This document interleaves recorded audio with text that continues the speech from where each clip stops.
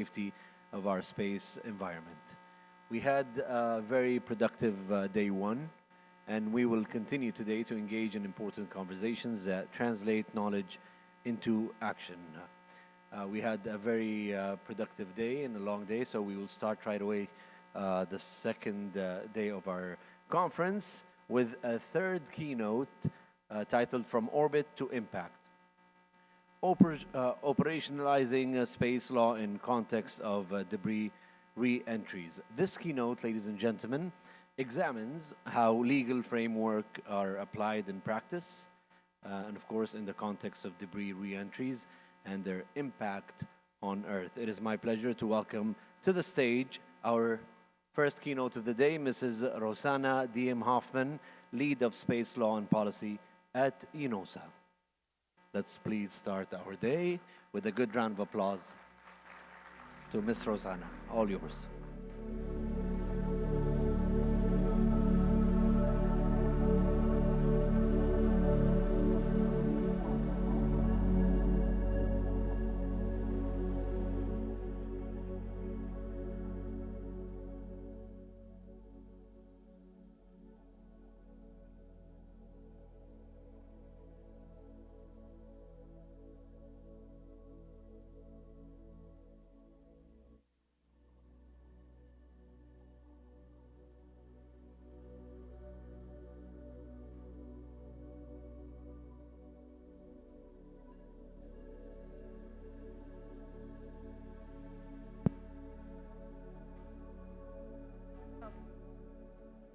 All right, then I'll use these microphones. So, good morning.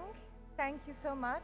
And a big thank you, of course, to the Saudi Space Agency for inviting me on behalf of the United Nations Office for Outer Space Affairs to delve into a topic that has garnered, I would say, a lot of interest, especially in the last 2 years. Why the last 2 years? I'll show you with a few examples. We as an office have received a heightened number of notifications of space objects found in territories not of the launching state. So that is the general overview of what I'll be addressing in my keynote, and I'm very aware of the time that was allotted to me, so I'll keep it short and spicy if I may, and I won't keep you from the rest of your exciting day, and especially not the coffee break. But before I start, maybe to really delve into the issue of uncontrolled reentries and how we as an office are approached by states asking us questions around the legal challenges they potentially face due to this, I would maybe briefly give an overview about the office that I represent, UNOSA, and the Committee on the Peaceful Uses of Outer Space. Why? Because when we talk about the legal aspects and operationalizing the legal aspects of space debris reentries or space object reentries, we need to also take a small step back and look at the history of the treaties that are currently being operationalized in this context. So, before we start, a brief overview of the office. Why do I say this? Even yesterday during bilaterals, and believe me, you are not the only ones, we continuously hear that UNOSA and COPOS are used interchangeably. Believe me, the diplomats in Vienna do the same, but it's really important to differentiate between the two, because the UN office is not the body that gets to decide and that gets to draft the rules of the road. It is the committee that we service, the committee that is based and formed by member states and permanent organizations that do this important work. So we as an office, and you've already heard of our director Arti Holamaini and our deputy director Driss El Hadani is also with us at this important conference. We are the office and the sole UN agency that is purely dedicated to space.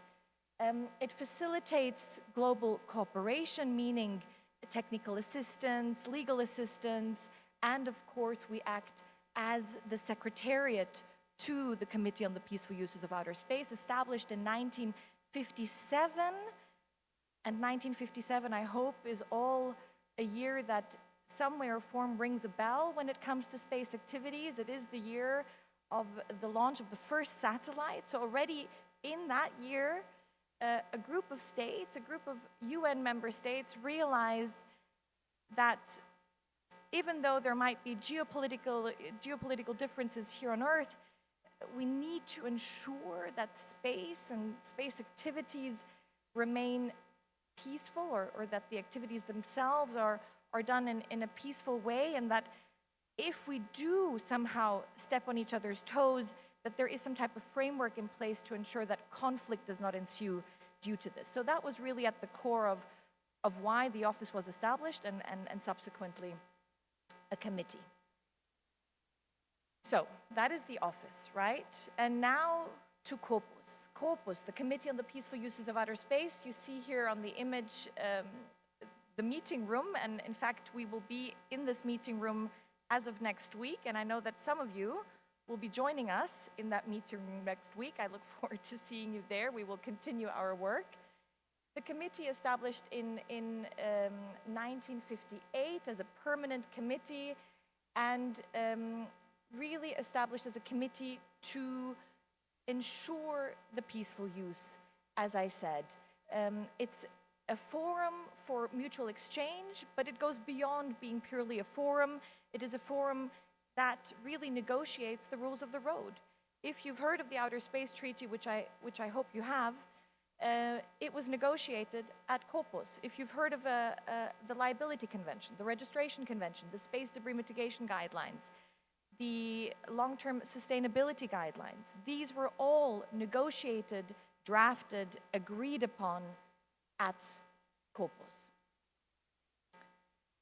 Membership has grown, which is important, and we see especially in the last, I would say, 10 years, but even in the last year alone, that the number of states becoming Corpus member states. So again, for those of you who are not so much aware of how the committee works, the committee is established under the UN General Assembly. The UN General Assembly is combined of, or includes all UN member states, but since Corpus is a technically specialized committee, it has a separate number of members from the General Assembly, and of course, as you see, starting with 18 in the late 50s, today with 110 member states as of 2026. It reports to the Fourth Committee, meaning that every year a resolution is adopted, and especially when important principles or guidelines, such as the LTS guidelines, are agreed upon, these also get adopted as a General Assembly resolution, giving it a lot of weight and legal effect. It has 2 subcommittees, and why am I addressing this? Well, I will get to my point very soon, and I'm very happy that you heard from Andy Radcliffe yesterday in regards to the IADC and the space debris mitigation guidelines, because I'll be delving a little bit more into the LTS guidelines when we talk about space debris reentries. 2 subcommittees exist under Corpus, the Scientific and Technical Subcommittee and the Legal Subcommittee, and within those there are working groups. And especially the working group on the long-term sustainability of outer space activities, as you can imagine, is addressing a lot of the topics that we have been hearing about since yesterday, and a lot of the topics that will, and I'm sure of it, continue to be of utmost importance, and where we need member states and industry involvement to find solutions so that we can continue using space and we can continue benefiting from space. So the long-term sustainability, or the LTS working group, has just now in June in 2025 established an expert group on space situational awareness, and I have a separate slide on that. And the legal subcommittee has several working groups as well. I won't delve into any of those in detail because we are talking about space debris here at this conference.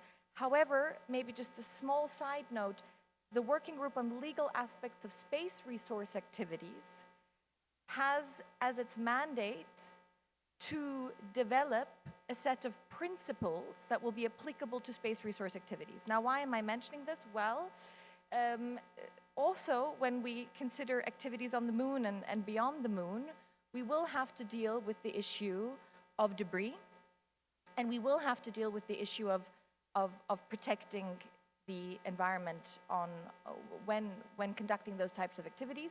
And in fact, in the draft principles currently being proposed and negotiated by member states, there is a very strong focus on environmental protection, on planetary protection, and on ensuring that anything we use potentially when exploring and exploiting potential resources on the moon, that we do not leave anything behind and that we restore as much as we can the original form. So also important in this context, but not a focus.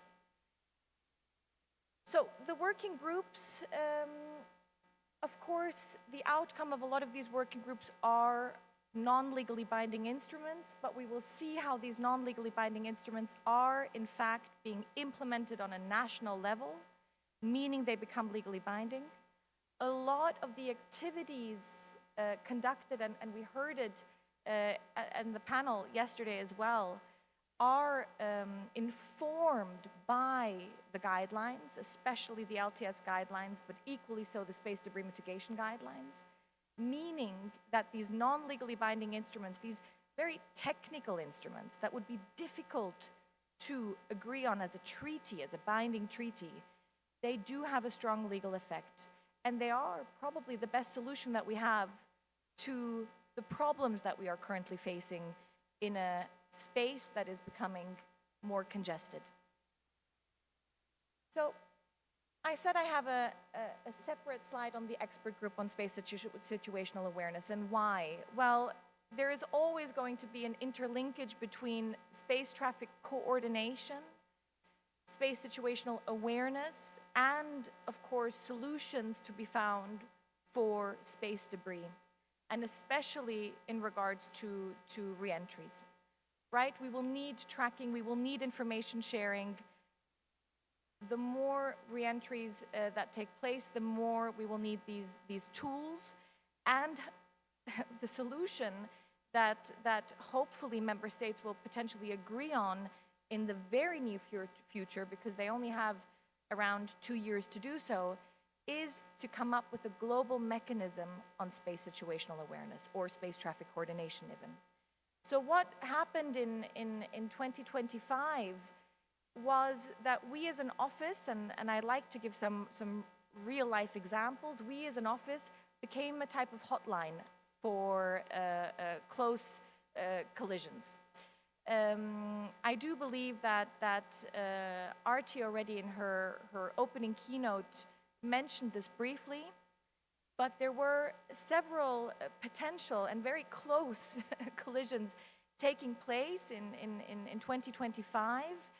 And the issue at hand, however, is that between those specific states, or specifically between two where the collision was or the near collision was extremely close, there were no diplomatic channels in place. There is no way that they were able to communicate with one another.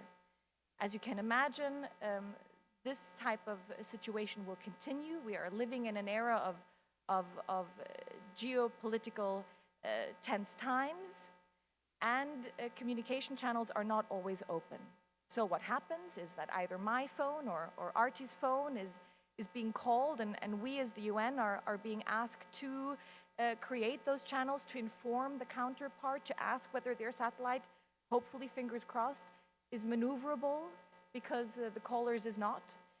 And we were able to inform member states of this happening, and that of the situation, namely that this is happening more and more.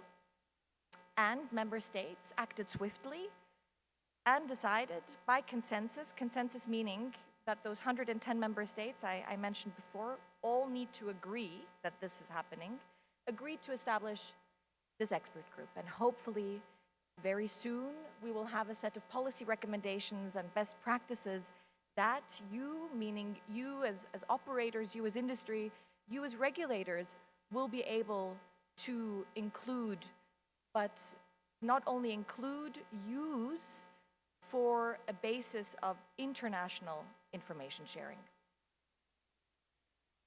So, going back to the title of my presentation, why, and I don't see the time from over there, but I see I'm still good on time. Why does global governance matter for re-entries? Well, there are legal consequences and there are legal rights. Legal consequences and rights derived from the treaties on the one hand and from these non-legally binding instruments on the other hand. And I'll address where they derived from. So I mentioned the Outer Space Treaty. I do hope, at a minimum, that you've all heard of the Outer Space Treaty, 1967, the year of its entry into force, and as of today, 117 states that have ratified the treaty, meaning that it's legally binding on them. Legally binding also meaning that they have rights under the treaty, but also obligations. 117 states, all of which, meaning all major spacefaring nations, having ratified the treaty, and especially when we talk about uncontrolled re-entry, the treaty that that entered into force the year right after the Outer Space Treaty, namely the Rescue and Return Agreement, plays a pivotal role with 100 ratifications. We also have the Space Debris Mitigation Guidelines from 2007 and the 21 Long-Term Sustainability Guidelines from 2019. Now, when we talk about the Outer Space Treaty, the Outer Space Treaty at its core is about cooperation, peaceful use, and the freedom to use outer space. So it doesn't restrict anyone from using outer space, from exploring outer space, but what it does is it includes a set of obligations, and the core obligation, especially for industry and for operators, is not derived from the treaty itself, but it is an obligation that is put onto states, that states need to authorize and supervise those types of activities. And at that level, we recommend, of course, that these non-legally binding instruments also be considered and included. So Article 6, and I'll stay legalistic for just a minute, and then we'll go into a bit more of the technical component, but I am a lawyer at heart, so please do allow me that minute. Article 6 says two things. On the one hand, that states are responsible for their national activities, including those of non-governmental entities, so operators, industry. And on the other hand, in Article 2, it says, well, states need to authorize and states need to supervise those activities.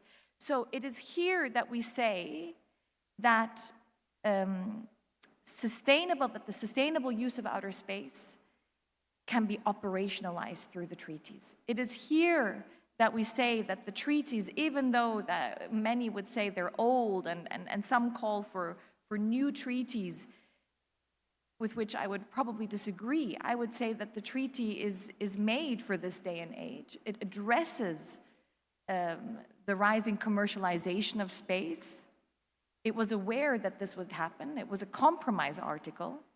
One state did not agree that commercial operators should even be allowed to participate in space activities. Others said, well, that's unrealistic. Let's find a compromise solution, and this was it. If they do, then states should always remain responsible for them, and states need to authorize and supervise. So this is where operationalization can take place. Now, the Rescue and Return Agreement is important in regards to debris or space object reentries. Why? And I'll give you a few examples. And this is really, and believe me when I say this, especially with work that I get to do at the UN, I lead all space law and policy matters. It is, in 2025, it was the year of the most notifications that we have ever received under a specific article of this agreement, Article 5 of the Rescue and Return Agreement. Now, the Rescue and Return Agreement If you read the title, it's the agreement on the rescue of astronauts, the return of astronauts, and now comes the most important point for this presentation, and the return of objects launched into outer space. It is often called the astronaut rescue and return agreement, but we've not had cases where that has actually been operationalized. It is important that it's there. There's a reason, as you can imagine, 1968, why states wanted this defined in a treaty and a clear obligation. Think back to the geopolitical tensions of that time. And it can, of course, be mirrored to today's issues as well. But there was a reason why space objects were included as well. There was a fear of technology transfer. There was a fear of technology not being returned. But it is used for different purposes today. It is made fit for today's realities. And today's realities are that debris is landing in territories not considered the launching state of that space object. And states have a mechanism in place to, on the one hand, get their objects back. And states have a mechanism in place to potentially receive compensation for any costs incurred in regards to that return. So this is really where we see, again, that space law is in fact being operationalized because it has been used in 2025 several times, and I'll show you some examples. So this is already what I just said. States may request reimbursement from the launching state of costs incurred. This, I would say, is being operationalized less. Where it's really being operationalized is, on the one hand, notification. So what is it states need to do if they find a piece of debris in their territory? They need to notify the UN, specifically our office, and as a second part, they need to notify the launching state. Now, how do they find out who the launching state is? Well, here we're able to assist, on the one hand, through the register of space objects launched, which has 92% quite good. And on the other hand, of course, we help with states being put into contact with of the objects. Now, recent examples, and I want to focus on 2025, these are notifications that we received through official channels, but unofficially, I can tell you that we received 11 notifications from 11 different countries last year. And from my experience, that is quite a steep increase. And the issue is that we are then requested, on the one hand, to help with the identification. That's fine. But on the other hand, also to help inform both the launching state and the state who has found the piece of debris on their legal rights and obligations. So what examples do we have? In fact, there is an example from here as well, but it's a bit further back in time. I believe that some of the organizers were looking into potentially seeing whether that piece of debris would still be around and whether they could maybe have it displayed. I believe it was returned. But more recent cases are a case that was quite prominently displayed in the news at the end of 2024, a large piece of debris landing close to a village in Kenya. Thankfully, I believe no damage was evident. Poland is quite an impressive example. Why? Because I believe I have a better slide on Poland. Oh, I seem to have removed it in the interest of time. Oh no, it's here. With Poland, what's quite interesting is it was 9 pieces of debris scattered across Poland, and one was not able to predict where that debris would land. It could have landed within many jurisdictions on the European continent, and the issue really culminated because there was no internal system in place at that time to notify the relevant authorities. So again, when we talk about debris reentry, we don't only mean we need to mitigate this, we don't only mean we need to remediate these issues, we also mean we need to help, or we need to ensure that states have some type of mechanism in place to deal with this, to notify the relevant authorities, to potentially make sure that this is not something that happens out of the blue, but that this could be something that can be predicted, and citizens and authorities can be informed, hopefully prior to impact. So, binding treaties to operational guidelines. So the treaties, taking a step back now, yes, there are high-level principles, and again, they get criticized for not being precise enough, but that is the beauty of the treaties. The treaties have high-level principles such as authorization and supervision.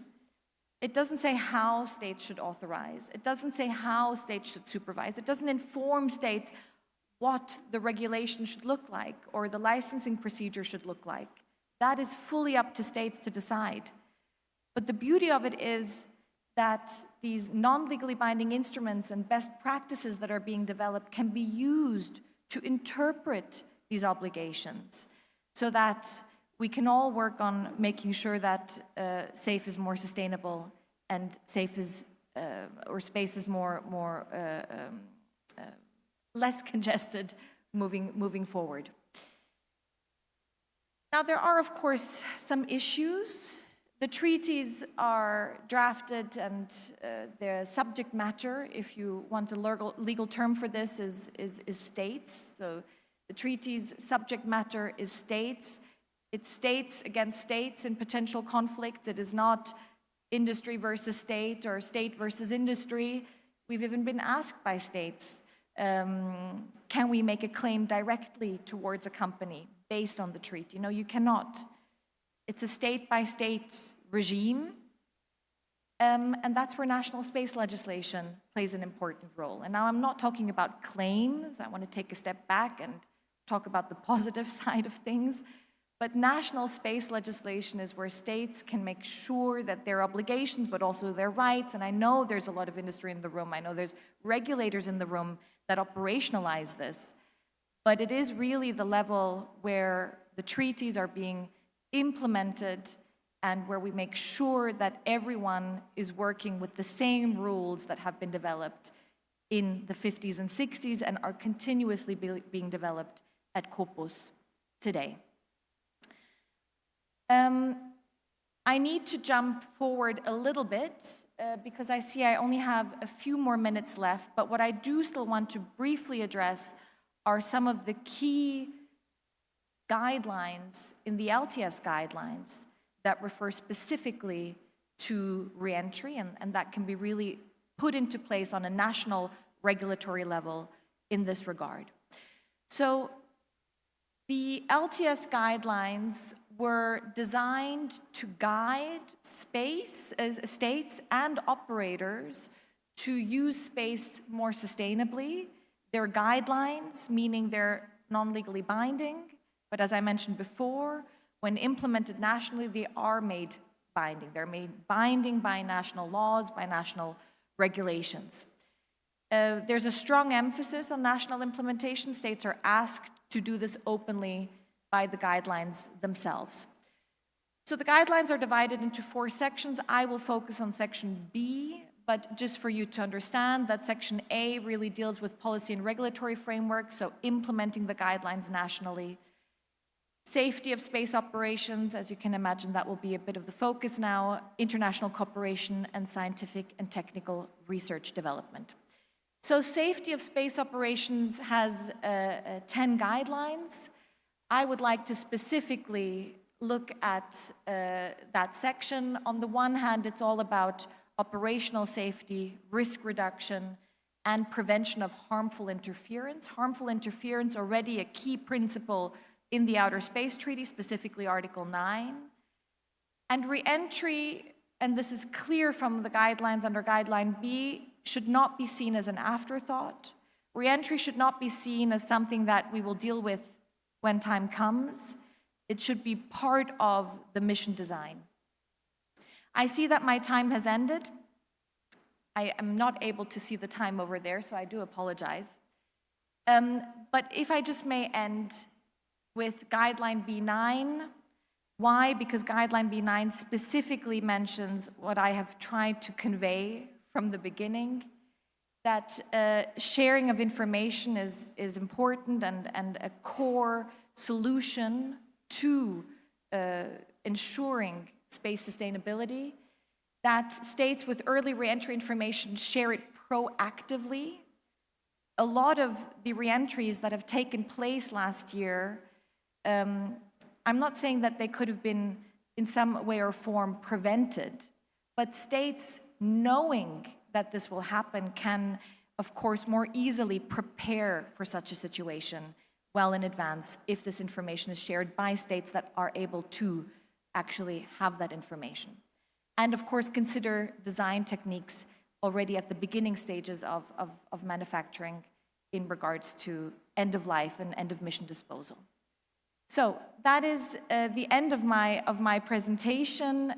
It's all about national implementation, and I hope that at least some of the real-life examples that we've been having to deal with since, again, I say since last year, but of course it's been a few years now, but especially last year was quite interesting for us as an office, showcases how the treaties are being operationalized and are not out of date, but we need to implement them. Thank you so much. And a big thank you to the organizers. Thank you.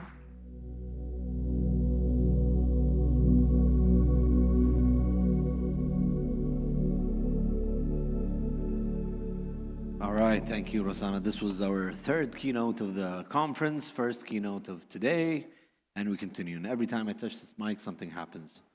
All right, we're good. Ensuring space, economic impacts and risk solutions for space debris. This is our panel 5 of the conference, the first panel of today. Ladies and gentlemen, the next panel will discuss and explore how insurance markets, data, and risk assessment tools are evolving. Please, let's welcome our panelists. Mr. Christopher Constader, President of Triton Space and former AXA XL, to the stage. Dr. Belinda Marchant, Chief Science Officer at Slingshot Aerospace, to the stage, please. Mrs. Rebecca McFadden, Space Safety Strategy and Business at Indra Systmas. And the moderator of this session, Mr. Walid Al-Saleh, Director of Space Ecosystem Development at Communication, Space and Technology Commission, CST. And let's please welcome them with a big round of applause. Thank you. Mr. Walid, all yours.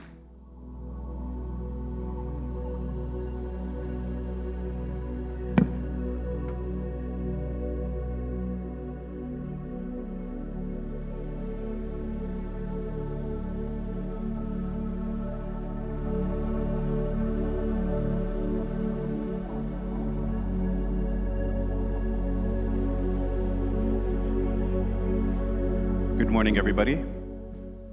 Yesterday's discussion established a very clear context for our work here.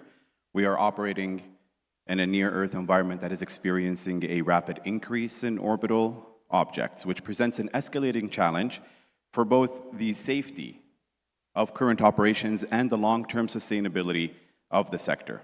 And the focus of this conference is to move beyond the acknowledgement of these risks and towards the implementation of shared responsibility. And one of the most critical takeaways from yesterday was a quantification of the economic stakes.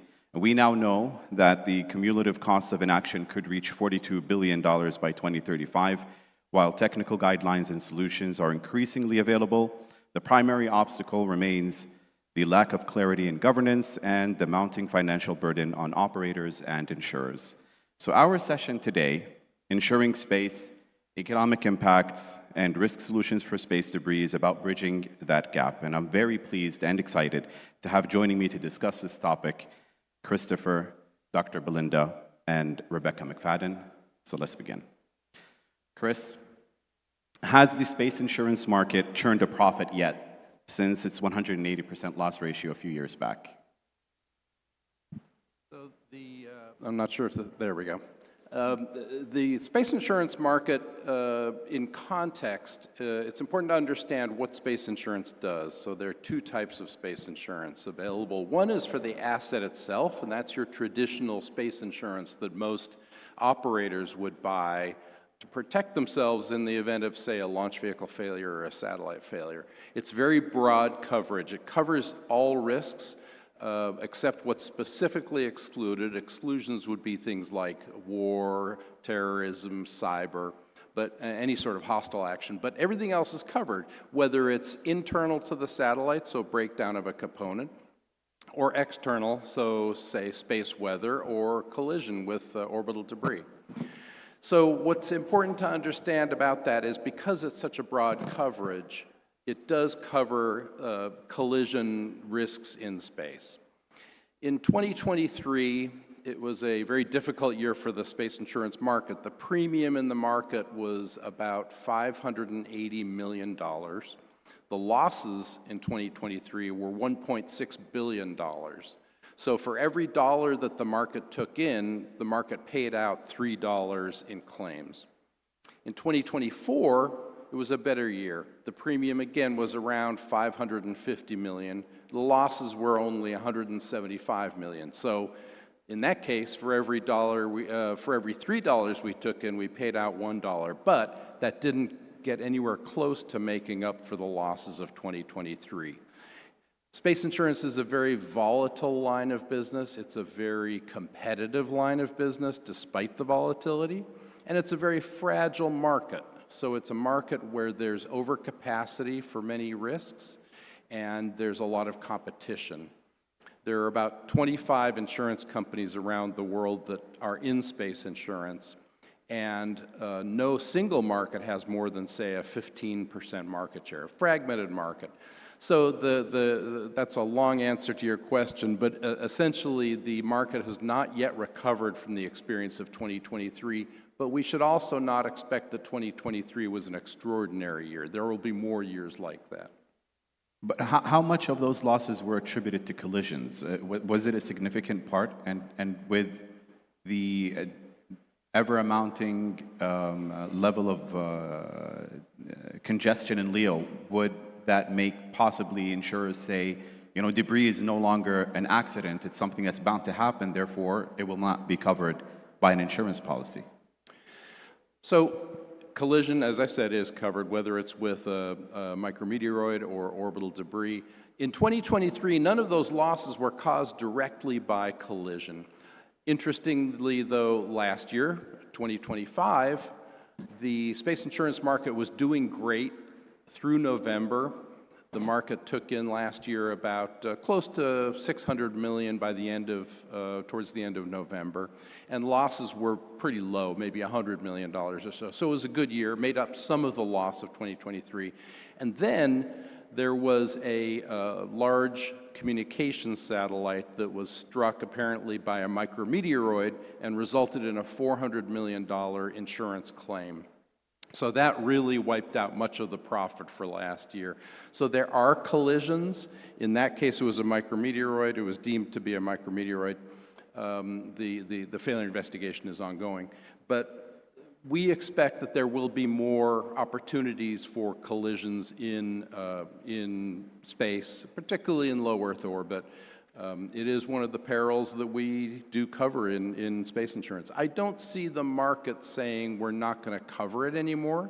I think what the market wants to do, and that's why I'm glad to be up here with Rebecca and Belinda, is because there are tools out there that those two companies, for example, provide that can be used to assess collision risk and determine in the calculus of figuring out the premium for a space insurance policy, what component of that can be applied to collision risk. Okay, well, talking about collision risk, Dr. Belinda, what are high covariance conjunctions? You can just, I know I only learned that word last week. I don't know if everybody else in the audience knows that, but they're very significant to what we're talking about in this section. So if you can please explain what are high covariance conjunctions exactly. So two parts to that. Can you hear me okay? Two parts to that.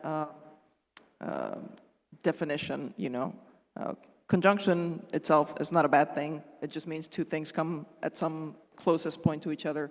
High covariance is a term that implies the amount of uncertainty around your knowledge about where that object is high, right? And so the challenge with a high covariance and an overly low covariance can both be bad things, but high covariance specifically just means you don't have enough information to really make a decision at this point, and you need to go get more information, right? And so that might mean you secure the services of a commercial SSA provider like Slingshot or Leo Labs or other entities around the world. Anybody who can get eyes on the object that has that high covariance can help you acquire more information that can help you shrink that covariance over time, so that then you can use that information in the assessment of risk, and then you can be more certain as to whether or not you should do something about it. Typically, if your covariance is too high, I think the modern practice of operators is either do nothing or overcompensate, right? But more than often, if you talk to some folks at NASA, they'll say just don't do anything, because you might make it worse.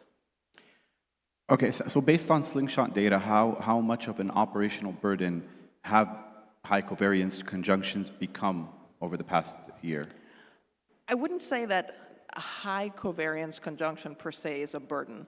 I would say the management of conjunction information itself, whether it's high or doesn't matter, that is burdensome, because it adds a lot of operational process that wasn't part of your core mission necessarily, right?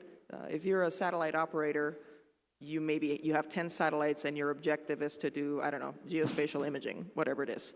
So you hire staff and you build an operations center focused on geospatial mission imaging and success and talking to your satellites and all that.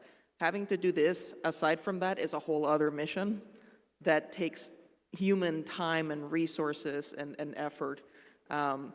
And that is aside from even thinking of taking action, right? Because that's another level of effort, is designing the maneuver that's going to avoid the specific collision and so on. So just monitoring it and assessing what should I care about, where do I need more information, where should I focus my energies, then followed by, okay, I've identified these top 10 things that I need to do something about, let me go plan what that action is. All those things take resources above and beyond the cost of the actual maneuvers themselves. And is the cost of these actual maneuvers becoming something that's eating at the bottom line of operators? Is it quantifiable in any way? Is the cost of the actual maneuvers quantifiable? The cost of so managing high covariance conjunctions can be done by simply waiting and seeing, waiting for these covariance to shrink. But also there is the personnel that monitors this. There is fuel burn if there needs to be a maneuver. So is that beginning to, or is it quantifiable in a way that we can say it's beginning to eat at the bottom line, or is it not yet something that we look at? It's tough to quantify specifically, like the amount of fuel, for example, or the number of hours, because it just depends on the type of system that you're flying, the resources it has, and in the case of the workflows, it depends on how mature an operator is and how many automated processes they have in place, or if they're using a commercial service to do it for them. So it's hard to quantify evenly across the board. There was something you said on there that I wanted to comment on, but it just flew out of my brain just the moment I said it. But yeah. Well, I'm going to go to Rebecca and just ask, how would you comment on the toll of collision avoidance on operators and fuel burn? Yeah, thank you, Waleed. Is this okay? Yeah, Just checking the mic. So, as you know, we have an operational collision risk assessment team as part of Indra Space. So we're also an SDA data provider, and this is part of our core SSA services. So in preparation for today, I had a chat to the head of our operational collision risk assessment team. just to put some numbers on this and to find out what sort of challenges they face and issues they have to consider. So just to give you a little bit of context here, the constellation that they are supporting is a European Earth observation constellation. This includes 7 spacecraft in LEO, but just above the Starlink shell. So anything I'm about to say, you can imagine you can scale up if you're looking at a more congested space. With this team supporting those 7 spacecraft, they evaluate roughly 10 conjunctions per month. And on average, they estimate that about 2 of these will result in a collision avoidance maneuver. But the head of the team was also very, very sure to emphasize to me that even outside of those maneuvers, just the assessment of those 10 conjunctions requires effort from the team. We also, so there is regular station keeping and regular sort of meetings during daytime hours to check these things, but we have somebody, at least 1 or 2 of those people of the team on call 24/7 to look at these alerts as well. So the personnel resourcing is quite high. In terms of fuel burn for the conjunctions that result in a maneuver, he estimated this at about 3 centimeters per second for a typical collision avoidance maneuver, which is comparable to sort of station keeping maneuvers, but it can be higher depending on the circumstances as well. And something else just to mention is, as an isolated maneuver, that might not sound significant, but when you start adding all of these things up over the lifetime of the satellite, you then need to consider a dedicated collision avoidance maneuver fuel budget. I think that's one thing to point out. 2 other things he mentioned were, obviously, as I said, all of this scales with increasing population and increasing launch rates, indicate that is a growing trend, that the population will get worse, that these numbers will get worse as well. Certain other events keep the team very busy, such as the recent space weather events, so that will boost these numbers as well.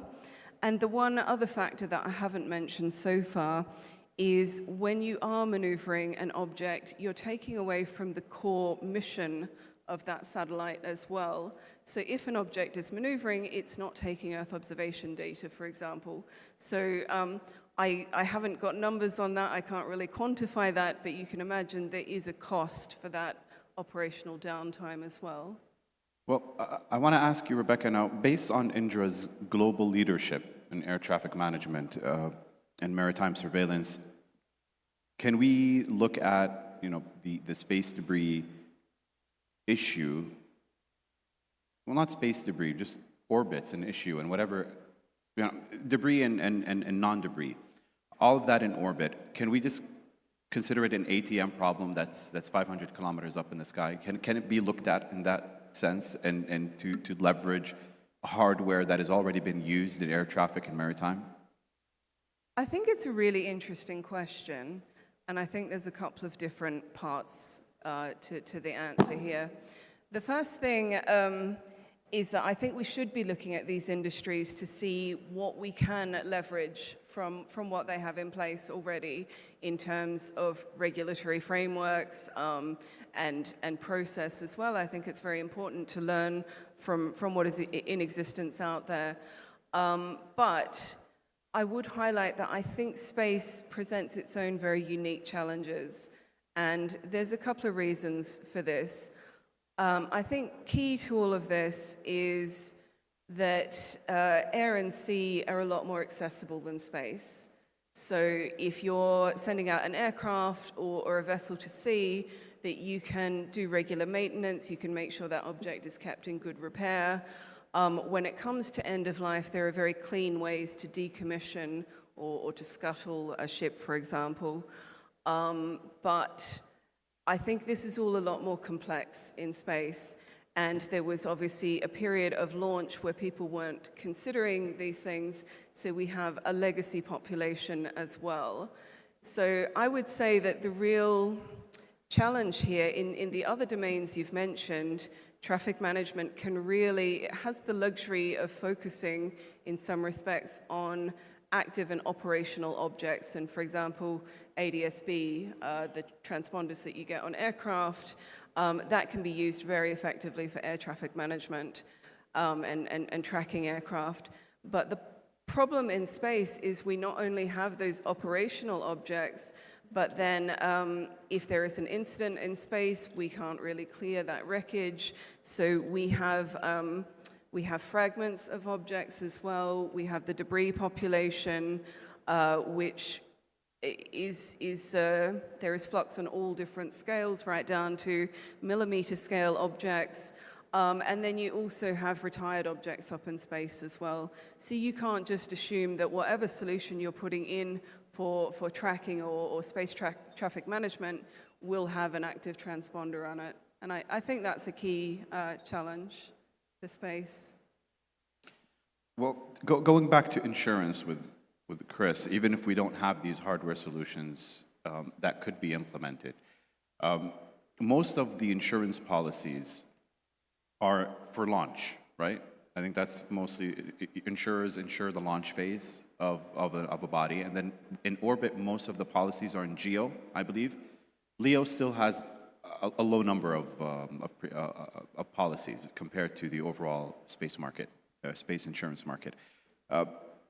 Now, is the reason so few operators insure in LEO because of high premiums due to higher risk, or is it because of other reasons? So let's take GEO first. About a quarter of all active GEO satellites are insured in orbit. So whether they've just been launched and they're in orbit testing or orbit raising, or they're well into their life, about a quarter of active GEO satellites are insured. In LEO, it's only about 1% of the active satellites that are insured. And the main reasons for that there are several reasons for that. First of all, the proliferation of constellations by their nature have built-in redundancy. So it's not necessary to necessarily buy insurance on orbit, because if you have, say, 100 satellites and you lose 1 or 2 or 3, it doesn't really impact your system that much, so you can get by. So that obviates the need for insurance. Secondly, with satellites becoming much less expensive, smaller, and launches becoming a lot cheaper also, the value of the replacement cost of a satellite in low Earth orbit could be quite low. So if a startup has, say, raised $50 million of financing, and they have $1 million satellite that they've launched and it fails, they can probably go back to their investors and rebuild a replacement satellite rather than buying insurance. The reason for the insurance premiums being so high is because the failure rate of small satellites with less redundancy in low Earth orbit is much higher than it is for larger satellites. Larger satellites fail roughly 1% per year. Smaller satellites in LEO, for example, fail at much higher rates than that. Therefore, the insurance premiums need to be higher to compensate for that. So it's difficult to get LEO operators to buy insurance because of constellations, because of low values, and because of the high cost of insurance for small satellites with less redundancy. Okay, so it's not necessarily because of a congested LEO. Not yet. Not yet, okay. It could be. That could be a factor. As I said, collision is covered, but if there were to be a major collision event in, let's say, low Earth orbit that resulted in a major insurance claim, that would really have a chilling effect on the space insurance market. And because space insurance is an enabler, a critical enabler of innovation and investment, it could really have a stifling effect on innovation and investment in space. So it is a growing problem. We've actually, when I was with the insurance company itself, we actually sold a policy to a client who only wanted to cover collision risk.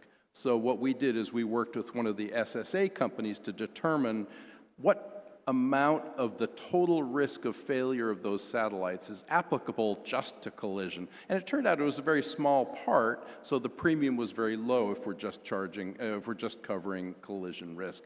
But as you point out, it is a growing issue and one that insurance companies are going to be more aware of.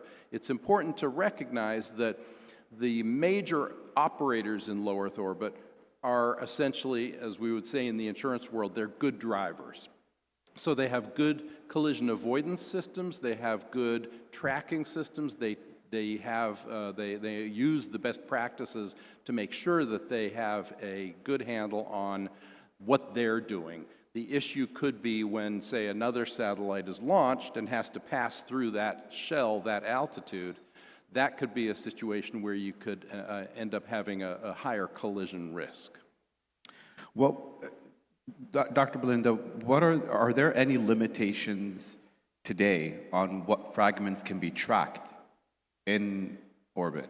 Are there any limitations, and what was that again? Limitations on what fragments can be, on the size of fragments, how can they be tracked, and how that data can be used for insurers to accurately price their policies. Are there currently limitations that can be overcome over the next few years that will allow SSA service providers to track smaller objects or objects that are difficult to track now? Yeah, I actually, I brought a prop from my hotel room to explain this. Okay. So you can imagine me going through my room with a ruler looking for something the right size. Okay, this is a jar of nuts that was in my room. I hope they don't charge you for it if you brought it here. I already opened them, so yeah, Okay. they're going to charge me for them. But this is just slightly taller than 10 centimeters. We can effectively track anything bigger than this. And anything bigger than this would most certainly end your mission if it collided with you.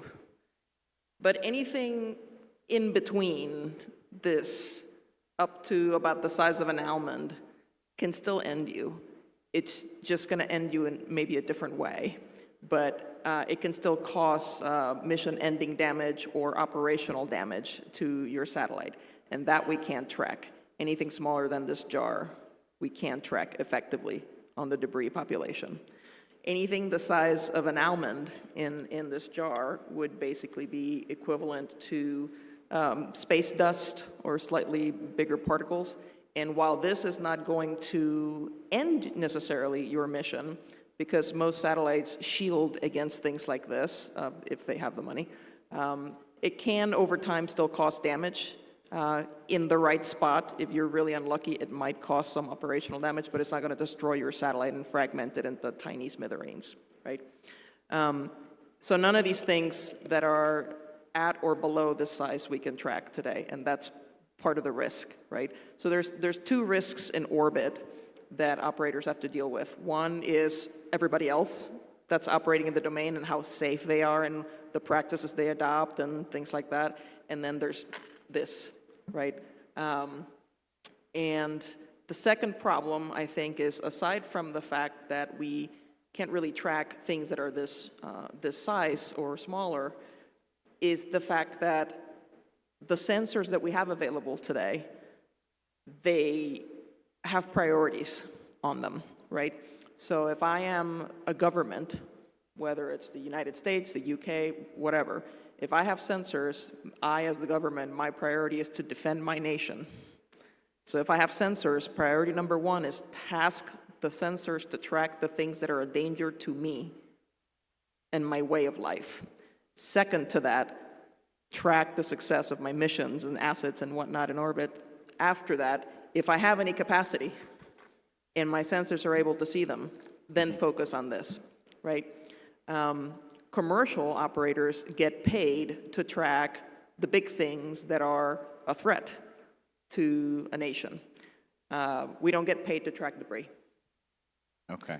And so if that were to evolve over time, the answer might change. But right now, we're not focusing our technologies on trying to track things that are this small because nobody's paying us for that information. I did not know that. Okay. And so Chris, if technology would allow SSA service providers like Slingshot to track the almonds, would that allow, or I mean, would this lower the uncertainty of the possibility of a collision, therefore making an insurance policy more attractive, or would it maybe draw a real picture of how dangerous or how high of a probability of a collision will happen, therefore raising the premium? Is that technology availability or is that capacity with Slingshot happening good or bad? More data is always useful. And when we worked with one of the major SSA companies several years ago to develop a tool to assess collision risk, specifically collision risk, by various parameters of a system in low Earth orbit. So we would input the apogee, perigee, inclination, mass, cross-section, the various parameters that you can imagine, and it would tell us what the likely percentage collision risk in a given period, in a year, say, would be. And that was very useful. And for objects smaller than what's able to be cataloged, there are models developed by European Space Agency, for example, and others. So that was the input that was used for objects smaller than can be tracked by the current systems. As they say, all models are wrong, but some are useful. In this case, the model was certainly not precise, but it was good enough for us to determine the collision risk even of small, non-trackable objects, which can be lethal to a satellite mission. So again, better sensors, more sensors, looking at the right places really would help to characterize that risk. Again, it's difficult to determine whether collision risk as a component of the total risk is significant or not. If the collision risk is 1% of the total risk, it's probably not significant in our pricing model, but if it's 50% of the total risk, then absolutely, it's an important metric to have. I think there's an addition to that, though, and I want to make sure that people differentiate collision risk from the likelihood that you might be impacted X times in a given year, right? A lot of the models that are available for untrackable debris are statistical in nature, based on a set of assumptions, right? And so, at best, the information you're going to get from that is how likely is it that you're going to get hit 10 times in the next, 365 days. That doesn't mean it's going to happen. It's just a likelihood. When we talk about collision risk in the sense of things we can track, that's more definitive. There is something that there's a conjunction that's going to happen on this day at this time between these two objects at this distance, and there's X% chance it might result in a collision. All right, so it's a very different metric, but you need both. Because if you're in the insurance market, you're trying to assess how safe is it to operate in that environment. You have to deal with both risks, right? The one that you can quantify through tracking and the one that you can't, but you have other ways of measuring. Okay, well, Rebecca, I want to get your perspective on what we just said. From an industry point of view, we know, okay, space debris is a sustainability issue. It is very important to ensure the future of our orbital shells. It's important for regulators and environmentalists and scientists, but is it only us that see it that way? Are operators still, Chris just said it's not an issue yet. Today, are operators really looking at debris or collisions in general as mission ending? Is it a worry? Is it something that's going to really destroy the mission, or is it, it's going to be fine, we're just going to do some maneuvers, we're going to be fine, and we'll see how it goes? So this is incredibly topical for us, because actually the example that Chris gave earlier about the very small particle impact that effectively ended a GEO mission was one of our Histosat satellites So this is incredibly topical for us, and I think as well, Belinda showing her example of what can actually be tracked. The impact for Spain Sat-2 has been attributed to a particle of approximately millimeter size. So we have SDA sensors as well, and this was well below the detectable threshold of any of our ground-based sensors. So what I can say about this, like I said, it has been attributed to a very, very small space particle, and at this point, while investigations are still going on, we can say that that object is not recoverable and it will not be completing its mission.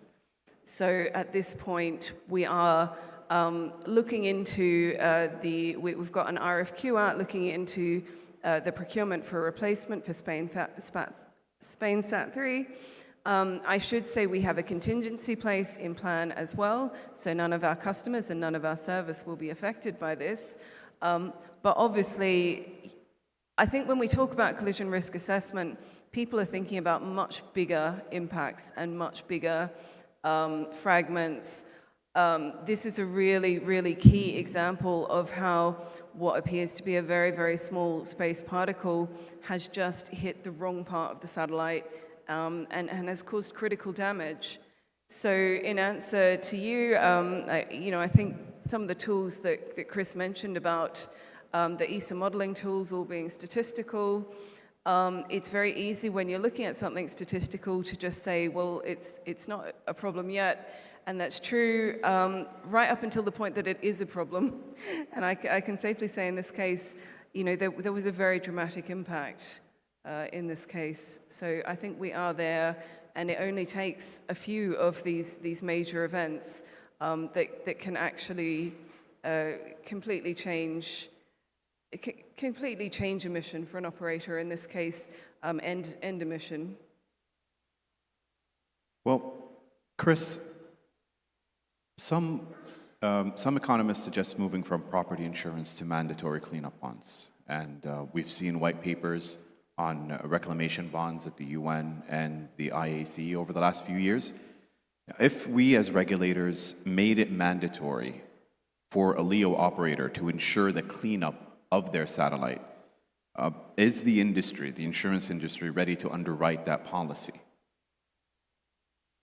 So it's important to distinguish between the two types of space insurance. I was talking about asset insurance. There's also liability insurance. Liability insurance protects an operator from physical damage to a third-party satellite. So if my satellite breaks and a piece of my satellite damages someone else's satellite, somebody that I'm not that I'm not contracted with, it's just a third party, that's a situation where, as we saw in the last presentation, under the Outer Space Treaty, there could be some liability that would flow to the launching state of the object that caused the damage.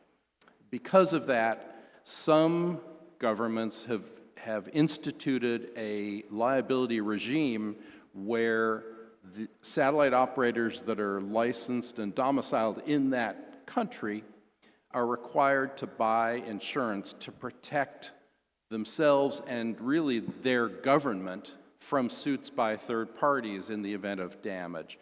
So without getting too arcane and pedantic about it, it's really it's a separate type of insurance. It's the same insurance market. And it's important to understand that not all countries have those legal regimes. So, for example, the UK requires that operators buy insurance for their, if they're licensed and domiciled in the UK, they're required to have demonstrate that insurance. Other countries also have similar structures. The US, for example, doesn't have on-orbit liability insurance requirements. It was proposed by the U.S. Federal Communications Commission to institute something like that several years ago in a notice of proposed rulemaking, and it was widely condemned as a steep financial burden on operators. how do you differentiate between an operator who has a very sophisticated collision avoidance system versus one who does not, one who has propulsion versus one who does not, one who has 1,000 satellites versus a single satellite? How do you come up with a price that would be fair across that whole spectrum? So it is an interesting concept. We did hear from RT yesterday that this notion of polluter pays. This is a space debris is really a negative externality. It is caused by one party, but it affects all the parties up there. So it's difficult to really pinpoint where that cost should lie. The insurance market could put together a product and has put together a product to cover that in-orbit liability risk, and it is a type of insurance that operators do buy, for example, ones that are based in the UK. So the insurance market has responded to that risk and to that need, and I think from a regulatory point of view, the burden of that requirement needs to be measured. It's good practice to buy that insurance whether there's regulation or not. It's good practice if you're an operator to be able to cover those types of losses so that you as an operator and the launching state are then protected from lawsuits in the event you cause a collision. I was under the impression that the legal frameworks currently don't serve the liability or the accountability if a piece of fragment or debris causes the failure of a satellite in space. What I was looking at in my question is, would there be a policy that any operator has to buy in order that if their satellite were to be rendered inoperable, or if it's at the end of the mission, prematurely perhaps, would there be a policy that would fund the active debris removal, pay for the active debris removal in the event that this satellite cannot do its natural decay for whatever reason?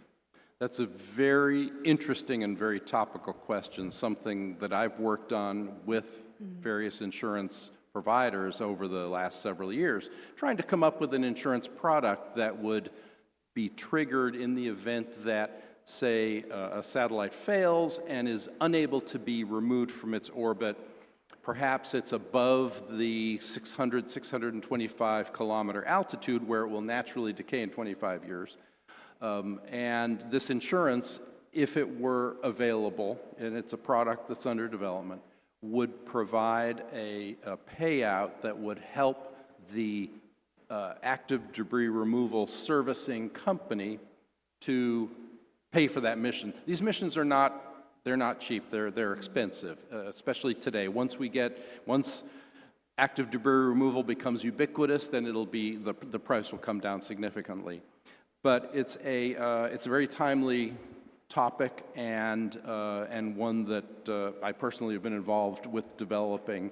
And it's going to take some work with the insurance companies because some of the risks are very difficult to determine. The insurance underwriter's job is to determine the probability of an event and the consequence of that event. And that's how you develop your model for pricing. On the liability side, the problems are multifold. First of all, there's attribution. Hey, I'm a third party, my satellite failed, I think it was your debris that hit me. Okay, how do you prove that? Yes, you can use SSA capabilities down to a certain nut jar size, but down to the almond size, no, you can't. So attribution is very difficult. Secondly, the relationships among the parties are difficult to discern in the current legal framework. So what is the liability between the servicer, the client, and a third party? You have this three-way flow of responsibility, and figuring out whether it's the servicer who's responsible or the satellite, the client satellite that didn't perhaps give some information about its satellite, or the servicer is going and getting a derelict rocket body and they don't have a lot of information on it. These are the types of things that make it difficult to really determine what's the probability of an event, of a loss, and what's the consequence of that loss. So it's a work in progress. And maybe in 2 years, if I come back here, I'll have a more thorough answer for you. Well, what would one sentence you would like to see in a Saudi space law that would make such a policy possible, or in general be favorable to space market insurance in general? You know, I think operators need to really put flight safety and responsible activity at the top of their checklist of things they need to be doing. So you need to be a safe operator, you need to be a responsible operator, but being responsible itself doesn't get you a gold star, it just gets you in the door. Everyone should be at least responsible. Going beyond that would be using best practices, making sure you do have propulsion, you do have a good SSA provider, you do have good collision avoidance mechanisms, and so on. Make your satellite serviceable, make it designed to demise as it re-enters, and so on. So I would say, in terms of, say, regulation or legislation, I think it's more important that operators abide, and manufacturers, and anybody involved in space, abides by best practices. So I think imposing regulation maybe can stifle innovation. I think it's better to have the best practices well outlined and have some incentives for complying with those best practices. All right, thank you. Rebecca, still on the same topic, would like a salvage mandate or insurance-based active debris removal be the catalyst that finally makes active debris removal something that is bankable, something that can be invested in? I mean, if you knew that every failed satellite had a check that was going to come with it for active debris removal, would that be the thing that would make Indra invest more heavily in cleanup hardware? So there's a couple of aspects to that. From the Indra perspective, we are already ECSS compliant in terms of end of life for our satellites.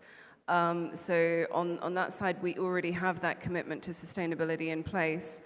Active debris removal, we are also actively, if you excuse the pun, involved in missions for both ESA and the UK Space Agency. We have GNC, so Guidance, Navigation and Control solutions, because precision GNC is essential for these sort of missions. We also do mission analysis and SSA solutions for these missions too. So we are already investing in some of these technologies and some of these also financially investing in some of these missions. But I do think more broadly, this is a question for all of industry, or an issue for all of industry. That business model for ADR, I don't think is fully sustainable independently at this point. And I think a lot of companies are working on this because there are synergies with in-orbit servicing and manufacturing, in-orbit refueling, and also there's defense applications as well. So I think an incentive like that would actually get the focus back to ADR for sustainability purposes and maybe make the market independently viable. And I think that's really important. So I think what you've suggested, and maybe similar mechanisms and schemes, is something we all need to be talking about at the moment. Well, Dr. Belinda, I'm going to most likely be ending with you. But beyond all the solutions that we heard today and all the solutions proposed in many fora, based on the data, how soon do things need to change on the ground to preserve orbital domain? Chris, again, you said it's not yet a problem in terms of operations, but what does the data say, Dr. Belinda?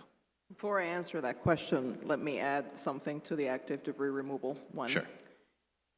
If I have multiple fragmentations event on a given year, and I have certain assets in orbit that help me remove debris. If the rate at which I create debris exceeds the rate at which I can remove debris, you still have a debris problem, right? And so there's a lot to be still sort of demonstrated from how effective is this really, right? Because I can remove 10, and if I create 500, you didn't really have a gain, right?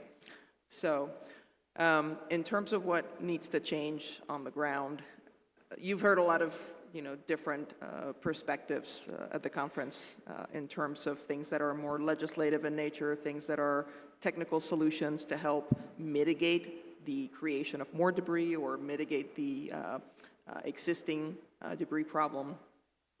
At the end of the day, there's been so many groups that have done best practices development and things like that, and a lot of operators that are usually the more mature operators have adopted those practices. SpaceX is very good about it themselves, for instance. But that's really more of a best intentions approach. If there's nothing to hold you accountable, that doesn't really help, right? And so we can come up with all the best practices in the world and all the beautiful agreements in the world, and until there's a body that can actually enforce it, if there's one bad actor, that ruins it for everybody, or has the potential to ruin it for everybody, right? So what we need to be doing is creating or ensuring more accountability in space orbit. say that again? So what we need to be doing, or how soon we need to be doing things, is we need to be working on how we can encourage, or not encourage, but enforce more accountability. Yep. I think that was accountability in GEO was enforced. I saw it that way. It was enforced through insurance. We think that because of the necessity for insurance in GEO, because of how big those missions are, players had to be responsible in order to be able to be insured. But with LEO, insurance being something that's, operators are being self-insured through their redundancies in their constellations. We lost that market accountability through insurance. So now in LEO, it's a whole different game. And it's going to be interesting to see how it plays out.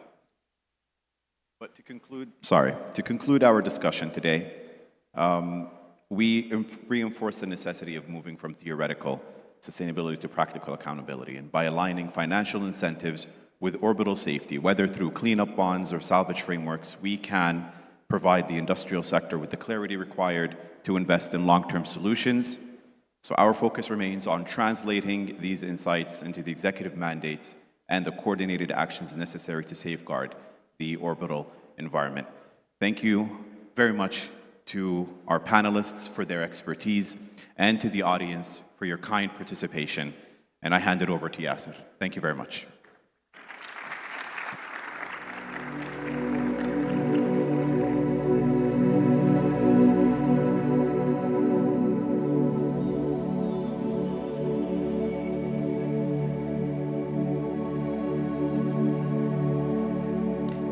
Thank you to our panelists. Thank you, Mr. Walid Saleh.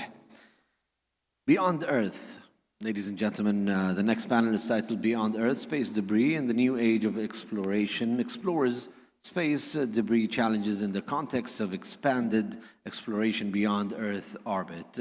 Please welcome Dr. Driss El-Hadani, Deputy Director at the United Nations Office for Outer Space Affairs, Dr. Bulbul Mukherjee, Deputy Director for Safe and Sustainable Operations at ISRO, Dr. Lu Jing, Chief Scientist of the Space Debris Observation and Data Application Center at CNSA, and of course to moderate, Engineer Umar Al-Zahrani, General Manager of Space Exploration at Saudi Space Agency. We'll have a break and then an awarding ceremony, but please, meanwhile, enjoy this panel. Thank you.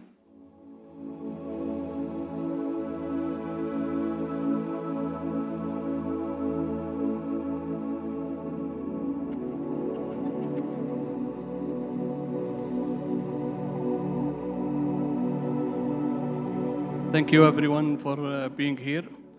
Hopefully, we're not doing this session because we don't have enough debris in the lunar system or in deep space.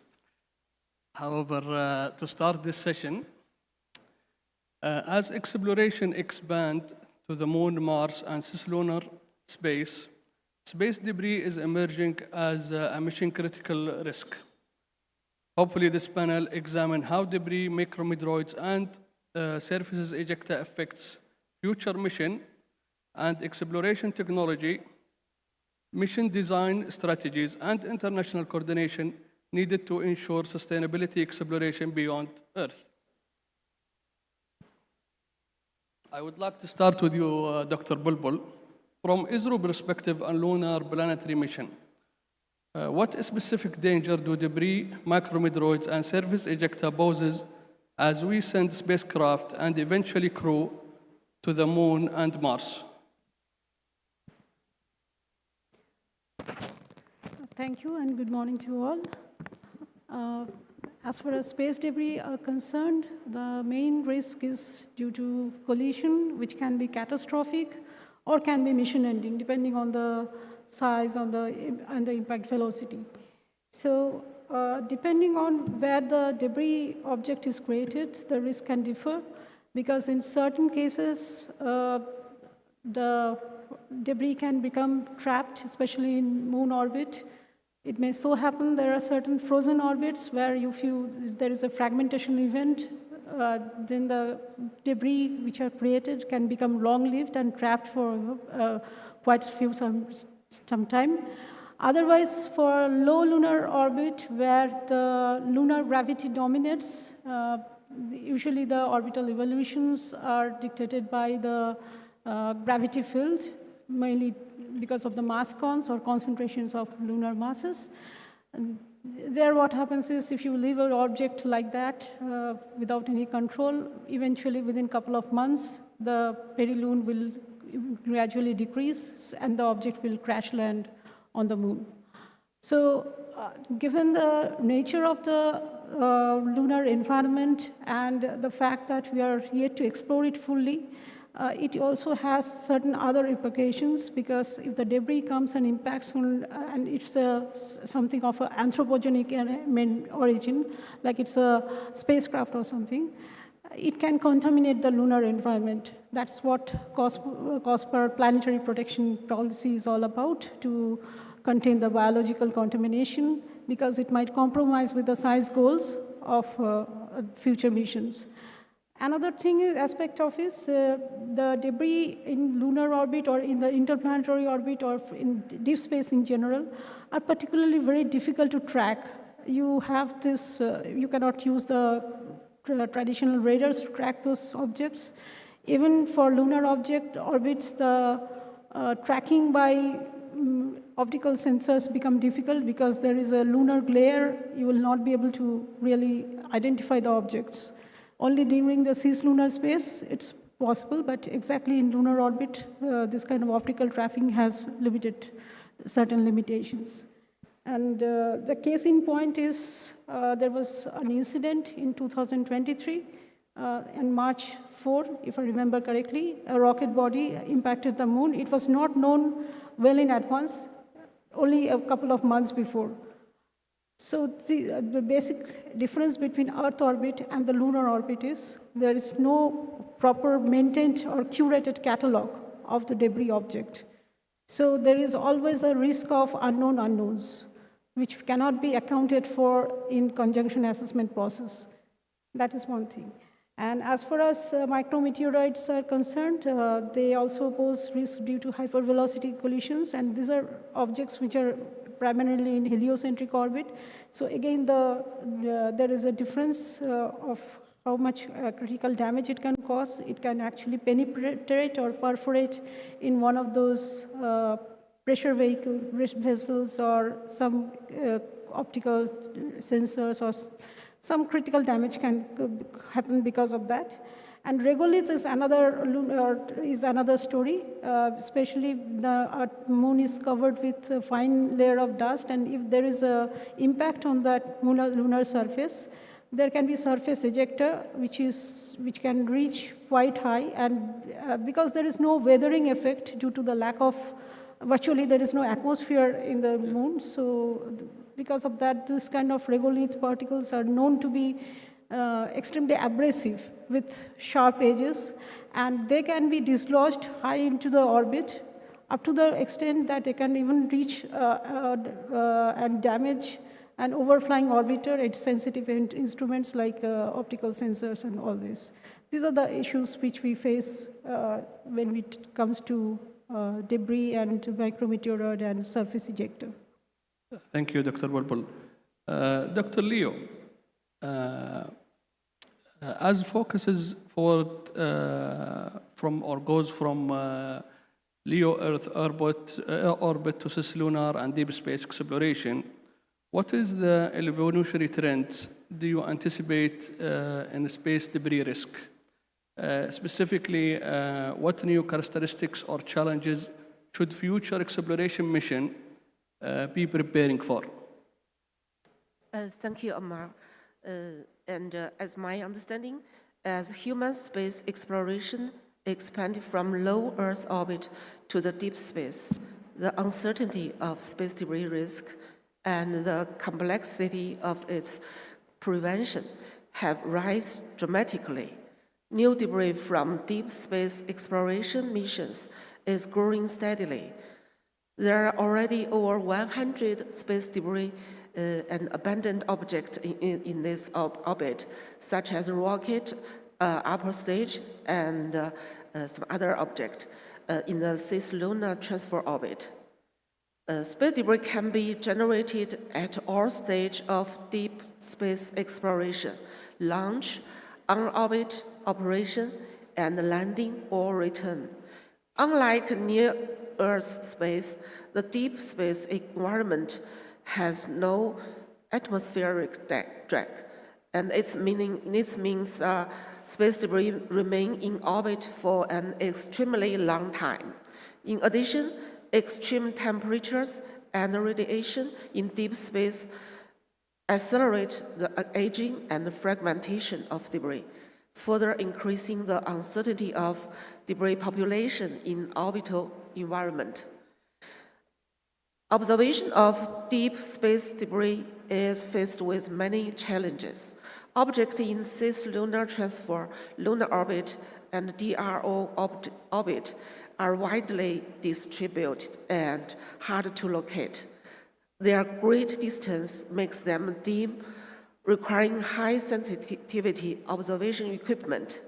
The near lunar orbit, the most critical orbital region in cislunar space, posed a unique difficulty. When observed from Earth, both the target object and the moon are illuminated by the sun. And the strong background severely hinders the target detection. And the Mars orbital monitoring is even more challenging. The minimum Earth to Mars distance exceeded 50 million kilometers, over 100 times than between the Earth and the Moon. Ground-based facility is hard to observe space debris larger than 100 meters, making it necessary to deploy observation equipment in Martian orbit or on its surface. And another challenge is from orbit determination and prediction. Most cislunar orbits and their period unstable, so short arc orbit determination for newly discovered cislunar orbit cannot yield accurate orbital parameters. Severe orbital instability leads to poor prediction accuracy, creating obstacles for tracking, cataloging, and identification. Optical angle measurements from Earth result in large positional errors at cislunar distance, and observations of near lunar orbit from Earth offer poor geometric constraints for orbital parameters due to similar observation directions. Moreover, significant solar radiation pressure and coupled with the physical characteristics of debris, further complicate accurate orbital calculation. And another challenge is come from the technical, not the technical issue, is lack of governance rules, which increase the difficulty of cooperative prevention.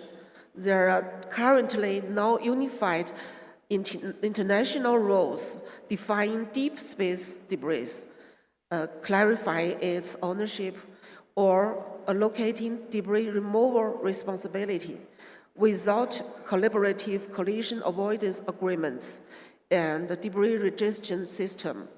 Orbital conjunction and even cascading collision reaction of debris will likely occur. In summary, the debris risk of deep space exploration has evolved from the purely technical issue to a strategic challenge that impact the sustainable development of human space activity. So I think it's imperative to establish a comprehensive response system to address this pressing issue. Thank you. Thank you. Dres, from the UNOSA point of view, as a more actor with a very different capability, planned lunar and cislunar mission, what is systematic risk emerge if there is no shared understanding of debris, traffic, and operational hazard beyond Earth orbit? Thank you, Omar. I would like to take this opportunity first to congratulate the Saudi Space Agency for this excellent conference and the excellent organization. As you may know, and it was related in different presentations during these 2 days, by the early 2030s, more than 70 governmental or commercial missions are expected to operate in lunar orbits.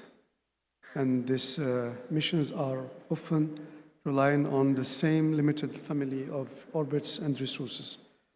And without a common coordination practices, a single defense spacecraft, for example, or a spent stage left on an unstable cislunar orbit could repeatedly cross high-value operational zones for years, and a collision in such region could generate long-lasting debris with persistent re-encounter risk, potentially affecting critical infrastructures such as lunar communication relays or gateways or transfer orbits.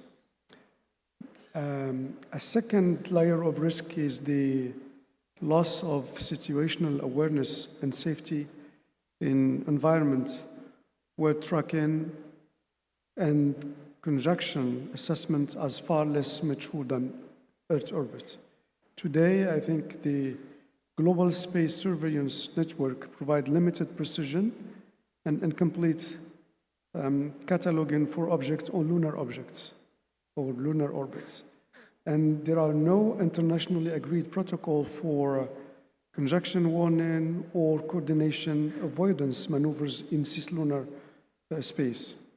So in such conditions, I think close approaches between spacecraft from different operators could go undetected and unidentified or identified too late, creating not only loss of assets, but also, in case of human missions, direct crew safety and rescue challenges. So in this context, I think the absence of transparency and data sharing would also make attribution difficult and complicating liability and undermining confidence among operators. And finally, I think there is a strategic and political dimension. As lunar infrastructure becomes more costly and symbolically important, incidents involving debris or interference, for example, could quickly be interpreted through geopolitical lens without agreed consultation mechanisms and some kind of rules of the road, operational disasters could escalate into diplomatic disputes, particularly in highly contested regions such as the polar orbits and the surface access corridor.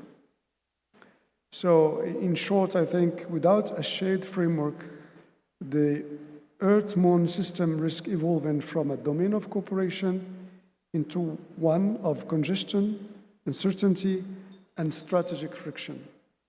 And with coordinated governance, it can instead become the first truly sustainable, collectively managed extension of human activities beyond Earth. Thank you. So it seems that there is a few risks when we speak from a technical side or from the international corporation sides, and there is some gaps there.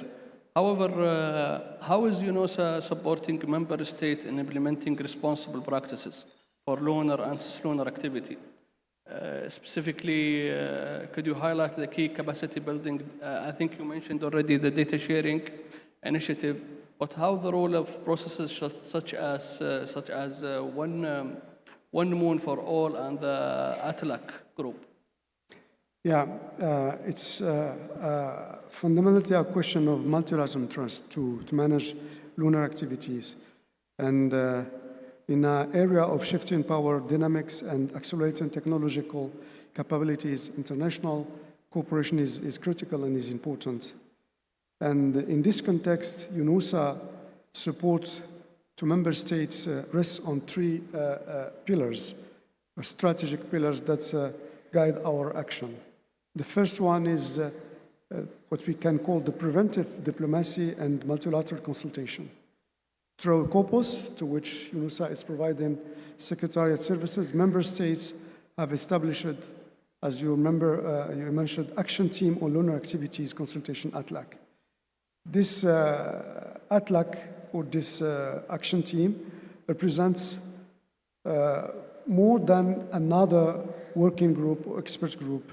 It's a shift from a reactive approach to a proactive, confidence-building approach. For the first time, for example, Article 9 from the Outer Space Treaty related to consultation obligation is being made operationally meaningful for cislunar space. ATLAC is expected to provide a forum, to provide a mechanism, or to establish a mechanism where member states can share information, define standards, for example, discuss interoperability norms. So this kind of transparency will contribute largely to build trust.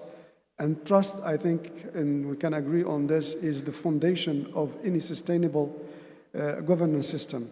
So UNOSA is providing, as I said from the beginning, a support to the committees, to member states, to make the work of the ATLAC successful. The second pillar of our strategic approach, or UNOSA's strategic approach, is the inclusive capacity building process. So we initiated or launched the project One Moon for All, and this initiative is aiming to carry a fundamental principle, is based on a fundamental principle. Cislunar governance cannot be shaped exclusively by those with launch capabilities, landing capabilities and capacities today. The moon's futures must reflect the collective interest, must reflect not just the technological fait accompli of the early movers in space, but also the concerns, the objectives, and the interests of all member states. So through the Moon for All initiative or project, UNOSA is ensuring that emerging space nations, for example, can participate in the norm shaping. We are providing training on registration practices, for example, the application of sustainability principles to lunar operation. And this, I think, matters because if only a handful of states are active or are involved in the implementation of these practices, then the global norm will be shaped or applied selectively and on an unfair basis, and ultimately will exclude a large number of countries to benefit from space activities. So our goal is clear, is to ensure that exploration, lunar activities, moon activities doesn't establish new forms of space inequality, and the governance is dedicated or guided by not only technological advances but also by consensus from all actors, from all governments. And finally, but not least, the third pillar of our strategy is to contribute to building the transparency and the shared understanding of the situational awareness. So the winnings are immediate in this approach. As you can see from the discussions, from different contributions to the discussion in this conference, we have a narrow window to establish robust data sharing and registration practices for cislunar space now, I think, before that commercial activities or national interest creates opacity and competitive withholding of information. To this end, UNOOSA continues to promote the UN Register of Objects launched in space, in outer space, and support member states in developing national frameworks aligned with the long-term sustainability guidelines. These guidelines were developed initially for the Earth orbits, but I think it's the core logic of these guidelines, the core logic of the space treaty, which are safety of operation, information sharing, risk reduction, applies also indirectly to the cislunar activities and lunar orbits. To summarize, I think ATLAC is the political consultation platform. One Moon for All is the capacity building vehicle, and transparency mechanisms. All of these three pillars constitute a coherent strategy that enable UNOOSA to support member states, to support the COPOS process, to implement the agreed rules, the agreed guidelines, to make the not only the space activities on Earth orbits, but also in lunar activities, sustainable and transparent and beneficial for all member states. And once again, just to stress that the United Nations, through the COPOS and UNOOSA, offers the only globally, I think, legitimate pathway to achieve this objective of space sustainability. Thank you, Idris. I'll move to Dr. Bulbul. From an agency mission planning perspective, how important is early international coordination? I think mainly when we talk on trajectory, operational concepts, and standards. And this is to reducing debris and operational risk from the lunar and Mars mission. As far as agency cooperation is concerned, that's an absolute necessity now because the inter-environment or inter-operational concept of deep space mission is somewhat different from Earth orbiting mission.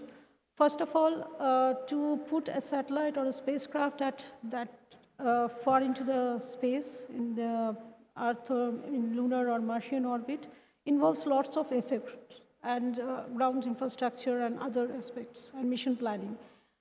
It is not always possible to do a last moment adjustment and mitigate the risk because there are limited deep space network support. So those aspects needs to be taken into account while planning the mission or planning any kind of operations. So it is very important that when we do any kind of conjunction assessment for safeguarding our satellites and against collision risk, right now it is only done with the active orbiters because as it has been already mentioned that we don't have much knowledge about the defunct objects or the debris objects.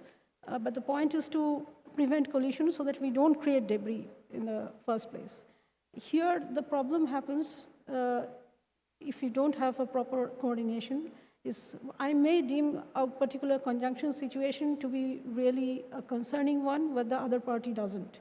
So we need to reach an agreement and also decide which person has to do the mitigation, which person has to really maneuver the satellite. So that is one thing. And for that, we need to have, both parties should be on the same page and have a common operating picture. For that, we need to exchange the ephemerides, latest operational ephemerides. That is the most important part, so that the results match when we do the assessment. And when one party decides to maneuver the satellite, their spacecraft, usually it's, I can tell from our operational experience that the other party also keeps a backup plan ready. So that if for some unforeseen reason the satellite or the spacecraft cannot be maneuvered, the other party will do it. And that is how we resolve the conjunctions. And in the foreseeable future, what we can see is there will be likely more and more satellites being launched into the low lunar region, because that is the orbital region where people aim to put their orbiters or landers just in preparation of landing. And also for any kind of global coverage, the polar orbits are particularly attractive. So this leads to the problem that the orbiters will come close to each other during their mutual nodal crossing point, which usually occurs over the pole. So the one way to resolve this kind of conjunctions in the first place is to have certain, sufficient orbital separation, a few kilometers. Then you are never going to run into each other, even while crossing the pole. Another way is to have proper phasing. Like I cross, let us say my orbiter crosses the lunar pole at one particular time, but that time, when I'm crossing over the North Pole, the other guy is over the South Pole. So this kind of phasing really helps. So these are some of the aspects which we need to discuss and arrive at. But there are also certain practical considerations or problems which we encounter. For example, if there is a new mission planned and they're planning to land there on the moon, it is unlikely they will be able to share their exact trajectories well in advance. And in lunar orbit, the conjunction assessment process spans over several weeks, not days, because of the inherent uncertainty which is associated with the object. And that is one of the reasons we need to have this kind of collaboration initiated well in advance, so that to the extent possible, we can address these collision avoidance requirements in our regular orbit maintenance maneuvers. That really helps the process a lot. Thank you, Dr. Bulbul, and I think we definitely going to speak more about the mitigation. I would like to discuss about the research and development. So, Dr. Leo, what are the priority direction for technological research and development and core demand in the field of space debris? And from that, in which areas can international cooperation mostly and effectively facilitate technological advancement? Thank you for the question. As my understanding, there are 5 aspects can be summarized to do in the space debris technical trend, not only in deep space, it's only for the out of the orbit. The first is detecting more and smaller objects with full coverage, which call for the development of more advanced equipment with longer detection range and higher sensitivity. The second is conducting more refined and accurate modeling of the orbital and physical characteristics of space debris to enable precise prediction, which entails establishing more accurate models that elaborate on various complex mechanical factors and influence factors. The third is achieving efficient and low-cost protection. Namely, we can adopt a lighter and more economical shielding method and protective structure to withstand impact from debris smaller than 1 centimeter in size. The fourth is implementing more thorough space debris mitigation measures to carry out reliable mitigation operation on all post-mission objects. The fifth is developing more advanced active removal technology to reduce the cost of space debris clearance and curb the growth trend of space debris quantity. The most feasible international cooperation, actually, its direction can cover all of this direction. But I think the most important is first is SSA data sharing, including unified data format, share orbital data for small debris and collision alert, and build a joint observation and a data network. The second is refining or modeling, jointly develop unified orbital and physical models, sharing orbit test data.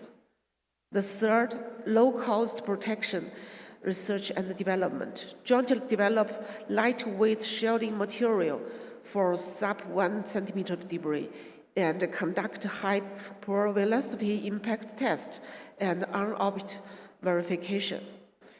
And the fourth, I think, is also important, is mitigation standardization.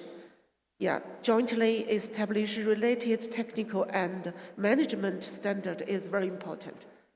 So that's it, this question's answer. Thank you. Thank you, Dr. Leo. And definitely when we talk about standardization, this is a really important area, especially in the mitigation and to build cost-effective solution. So I'll move to the solution. So without a strong early design principle, debris mitigation often become a late technical fix rather than a core mission requirement. Dr. Bulbul, how can debris protection against micrometeoroid ejecta and operationally be embedded into the mission architecture and the system design from the earliest phases?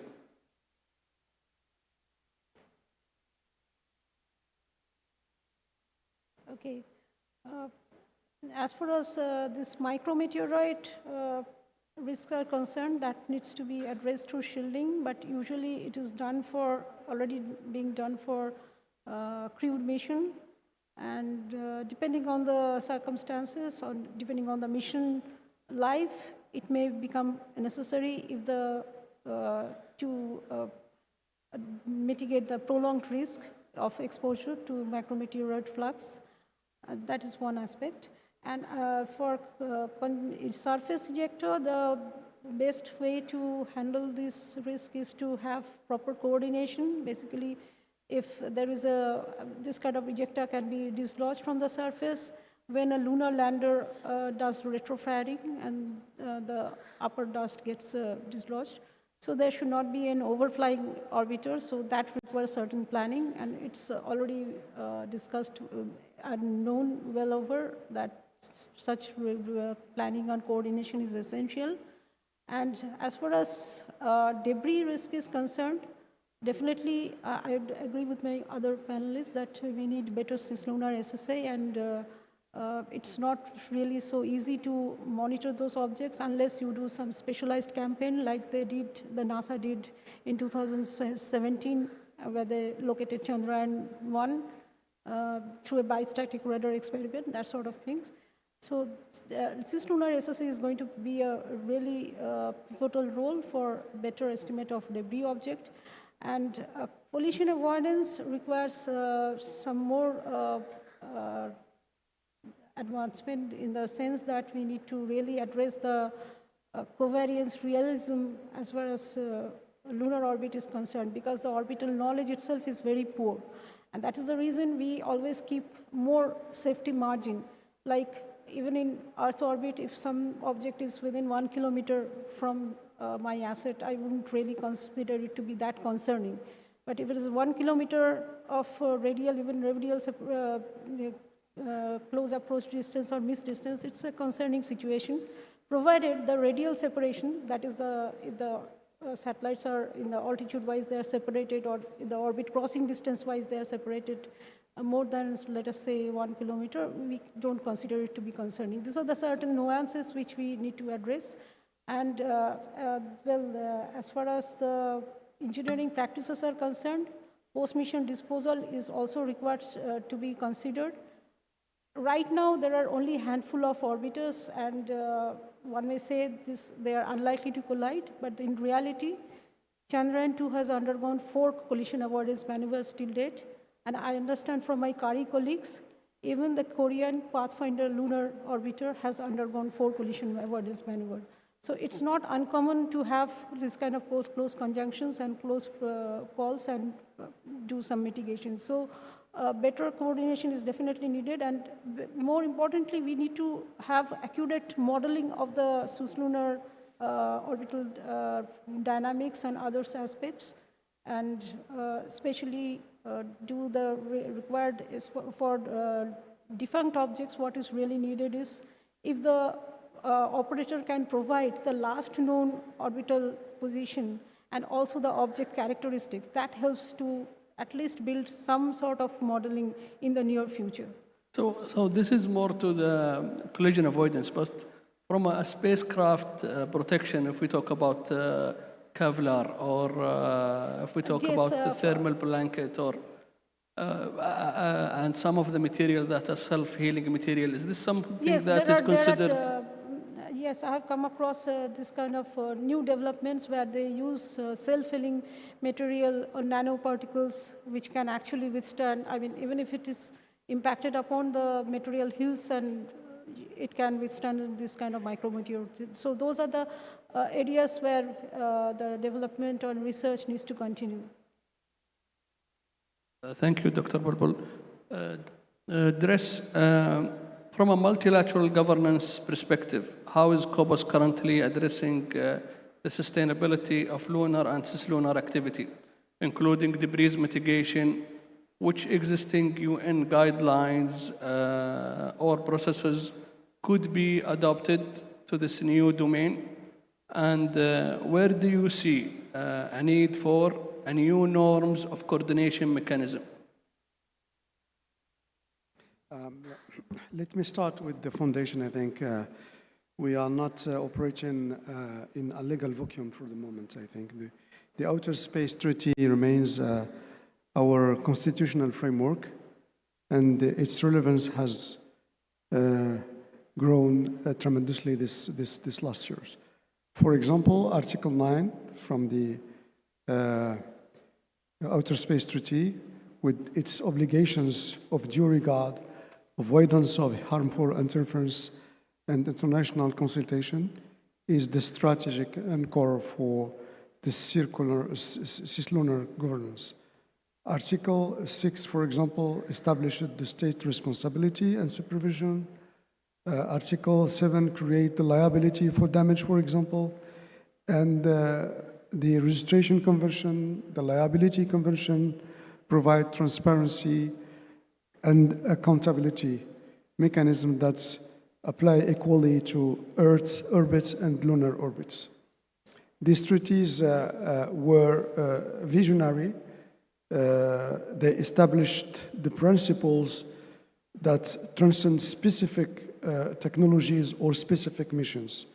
The challenge now is how we can operationalize them for a moment or for an era of sustained multi-actor presence around the moon.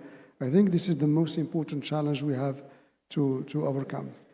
On the operational side, COPOS has developed critical instruments, the space debris mitigation guidelines, the long-term sustainability guidelines. Both of them were adopted by United Nations General Assembly resolutions.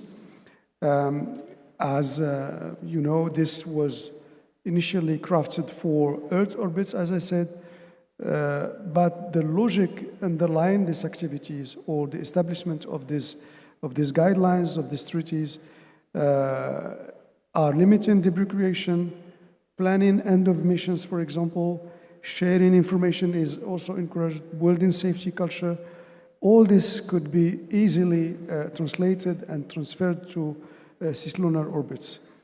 But I think there is a strategic reality. Adaptation alone will not be sufficient. So member states recognize this, and this is why, as I said in previous answer, that COPUS established ATLAC. It's not a study group, it's not an expert group, but it's a mechanism to move from general principles to creation of concrete coordination practices. Now, ATLAC mandates explicitly address consultation, information sharing, and exploring whether additional mechanisms, international mechanisms, are needed as activities evolve and develop in this and scale up in cislunar. And to answer your question concerning what kind of domains or needs we have to establish norm for, and looking ahead, I see, I think, at least 3 areas where normative development is both, I think, urgent and politically sensitive. The first one is the safety zone, for example, or safety zones and long-duration occupation strategies for locations in moon activities. Without an agreed understanding and on coordination and notification, we are facing a risk of appropriation, for example, through operational presence. And this kind of situation will not only violate the Article 2 of the Outer Space Treaty, which prohibits any national appropriation from a legal sense of the interpretation of this article, but creates at the same time, I think, strategic effects. This will create a barren access to others and will generate geopolitical frictions. So we need a common understanding. We need to preserve equitable access to space and access to lunar activities. So this is, I think, the first element that we should. Second is the space traffic coordination beyond Earth orbit. I think as cislunar space become populated with the government mission, commercial missions, international partnerships, we need commonly accepted, I think, practices for conjunction, for example, warning, for close approach, etc. And the third one is the interface between debris mitigation and planetary protection at resource. So we need also to take into consideration lunar environment protection, so we preserve this for the next generation. Thanks, Dris. For our last question, I would like for 1 minute or less than 1 minute, your first thought. So as we build the public excitement around returning to Moon and advancing toward Mars, how do you ensure that sustainability and debris responsibility remain at the center of the story? I would like to start from you, Dr. Liu. Start from me, yeah. So my summary of this about the, I think we can do in 3 key ways. One is, first is building the sustainability into mission design as a tech milestone, making debris mitigation and end-of-mission disposal core to deep space missions, not just add-ons. The second is unify global norms, aligning on lunar traffic management, debris monitoring and disposal, and framing sustainability as our shared cosmic value. The third is tell accessible science story with different, like that, VR and short video and more to show real debris governance work, engage young people, and make cosmic stewardship and common goal. We also need institutional accountability, long-term plans, and public space environment report to turn sustainability into measurable commitment. That's it. Thank you, Dr. Bulbul, from your side. Yes, I think the onus lies on the entity which is responsible, safe, and sustainable operations to impress upon the mission managers and the project managers that acting on hindsight can prove costlier, especially based on the lessons learned from the current congestion in the Earth orbit. It's better to have take proactive actions and implement in the early mission design stage that there should be provision for post-mission disposals, basically to remove the object once its mission is over.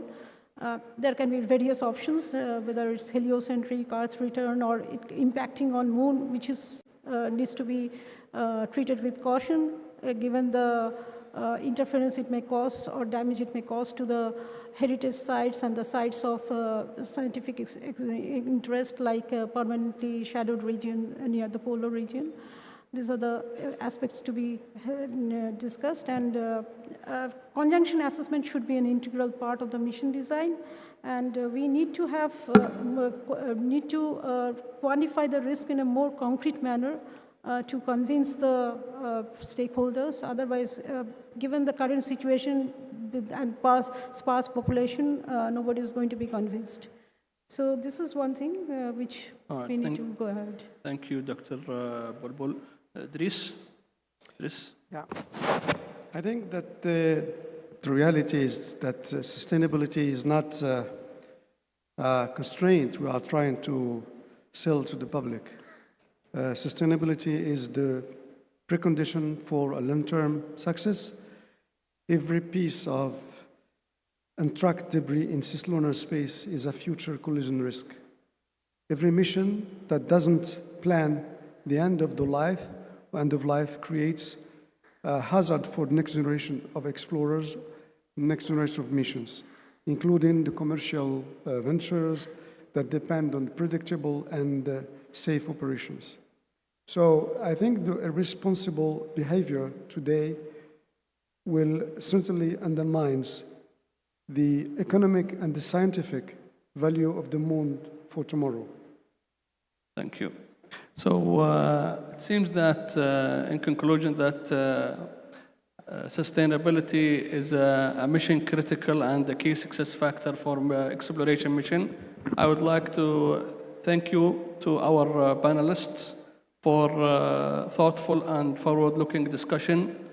And thank you for the audience for joining us. Thanks.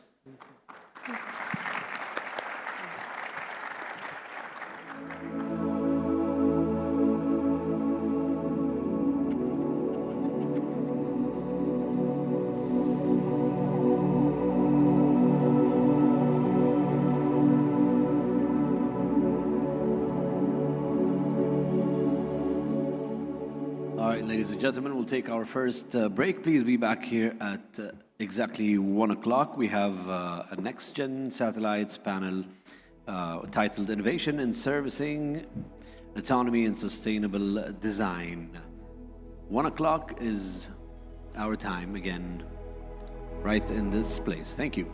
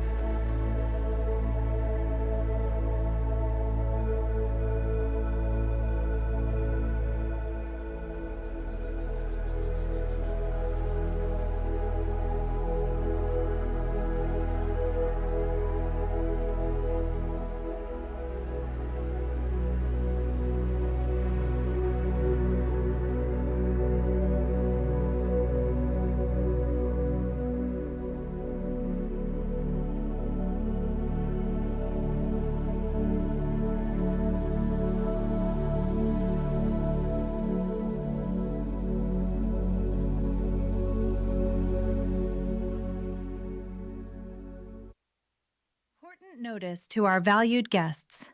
We kindly ask you to note the emergency exits for your safety. There are 4 emergency exits located on the right and left sides of the hall. Please make sure you are aware of the nearest exit to you. Thank you for your cooperation.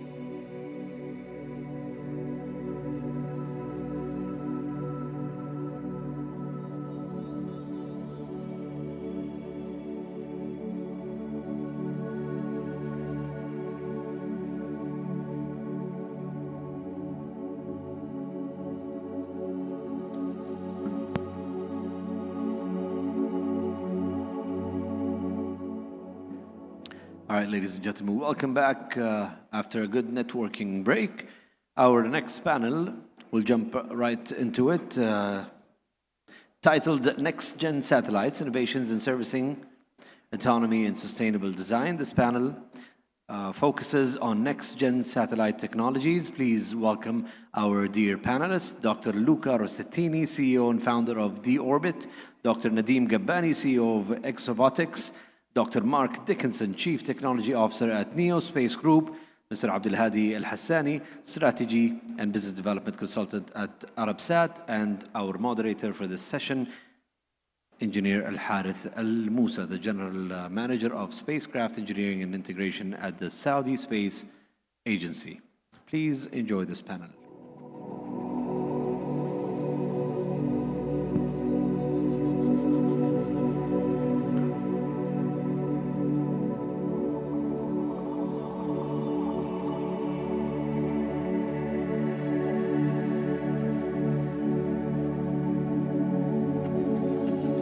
Assalamu alaikum. Good afternoon, everyone. It's great to be here today. Today we'll talk a bit. This is like panel number 7, which is great in our second day of the Space Debris Conference. It's amazing how we moved basically to panel number 7. We heard during this conference great discussions and points from policymakers. We talked basically about many topics related to insurance and other areas. This panel will be focused on next generation of satellites. So the focus here on the satellites and specifically on areas like in-orbit servicing to prevent future debris by extending the lives of the satellites, as well as we will touch on basically autonomy of the satellites, so to make sure the satellites smart enough to protect themselves, as well as basically, of course, the sustainable design. This is Al-Harith Al-Musa, General Manager of Space Engineering and Integration at Saudi Space Agency. And with me, I have basically the great pleasure to have basically the panelists with us. They are coming from the industry, specifically from the private sector. We have with us basically founders, CEOs, technology, operations executives. So with that, we'll start with introductions. I'll start with Luca. Over to you. Thank you. Thank you. It's a real pleasure to be here and honor to be here. So the orbit, today, 600 people, 23, 24 space missions, more than 240 payloads delivered to orbit right now. What we do is mainly in the field of space logistics. So our goal is to connect Mars, the asteroid belt, Moon, and Earth through this logistic infrastructure capable of transporting goods, people, information, and energy. So we cover the area of last mile delivery of satellites. That's what we do every couple of months. In space, cloud computing services, and very recently also in orbit servicing. Great, thank you, Luca. Moving on to Nadeem. Thank you very much for the introduction, Al-Harith, and a pleasure to be here. I'm the CEO and founder of Exobotics. I've spent about 15 years in the small satellite industry across various roles in industry and academia. So you could say I'm slightly obsessed with the industry. Exobotics was founded because space is hard. We all know that. But Exobotics is your in-house satellite development team.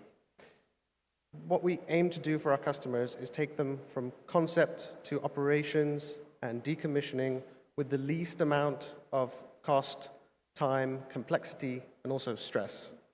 And we have a few things that enable that, but on a high level, we have a unique process and technology stack that we use. Thank you. Thank you, Nadeem. Over to you, Mark. Good afternoon. Can I ask if you come closer to the mics, everyone? Good afternoon, everyone. Thank you very much to SSA for organising this amazing conference again. It's been a great opportunity to meet colleagues. So I'm Mark Dickinson. I'm the CTO and acting COO at Neo Space Group. So Neo Space Group was founded by the PIF around 18 months or so ago as the Saudi National Space Champion. We are looking at Earth observation, SATCOMs, as well as things like PNT and IoT capabilities. So I've been in the Kingdom for 1 year now, thoroughly enjoying it. And prior to that, I spent 25 years at Inmarsat, leading space activities, spacecraft procurement, launch, and also spent a period as the chairman of the Space Data Association, which is looking at, was founded to address some of the topics we're discussing here. Thank you, Mark. Last but not least, Abdul Hadi. Thank you very much, Al-Harith. Abdul Hadi Al-Hassani, Director of Strategy and Business Development at Arabsat. I've been with Arabsat for 28 years. It seems like a lifetime. I started in the engineering part of the business for almost over 25 years, and then I moved into strategy and business development. So we'll be more than excited to talk about the topics that are to be covered in this session. Thank you. Pleasure to have you all with us. So let's start. So our first topic for discussion, we'll talk about in-orbit servicing. And from your experience, Luca, how do you see basically in-orbit servicing and assembly and manufacturing today as a state of it? And basically what gaps that are basically you see it today? Over to you. Yeah, so let me say, in-orbit servicing, now it's well known, especially if we apply to extending the life of satellites and moving them into other orbits and then removing them at the end.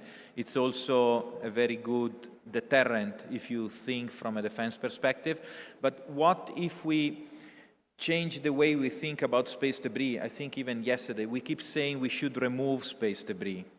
And you know, why do we want to remove such precious materials?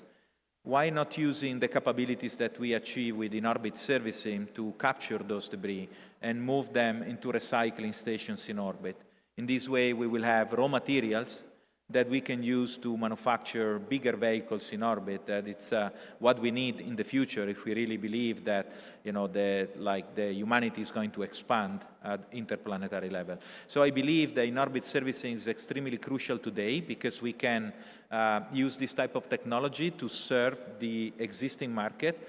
But whatever we do today should be future-proof already. So if we use the same technology tomorrow to go after all those thousands of satellites that are just creating and disturbing the current traffic and move them into recycling station, then we will achieve also the creation of a new market. And I'm saying that because the situation nowadays, it's getting more and more critical.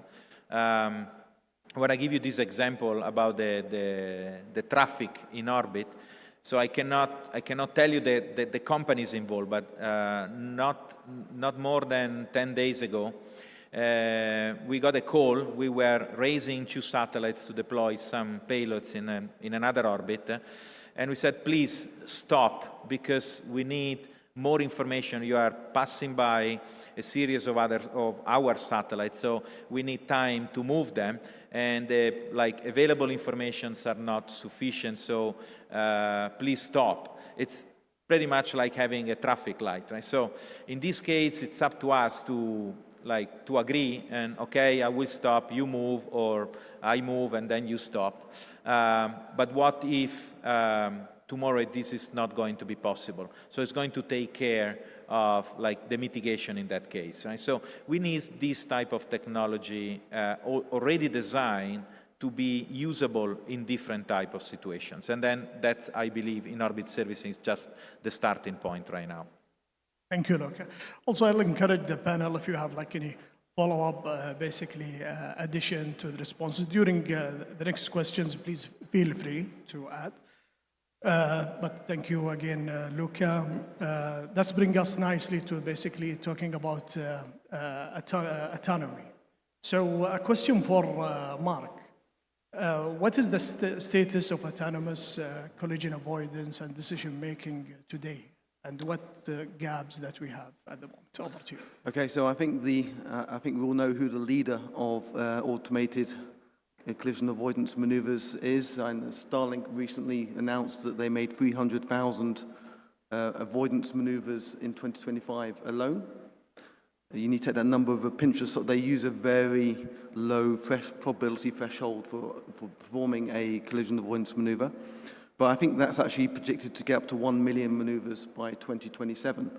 And as more things get into space, the more of these type of actions are going to be required.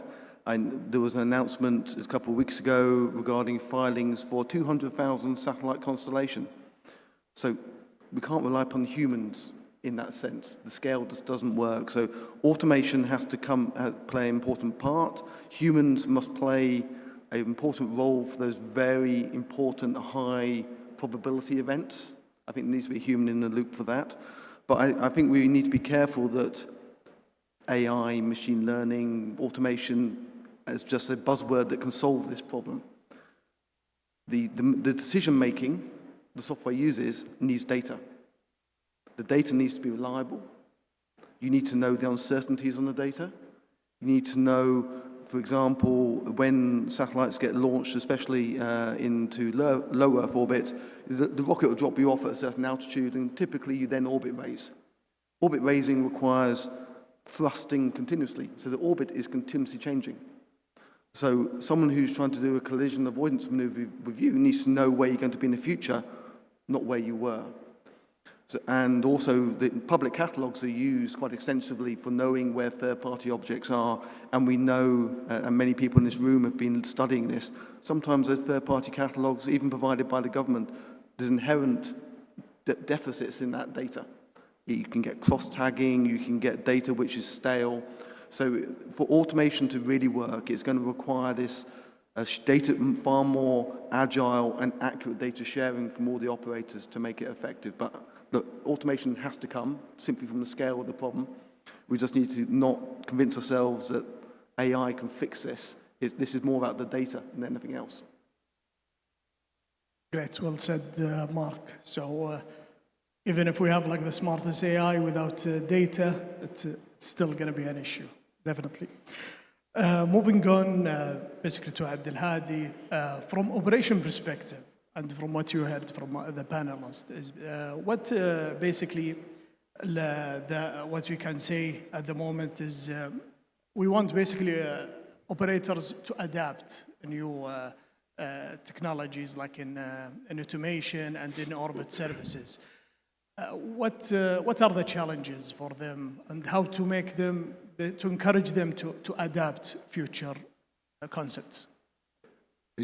You actually don't need to encourage operators to accommodate anything that improves their space situational awareness, because to the operators it is a life and death thing.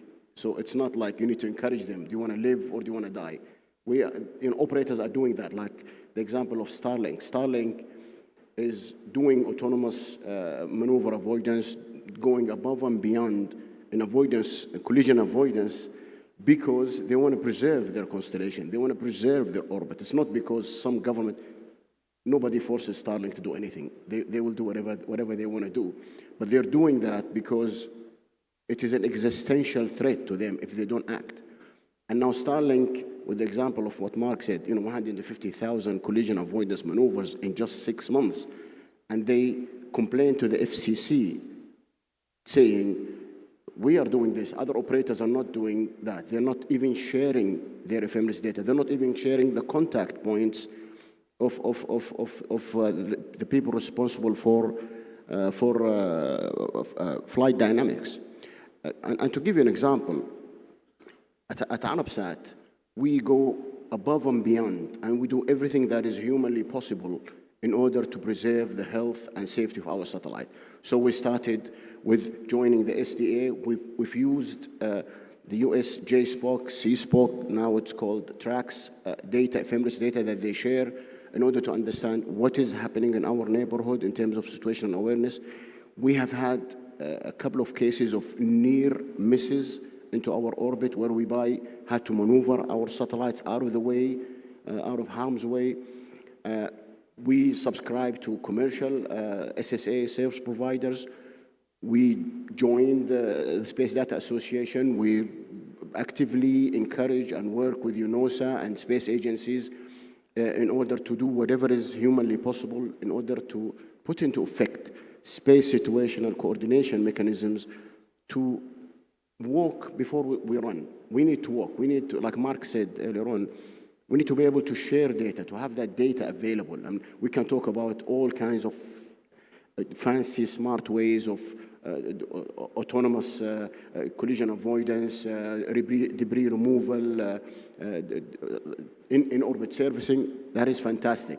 But the first steps, the first baby steps that we need to take are we need actionable, accurate, instantaneous data on what is happening, contact details. If there is a conjunction that is foreseen in the next couple of days, you need to be able to reach somebody very quickly, very easily, understand which satellites are affected, and that, unfortunately, that information is not available for everything nowadays.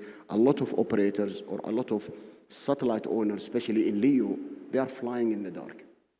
And to conclude with a final example, in one of our future satellites, which should be launched within the next 24 months, we have incorporated, with the help of the manufacturer, a GPS tracker on that satellite. So the satellite itself, while it's in GEO, will be able to receive GPS data from the other side of the Earth, take multiple GNSS signals, and use that data to accurately estimate its own orbit. And then it will send that data to the ground, to the ground control system, to compare the data, and if it is in line with what we have on the ground, then the operator on the ground will tell the satellite, okay, go ahead, proceed with the maneuvers that are already pre-planned on the satellite, so that in effect it's like an autopilot. And if you remember, in the old days, people were scared of autopilot, saying, autopilot might be a scary thing. You don't want the plane, you don't want a computer to fly the airplane, but nowadays everybody knows that the moment you remove the human out of the loop, you're in a safer environment. And we hope that will be the same for satellites. So it's an evolutionary process. We need to walk before we start running. And we can talk more about that in the session. I have a follow-up to that. Go ahead. Yeah, so it's kind of been alluded across the... if you come closer to the mic, Nadir. Sure. Yes. It's kind of been alluded to across what the panelists have said. And it seems like, in my knowledge at least, there's no company or organization doing this coordination. There are lots of companies doing SSA, or getting the data, but it's distributed. There's paywalls behind it. If you had the opportunity to have a paid-for service, would you go for it? A way you could access the coordinated data. I mean, that's a question to my panelists. I would say that definitely, if it's like a service that available for companies to access, even to pay for it, I think it is definitely, because it's critical, really. Critical information for that. But this is a really good question. We need to increase the accuracy of this information. I think we are not there yet, and that's one of the issues. So, because the density is increasing, so the accuracy needs to increase. And if you rely only on onboard data, this is not going to be enough, because then you are increasing the cost of the satellites while you can do it in a more scalable way using different means. Great. Excellent discussion. Thank you so much. Moving to you, Nadir. And my question here is basically how to improve reliability and cost for adapting, basically, like from your perspective, and we'll go back now on satellite manufacturing. So from satellite manufacturing perspective, applying these, like the new ideas of autonomy, maybe we can touch also on robotics as well. How can we improve reliability and cost of servicing missions that prevent future debris? Yeah, good question. So when we talk about robotics in space, you have to consider that it's both the payload and the platform together.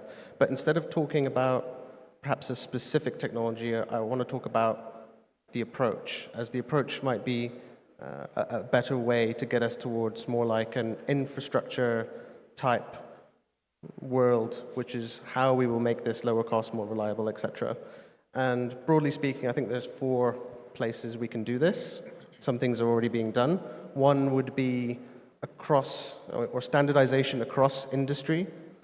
So there's probably a lot of work that's being repeated across different companies in this space, and that can be quite heavy on resources. So I would call stakeholders to basically get together and assess what their core IP is and what their non-core IP is, and see if there is a space for standardizing certain things, because this will definitely reduce the time and cost element, and actually potentially improve reliability of systems faster if you're all using the same intercompatible elements.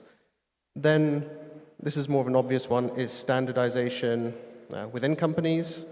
So you don't want to make a new spacecraft or payload every time you fly, because that's very resource intensive. We don't want to do that, so standardization is great. This goes nicely with number 3, which is modularization.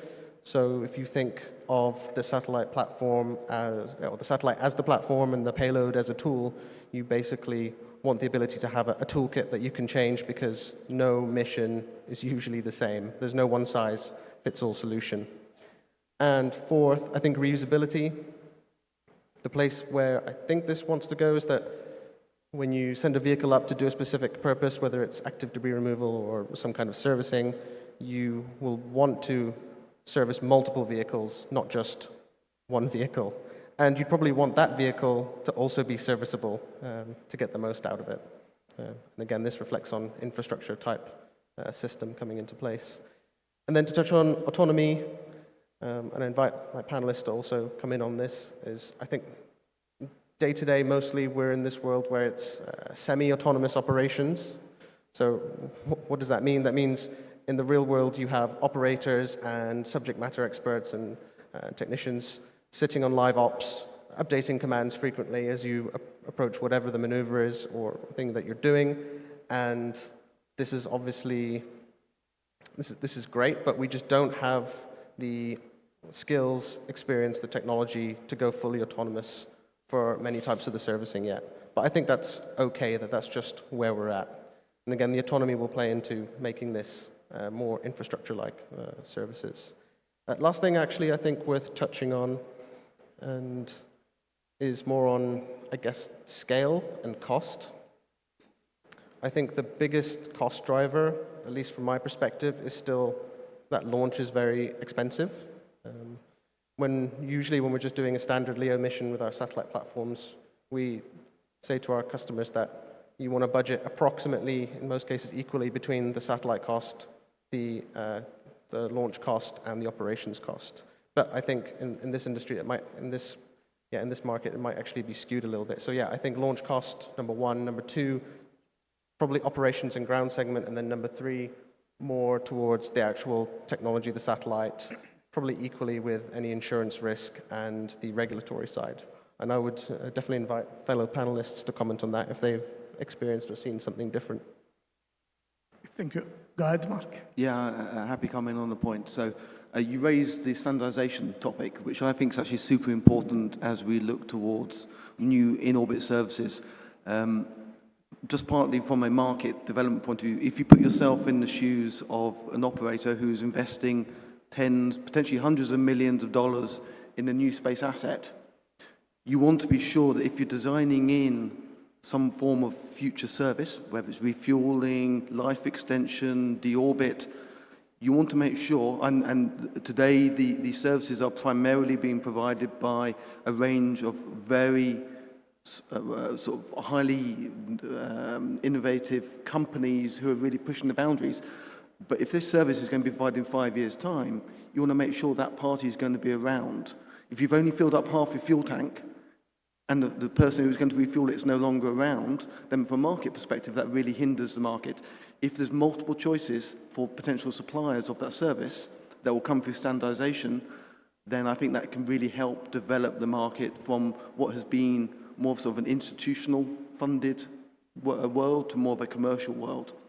So I think standards are really important. I said this to Confers, which was a grouping of association for companies who provide services. And they pushed back a bit and said, yeah, I understand that, but standards can't stifle innovation. So there's a bit of a balance to be had there. Well said. Very basically informative discussion. Thank you for that. Touching on reusability that you mentioned, Nadeem, I have a question for you, Luca, about the reusability and making enable platforms to be ready for in-orbit servicing and these things. So what design choices would make a platform truly reusable and ready for in-orbit service? Yeah. Well, so for what in-orbit servicing vehicle is concerned, so you need some standardizations on where to dock with the satellite, right? So in GEO it's pretty easy. You have an adapter ring it's basically used by almost all the satellites, and the adapter rings are in like standard shapes, so you can use them. More difficulties in LEO, where satellites typically have different ways of being deployed in orbit. Even as when we deploy satellites, sometimes we use rings that are smaller, sometimes we use just deployers, so it really depends. So in that case, we need some standard interface. There are several companies we are working with some of them already.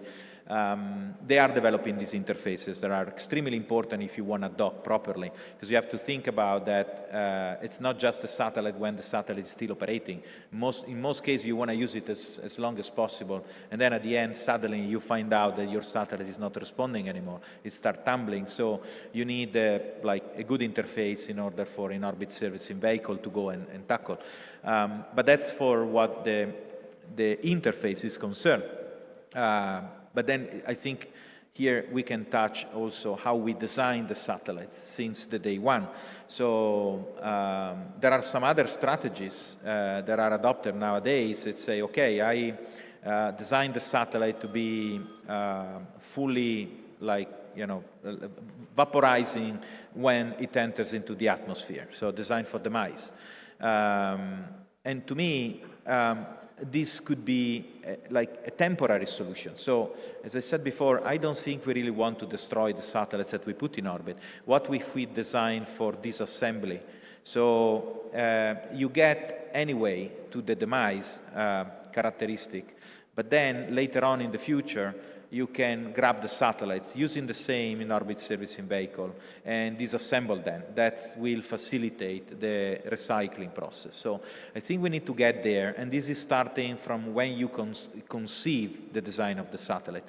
And I want to tackle of what was said before, because nowadays when we design a satellite, even today, 2026, the end of life is just a theory. So like a few years ago was nothing, right? So we like satellite operators and satellite constructors, manufacturers were not even considering this.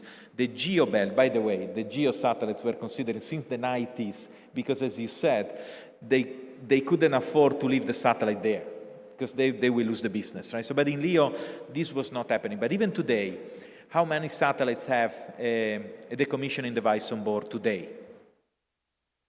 Do you know? So very, very few. Why is that? Because you don't think about that. So you design the satellite, say, okay, I will need extra fuel to lower the orbit. But what if your satellite fails? Then you ended up creating another debris. So I think we need to start thinking in a different way. We need to have like devices on board that are capable of autonomously, independently from the satellite operations to be able to remove the satellites at the end of life. Until the in-orbit servicing, it's going to be fully operational. And it's going to take an additional few years from now. So I think like design for disassembly and introducing the concept of fast removal at the end of life if the satellite is not responding are two concepts that we need to inject into design of the satellites nowadays. Thank you, Luca, especially basically. If I may follow up on that point. Yeah, go ahead, please. Yeah, in terms of, I think in-orbit servicing is a very loosely defined word, and I agree with Luca on some of what he said. But there is a nuance with in-orbit servicing. When people talk about in-orbit servicing, they talk about grabbing a satellite and then being attached to that satellite and moving it. That is okay, that can be done, it has been proven to be done. But where it gets a little bit tricky is refueling an in-orbit satellite, replacing batteries, replacing solar arrays, replacing equipment. And I've been in the industry for 28 years. I'm not a very big fan of that because of the risks associated. You want to solve a problem. You don't want to make the problem worse. Imagine going to rendezvous with a satellite, attach the satellite, start a fueling operation, then you have a big explosion because these satellites use highly flammable, highly flammable, combustible propellants that could just go off and create a debris cloud that nobody can manage. Imagine if you want to, replace components and then things break loose. You are making a small problem much bigger than what is. And let's not forget, these satellites, especially in GEO, they are designed for a specific lifetime. For example, 15 years. Maybe you get 2 or 3 years more. But you don't know what's going to happen to the satellite after 20 years, for example. So it's not designed for that.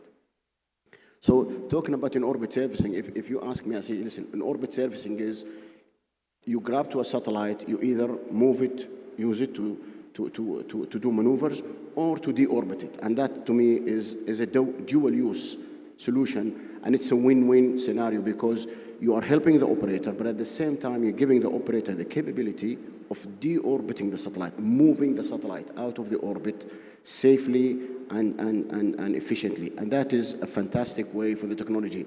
The moment we get into refueling, replacing components, I'm a little bit squeamish. If I can tag on that. Totally agree. So, we are building this in-orbit servicing vehicle that is going to fly in a few years from now. And yes, we are not going to do the refurbishing part because it's very delicate, especially on existing satellites. Exactly. So we focus on inspection, life extension, relocation, and decommissioning. So, but what we are doing now when we send one of our satellites, so for example, all the electronics are, do you remember the 1980s computers, the towers computers, where they had the racks with all the boards? So we start doing the same because it's very easy to upgrade the satellite without changing the satellite itself. So you take away one board, you put another one. So we start testing to say, okay, tomorrow, if the satellites are modularized and they Yes. come in similar version, with the robotic arm, you can grab a board and take it away. Not as easy as you think, of course, because to survive the launch vibrations, you need to fix the boards very, very well. So when you try to get them out in different thermal conditions, the risk of breaking the boards and creating debris, it's actually there. And batteries are very delicate part of the satellite. So I don't think we are still there. We did already some tests in orbit for that, but it takes probably some good ideas to experiment in orbit before getting to a real refurbishment of satellites in orbit. Very good. Please, Mark. Yeah, and just one follow-on comment. So I do agree with the comments here. What I get slightly concerned about is if people start looking at lowering the reliability of the spacecraft because their remediation is some form of in-orbit servicing. I worry that's the wrong path to go down. I think we should look that each spacecraft should be meeting its lifetime and be able to deorbit with a high success rate. At the moment, the majority of LEO satellites do not comply with the regulations today. Servicing and active debris removal is a great mechanism to be able to fix the exceptions. I don't think it should be the standard way for spacecraft operations. I still want to see a high level of reliability on propulsion systems, on power systems, to make sure a satellite can be deorbited successfully. More and more satellites, Starlink are lowering some of their satellites, but we're seeing more and more, especially in LEO, go above 1,000 kilometers altitude. If a satellite fails there, it's actually pretty difficult to bring it back. That's a lot of energy you need to take out to bring it back in. Exactly. So yeah, I just want to make sure that spacecraft are designed to meet reliability numbers and not servicing users. Oh, don't worry about it. If it fails, we'll pay someone in the future to remove it. It's a really useful technology. It's got a huge value, but it should be for the exception rather than the norm. Great, very basic discussion. I like the point you mentioned regarding design for disassembly, which basically make it easier for in-servicing and recycling, if we would say, to satellites. The risk is always there, definitely, Abdul Hadi. And this is like, yeah, we want to solve a problem, but we don't want wanna make it worse. to cause a bigger problem, definitely. But industry with basically advanced and smart people, I'm sure we do basically very challenging and highly risk operations in space. There will be, in the future, risks will be reduced. So moving on, I'd like to talk, Mark, you touched about basically standards, and we want to talk basically more about like sustainable design. So what does sustainable design particularly means for manufacturer and fleet operators, and what should become a standard? So spacecraft design, I think and I think Luke has already touched upon some of these points. A spacecraft is a set of subsystems. Some of them can be replaced, some of them can't. Some they've been designed around lifetime, sort of total dose of radiation, for example. So you need to look at a spacecraft as a set of subsystems. Some of them can be replaced, some of them can't more easily. I like the idea that, okay, everyone's talking about data centers in space now, the ability to put a new NVIDIA GPU chip in 2 years' time may be of great value. I don't know, but maybe. So where standards can come in, standards can be very helpful. There's a whole range of standards bodies in space, from ISO, and I know the people in this audience who've put a lot of their time and effort in developing these standards. Standards are one thing. I say we have to work to those standards and live to those standards. Standards are just a piece of paper, no more than that, unless you actually take that standard and use it as a core for your system design. As I say, the majority of LEO spacecraft today are don't meet the standards as written. So I think that's a fundamental thing that needs to be recognized and addressed. In terms of how standards can also help, I think for things like any rendezvous and proximity operations, one of the things I see is there's a value chain problem here. You have satellite manufacturers whose job and their business are building spacecraft and delivering spacecraft. Ideally from them, they want the spacecraft to fail in a good way one day after their lifetime is achieved, because they do their contractual obligation. They're today not incentivized because they have no commercial stake in life extension, for example. So I've had conversations in the past with a satellite we wanted to life extend. We had a very capable company who wanted to provide the service. But as the operator, you don't have the real in-depth understanding of how all that satellite really works. That sits with the manufacturer. But the manufacturer is not incentivized to help facilitate that service, because why would they? And then are they going to get money out of this? You're just prolonging an asset they built and delaying a purchase of a new asset. So I think for servicing to work commercially, the value chain needs to be looked at, and making sure that everyone is incentivized. So when an operator comes along and builds your next satellite, you've put requirements in there that the manufacturer has to support in the future, at the end of life, a servicing mission. And I think they're the sort of things we need to start thinking as people who are procuring spacecraft rather than just providing the service, because I think that through that way we'll really develop this industry to be really move out of just being a bunch of missions for space agencies into a really true commercial activity. Thank you, Mark. I think with looking at the time, we have like room for 2 more questions. So I'll ask Abdul Hadi, basically like, even though we have like the technology and basically the plans, but without like solid like business cases, this cannot be scaled. So I'll ask you basically like from like a commercial model or something that basically can enable fleets or satellite fleets owners to basically apply like scalable debris reduction technologies. Like for example, like things like fleet sustainability SLAs. What type of basically models you think that would work Over to you, Abdul. If we're talking about the situational awareness solution from a commercial point of view, I mean, that is something operators are more than willing to invest in, whether it's in the frame of work of as a service or as a subscription or as a SLAs.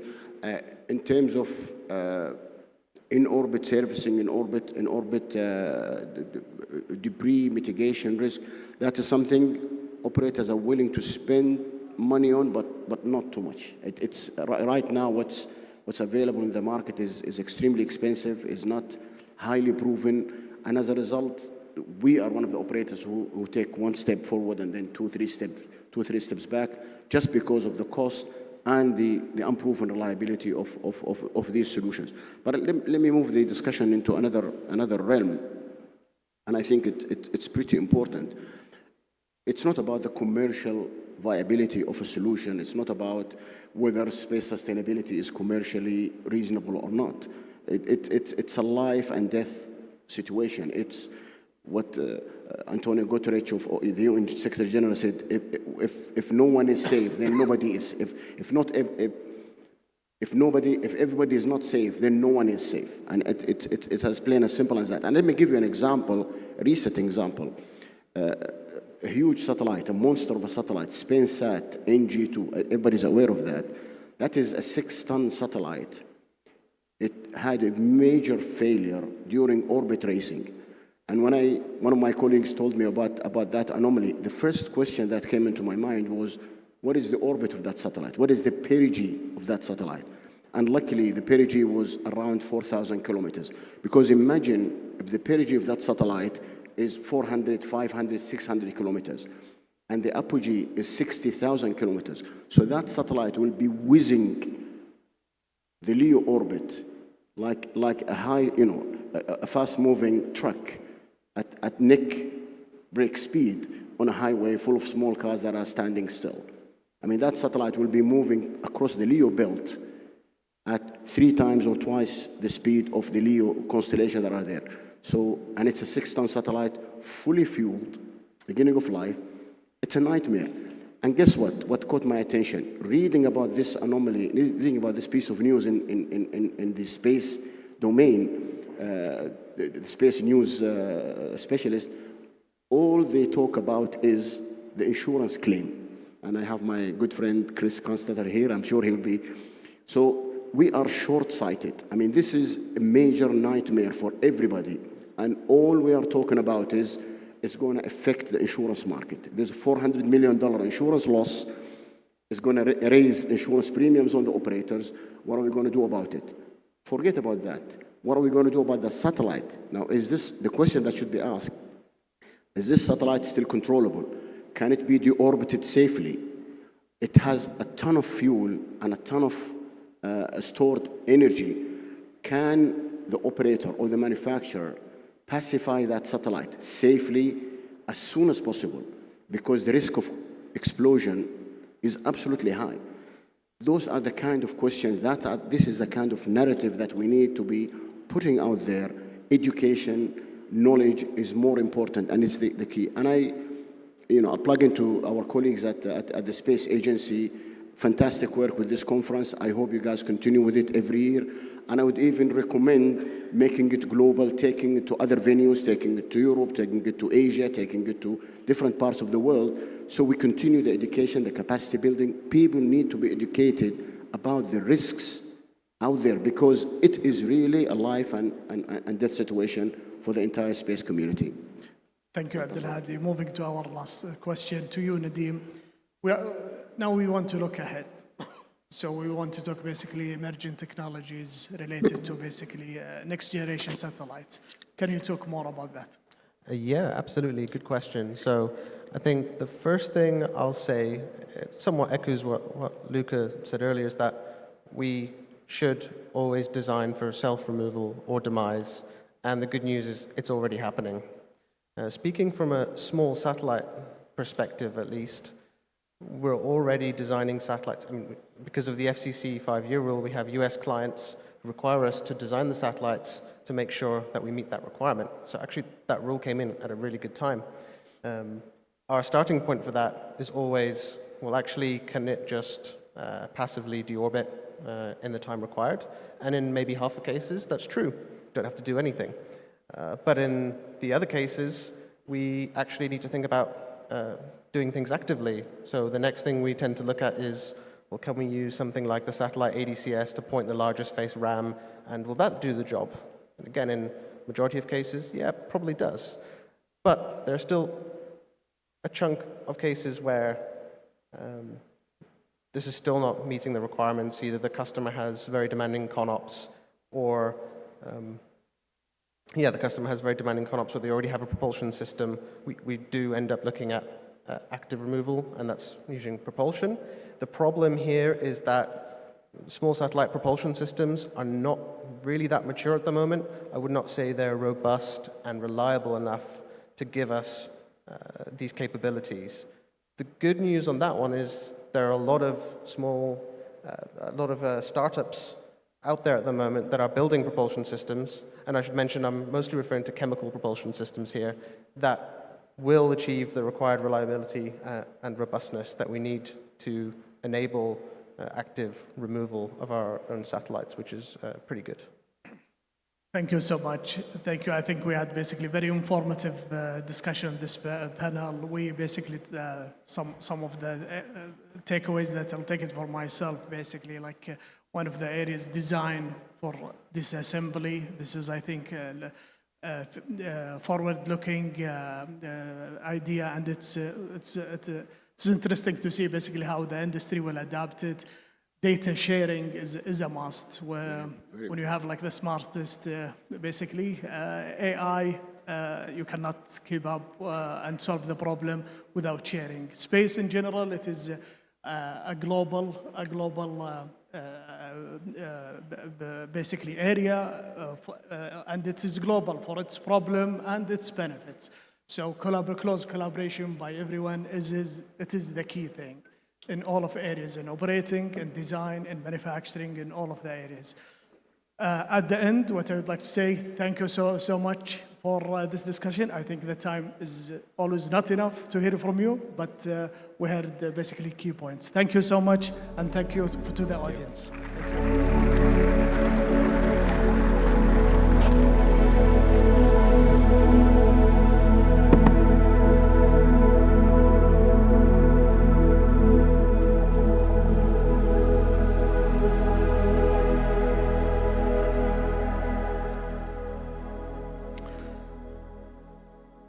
Thank you, Engineer Al-Harith Al-Musa. Thank you, our dear panelists.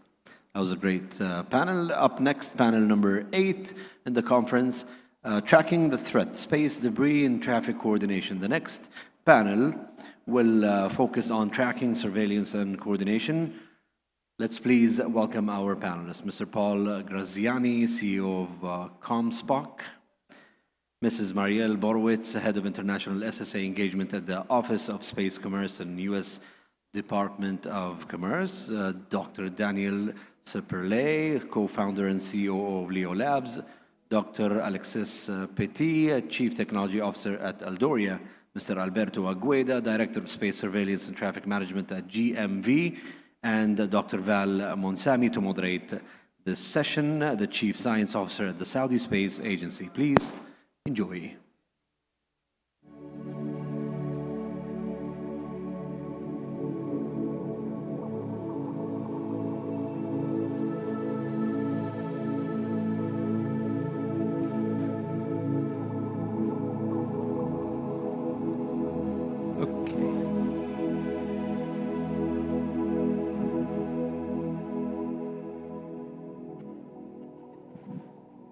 Okay, good afternoon, everyone. Really glad to be here.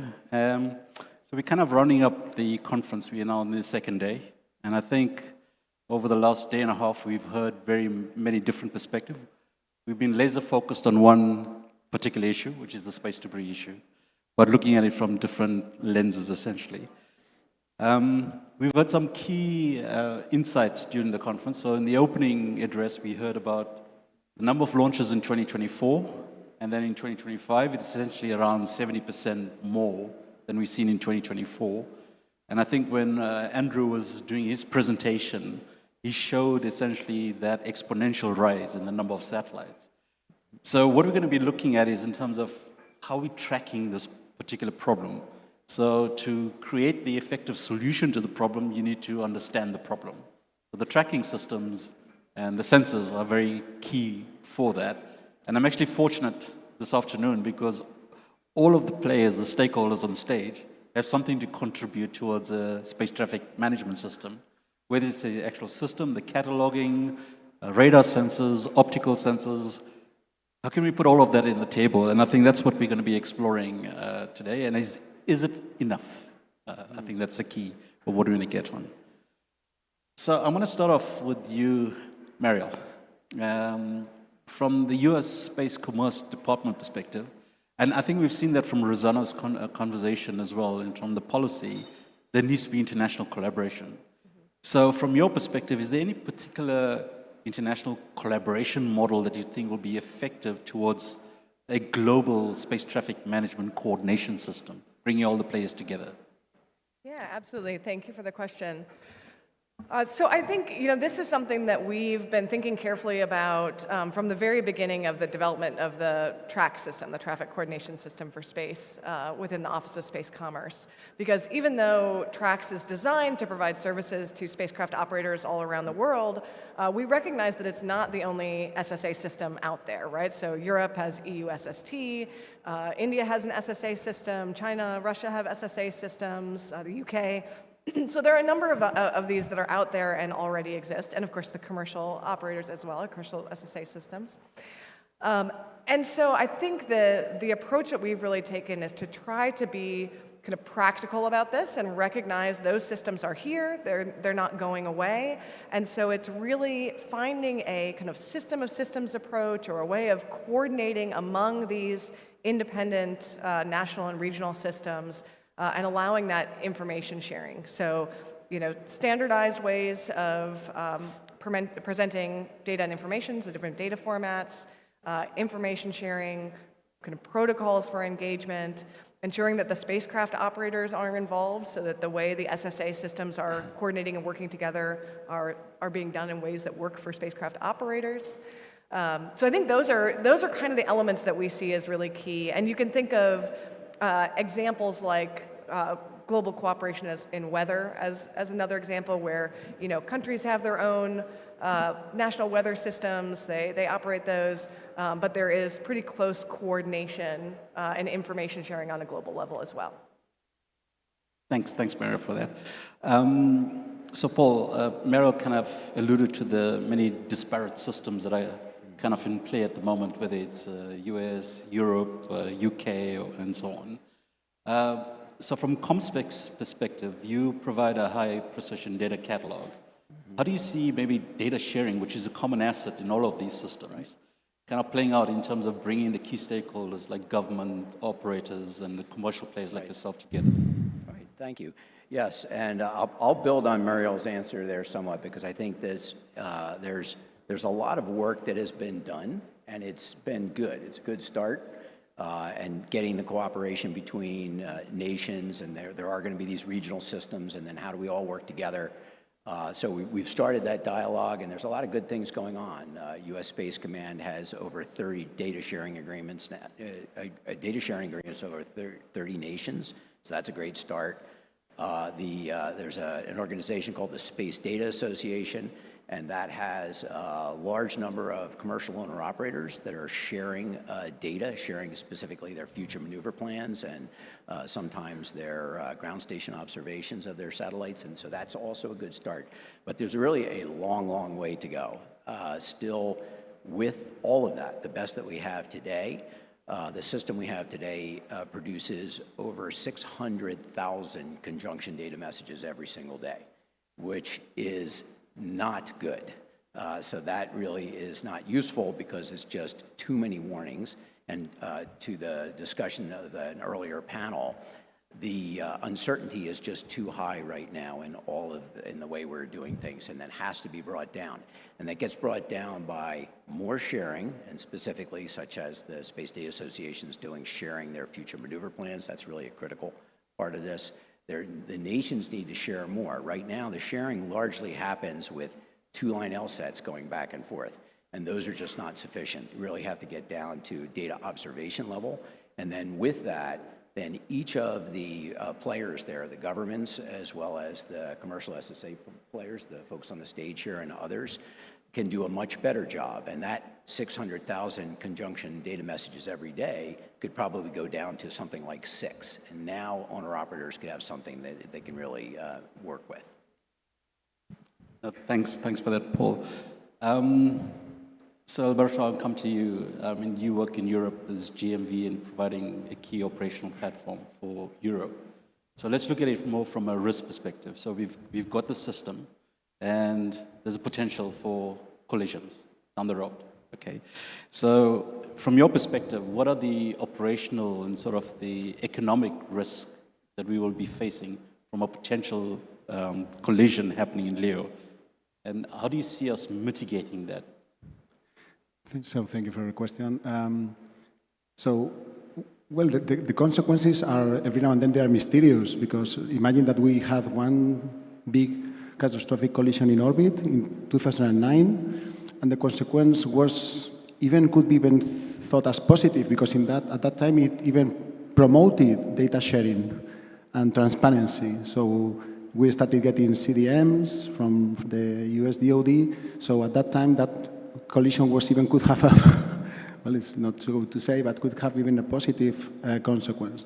But we should not be frightened about the consequences of a collision, but probably more than that about fragmentations. We heard yesterday that there's one fragmentation on average happening every month, which is surprising. And also about anti-satellite tests. So we have already seen there have been already quite a number of anti-satellite tests. Now, obviously, there's a proposal for banning them in the UN, proposed by the US and adopted by or supported by a large number of countries, more than 150, but still there are some countries that are not accepting it or adopting it. From that perspective, the consequences now really would be catastrophic. From the economic perspective, I cannot comment much. Obviously, I cannot give precise figures, but obviously it has a lot of impact from the operational perspectives, as it was commented today. And I see, so most of you here have seen the Gravity film and have heard about the Kessler syndrome, even the crash clock metric that has been published recently. They said that if we basically we had no mitigation actions being performed at this point in time in LEO, we could have one catastrophic collision happening every 3 days, which is a bit, to me, a bit difficult to understand, but it's important at least to see what's the comparison with the figure that they were identifying 6 to 7 years ago, which was 4 months. That's a good sign, right? That before they thought it was 4 months, now they see that it could be 3 days. Even if I think that there are many other nicer metrics to be taken into consideration. But we are doing a lot of mitigation actions, as you were saying. First, the post-missile disposal, passivation, and then collision avoidance maneuvers. And let me give you some figures in terms of maneuvering and the nice work that we are doing.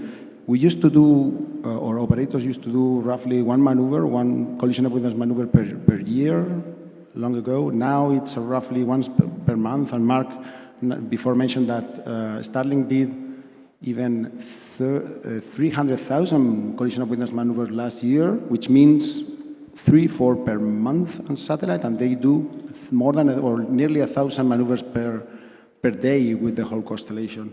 So it seems that we are doing a reasonably good job to avoid all these collisions, and it's important for everyone to understand that most of these conjunctions are not happening anymore between operational operational satellites and space debris. Now, 2/3 roughly of the conjunctions are happening among operational satellites. So coordination and data sharing, as we have been discussing, is indeed a must. So again, I like thinking that we are doing a good job, right? That we had no big collision in orbit in the last, since 2009, in the last 17 years. And now we are managing traffic which is 5 times larger than the one that we had at that point in time. So it seems that we are doing a reasonably nice job. Probably too nice, because there are people thinking that probably there is no collision happening and there's no need to invest more in SSA, when it's probably the opposite. Obviously there's still a lot of work to be done, so more and more sensors and more sensitive sensors to detect more objects. Today we discussed about this size of objects that we can track. We need to develop more technology to be able to track smaller objects that still can create a catastrophic collision or ruin a satellite, and do more data fusion, automation, coordination, standardization was mentioned before, and also obviously keep on promoting transparency, data sharing, and trust among all the operators working in space. Thank you, Alberto. Something that was top on my mind that I omitted. We have 3 of the key stakeholders here that were technical partners to the debris solver. So Dan, I'm going to come to you, but Leo Labs, Alderia, and Slingshot, I know Astroscale is not represented in the panel, but we were supposed to spend an hour and a half assessing the 20 presentations. It took us more than 3 hours. And that in itself shows the richness of the solutions that were being presented, all because you opened up your data access, the portal. So we really want to thank you for that. So it's been an incredible experience from that perspective. So Dan, I'm going to come back to you. So you're providing a radar system and a cataloging system. So if you have a major fragmentation event, as an example, how do you see that changing the risk perspective from your customer point of view, the customer base that you're currently servicing? Yeah, absolutely. And I want to say thank you to yourself and the Space Agency and His Excellency for not only a great event, but an opportunity to support the Debris Solver competition. That was an absolute pleasure, and we were quite impressed by all the skills shown by the many different teams. So we look forward to helping to continue that research. So in terms of debris events, they're negative. So when there's a collision or an explosion and there's a bunch of debris, it obviously increases the risks to satellite operators. But on top of that, the situation's complex. Depending on just how the event occurs, debris can be kicked higher or lower, or it can be a little more confined. So actually having very rapid information about how the situation is unfolding is quite important. And especially as satellite operators have larger fleets, they're operating satellites in different altitudes, they're transiting satellites through, having that information quickly is quite important. And it's been a challenge in the past because systems were designed for an era when there were fewer satellites, there was fewer debris, and more manual intervention. So a big part of the effort of the industry and also at Leo Labs is making sure that there's much larger networks of sensors, much faster software and analytics response times, so that information can get in the hands of the operators much more quickly. So rather than taking weeks to catalog new objects, we need to do it within an hour. So that's one of the big things we're driving towards to reduce the risks of these sorts of events. Thanks, Dan. So Alexis, Dan is looking at it from the radar network perspective, and you coming at it from the passive side, the optical network. How is this working in terms of complementing the radar system, in terms of high fidelity modeling perspective? Yes, thank you for the question.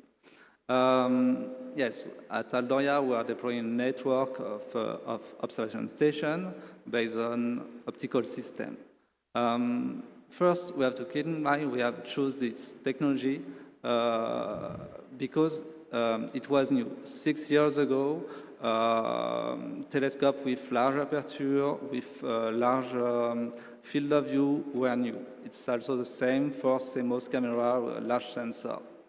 It was an opportunity for us to develop a new approach to observe space object, satellite on space debris. So we took this way, and we are now about to produce a lot of data. We are producing angular measurement, contributing to update orbital state of space objects, but also photometric data, the measure of the luminosity of a space object. And it's allow, for example, to characterize the shape or the attitude state, to detect any change of orientation, to know if the object is controlled or not. So it's a different way to provide information about space objects, to contribute to the cataloging of space objects. I think it's two ways, but these two ways are good. We can produce data, but also we have to keep in mind they are complementary. And this, I think, for the future is the most important point. Because we are, okay, Leo Labs and Aldoria, for example, are deploying new capacity. But at the end, it will be the data fusion opportunity to be able to understand that optical systems are able to provide accurate information, accurate angular information, and it will reduce uncertainty in a given way. On radar data, provide, for example, very accurate range on the object, and it will reduce also the uncertainty in another different way. It will be important to understand when exactly this data is relevant. And I think it will be working together, addressing your customer together to provide the best information at the most relevant time. Since the two of you are sitting next to each other from a radar optical perspective, so the way I would see this as well is a radar system is kind of doing a survey, and then an optical instrument, it could be like penciling in. Is that a conversation you guys are having maybe with each other? Or?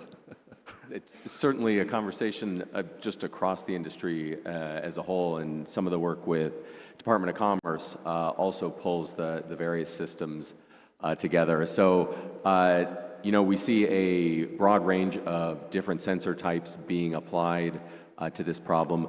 We do view, at Leo Labs, we view the radars as quite foundational. You can think of them sort of like air traffic control radars, but for space. And radar systems work in all weather, all times of day, middle of the day, cloud cover, and the like. And with phased array radars, there's no moving parts.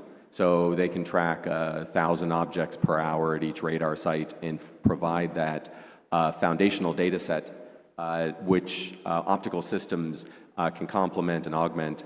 One additional piece that's quite interesting is the precise nature of the data enables on-orbit imaging too. So when there's a question of what happened to this satellite, you can potentially have another satellite take a picture, and that is a very precise operation. Those on-orbit satellites, they're like a super zoom lens on a camera. You have to know exactly where to look. Otherwise, you're going to miss it, and you'll just take a picture of empty space.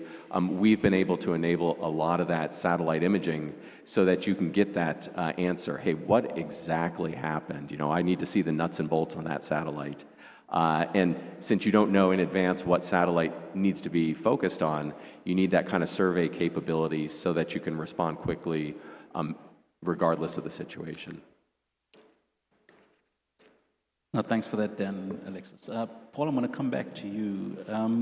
We've seen yesterday from Andrew's graph that he showed up, the exponential rise in the number of satellites being deployed. Is there a balance between the operators and the regulators in terms of this aggressive satellite deployment? Right. Yes.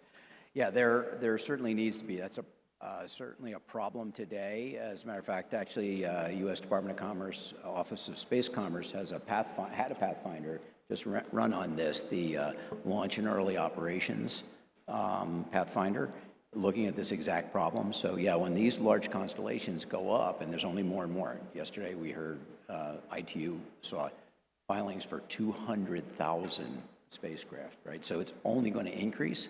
and we have to get better at it. So there are problems now on the deployments. So they'll come out in some spacecraft won't be responding, and then that's a real problem. There's not an organized way for them to deploy and for the owner-operators to be able to find them. And there's typically long periods of time before that all gets sorted out. So all of that has to be worked pretty aggressively. There's a lot that could be done. Actually, I think ExoAnalytic had one of the debris solver solutions was something targeted at this laser retroreflectors on the spacecraft to be able to identify them. But there is an awful lot that needs to be done, both from a regulatory perspective, best practices, again, the Space Safety Coalition developing some of those on deployment sequences, operators being able to get data out to SSA providers so that we could help detangle the mess that's out there. But we have to figure out how to deal with this, and there are plenty of things that could be done and should be done, and hopefully things like the OSC Pathfinder will help us get there. Thank you, Paul. So Mariel, I keep hearing references to the Department of Commerce. So staying on topic in terms of the deployment and the sustainability issue. What is your position from the US perspective, but also outside of the US in terms of your engagement with the international community, in terms of this balance that we're talking about? Yeah, absolutely. So, I think when I think about the deployment of these large constellations, to a large extent, the types of space situational awareness, collision avoidance issues are very similar to the issues we've had in the past, but the urgency of the issue, the need to be able to solve some of these challenges, get more accurate information, better quality of services, just, has that additional urgency. I would say the kind of positive side of this is we also see that a lot of those large constellation operators are very aware of those kind of risks as well, and so they tend to be really actively engaged in space safety issues. So within the track system, we have those 15 pilot users. Multiple of those are large constellation operators. So they are, at the forefront, wanting to look for solutions. At some level, they're putting in huge investments, right, to put up these systems. So they also want to be very sure that they can operate safely and operate over the long term. So I think that sort of helps. And I think you do see that as well on the international level. So I think there is, an awareness. There's an increased urgency that these issues have to be dealt with. I think, a few times we've mentioned the SSA expert group that was created in UN COPUOS. The speed with which that organization was set up, from proposal to full approval by all COPUOS members to its first meetings, was very rapid in terms of kind of a UN process. And so I think that really reflects the awareness that this is something we have to do quickly. And I think we see even in non-US large constellation operators a similar awareness of there just are these physical realities of operating in the same space that require international coordination. And so I think that shared interest and shared awareness really creates a lot of possibility to move that coordination forward quickly. Thanks, Mariel. So Alberto, I'm going to come back in terms of testing the EU ecosystem point of view in terms of where you're operating. And so how do you see industry players like yourself partnering with government and operators in terms of maturing these STM systems going forward?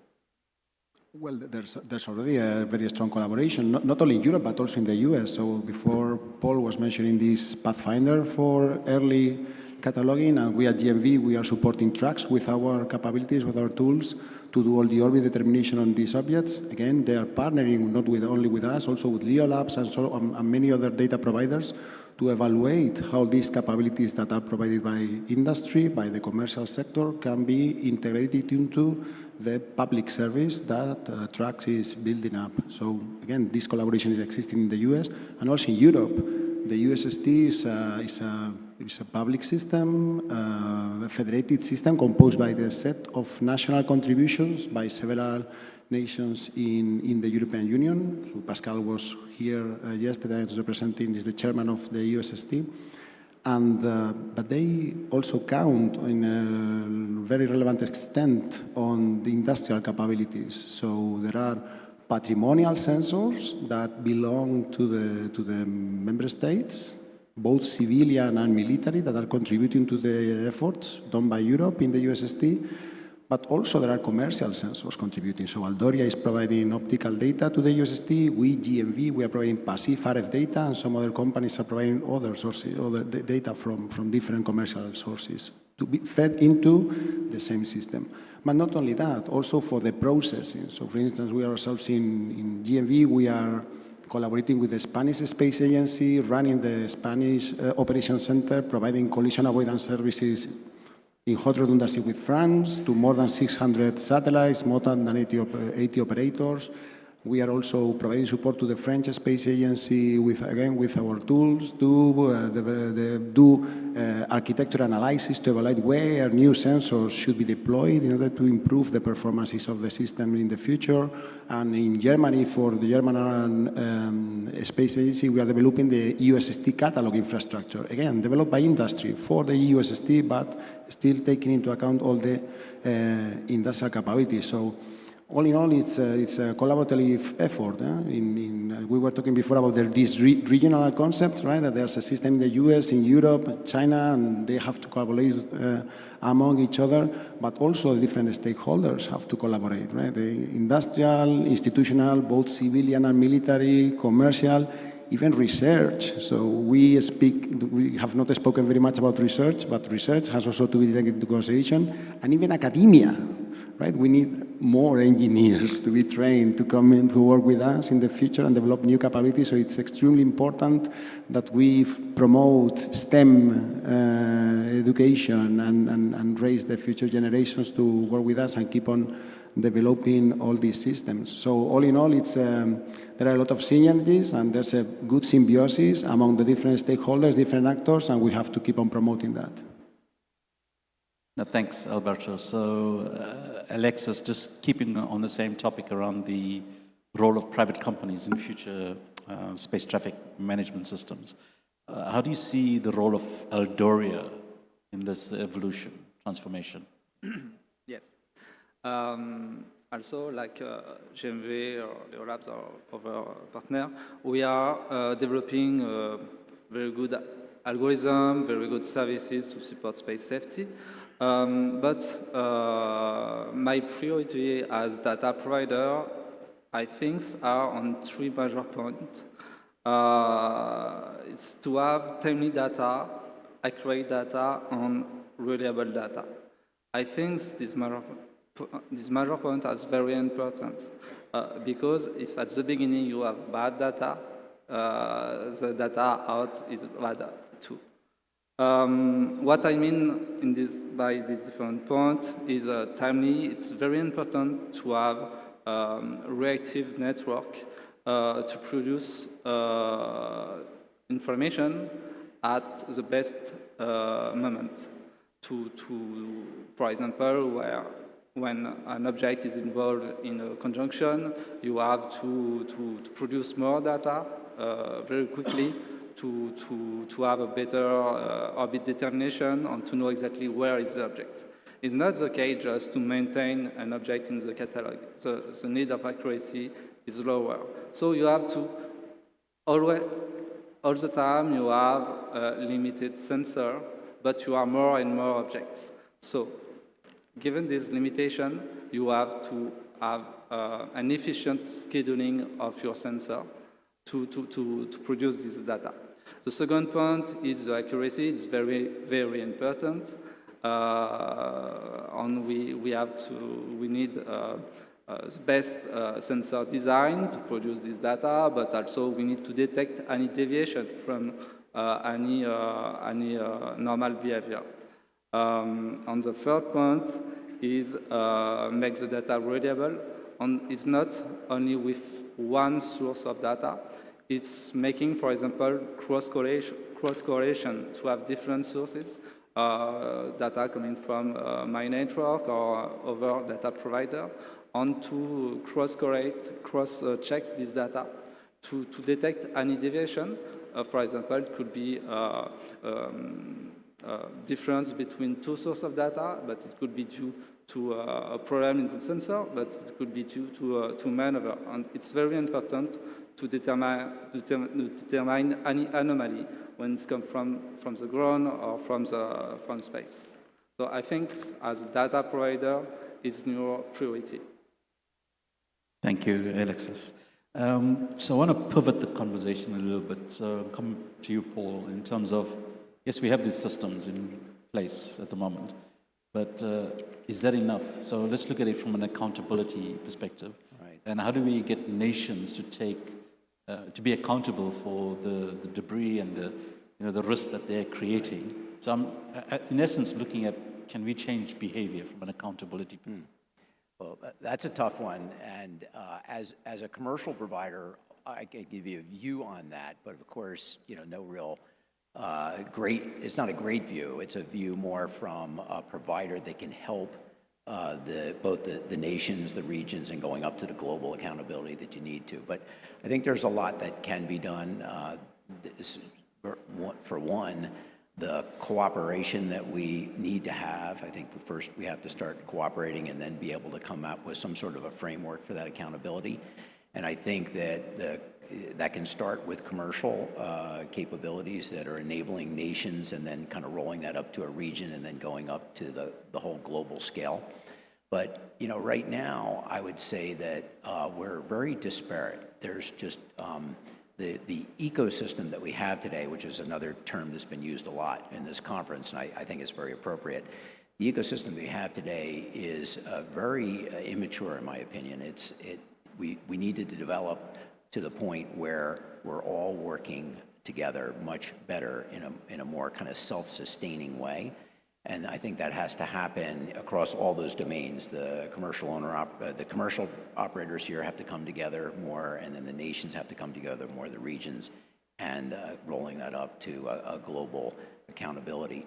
There's a parallel. There's a great book. Chris Miller wrote a book called Chip War, and it talked about the evolution of integrated circuit from the very beginning to where it is today. I think I highly recommend that, but if you read that book, we're much more like the 50s and the 60s in the integrated circuits. We really haven't found our niche, and I think if we can work towards that, we'll get to a much more effective and much more efficient system. And then from there, because right now most of the things, we talked about this many times, there's only 40,000 objects tracked right now, and yet we really have to go down to 1 centimeter size. That's over 1 million objects. So the amount of work that we have to do to get to a point where we can hold each other accountable about some piece of debris hitting something else is absolutely enormous. And that's, again, from a commercial perspective, I think that's really what needs to happen. No, thanks for that, Paul. So I'll come to you, Mariel. So we've got the private sector view. Let's go to the governmental perspective. And I think Rosanna, earlier this morning, kind of alluded to the UN guidelines and how national policies can help us to protect nation states from potential liabilities. So where do you see the biggest gap? And I'm also mindful, she kind of alluded to it in a way, call this flags of convenience, where you kind of go to a country where there's weak regulations. How do you see these gaps? How do we address it? Yeah, I think it's an interesting question. And certainly, we have some basic agreements on behavior in the Outer Space Treaty and the long-term sustainability guidelines that were talked about this morning. So I think there are some things getting us started on what is the expectation for flying safely. But a lot of our focus at the Office of Space Commerce has been even a step before that in enabling the spacecraft operators, making sure they have the information they need to make good decisions and do that collision avoidance. So, I talked a couple times about that there's many different SSA systems in the world, but if you think about the implications of that, you have these different systems using their own data, their own algorithms, generating these collision avoidance warnings, essentially. And just the nature of that process means they're not always going to perfectly agree. And right now, when there's no standard way to coordinate across those systems and be working together, you can be providing information to spacecraft operators that's not consistent. And so it's very hard to say, well, how do we hold someone accountable for reacting to a conjunction if we don't even necessarily agree whether a conjunction is happening, right? Or how high the risk is. And so I think step one to me is let's make sure we start sharing information, talking across these systems and with the spacecraft operators to make sure we have that consistent understanding of the space environment, make sure that everyone has the tools to act responsibly, and then look at what further steps are needed after that. Thanks, Mariel. Alexis, I think Mariel alluded to that as well, because we look at it from a hardware perspective, but there's a software embedding in terms of the modeling aspects. And by the way, in the competition, there's quite a lot of simulations coming through from Monte Carlo simulations, machine learning, and so on. Is that something you kind of embedding in terms of how you're predicting conjunctions from Eldoria's perspective? Yeah, in terms of about software. Sorry, can you repeat that? Just there's a bit of an echo. Yeah. Yeah. So we're seeing some advancements even in the competition. We've seen Monte Carlo simulations, machine learning. Is this something you're embedding from your perspective in terms of looking at how to predict conjunctions in near real-time traffic systems? Yes, actually yes. And thank you for that. Thank you for this opportunity to share about and to emerge new idea during this challenge. It was very, very interesting. Yes, I saw a very interesting idea in different fields, not only on space traffic management, but also how to protect satellite with a shield and so on. But again, and because I'm very interested in this topic, the work about scheduling, it was very interesting because it's very relevant because we need that. We need to have a better algorithm to schedule new networks, to have more efficiency, to provide more relevant data. And we are just at the beginning of this work. As I said, we are together. Each data provider is always working with its own network, with own technology, and to have the opportunity to develop software merging this data on software. Making work together these data, these technologies is very interesting. So it's only one example. I need to see the poster and to see the other example of algorithm developed in terms of AI, for example. It was also interesting. AI is very tricky, so but it's interesting. Yes, it was very nice. Thank you. Thanks, Alexis. And maybe, Dan, just keeping on the same lane, the number of satellites going up, so the number of data points that you have to track is also going up. So are you looking at automation and AI to scale your services? Yes, absolutely. We, even 4 years ago, put our first AI system into operational use, and it was for orchestrating our global network of radars. So we have 11 radars across 7 sites around the world, and we had built an expert system to decide what each radar was going to do at every moment of the day, which debris was the most important, and we needed to have the most precise information, which satellites were maneuvering, and we needed updates as fast as possible. And it's very tricky to balance across the 25,000 objects in LEO and the 11 radar sites around the world. But we had done a good job. When we put the AI system in place, we immediately got the extra capacity as if we'd built an entire new radar site without having to spend the capital and the time to go build a radar site. Frankly, it blew us away. We didn't expect that sort of benefit. And so, needless to say, we've kept that system in operations to today. We now have AI systems in place in a few other points within our system. One of the most interesting is we make a top 10 list of strangest satellite activities we're seeing every day. And so basically, most satellite operations teams can keep track of a few hundred satellites. The problem is now there's 12,000. So our customers are asking us, what are we missing? What else is happening that we need to inspect? And so our system is automatically learning the patterns of life of every single satellite out there. And it's getting very complex. These satellites are dynamic. They make station-keeping maneuvers, they make collision avoidance maneuvers. Sometimes they combine the two and they shuffle the schedule so that they can do multiple things with one maneuver. They raise up from parking orbits to operational orbits. They come down. Some satellites are moving orbits and we don't know why. But this system is constantly sifting through that and then promoting the strangest activities to that top 10 list so that our customers can take a look.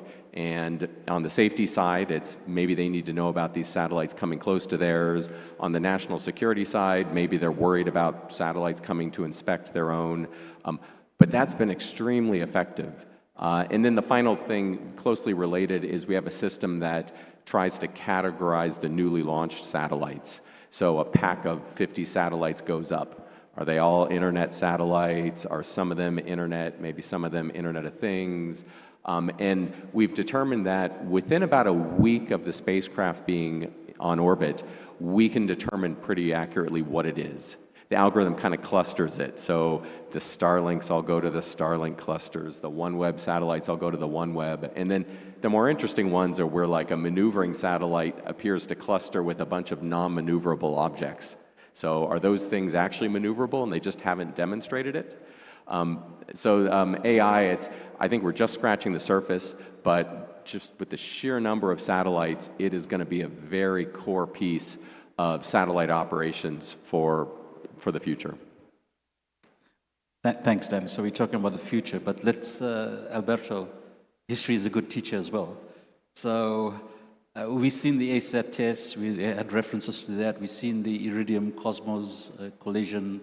Is there anything we can learn from a technical policy perspective that guides in terms of our approach to traffic management and coordination going forward? For me.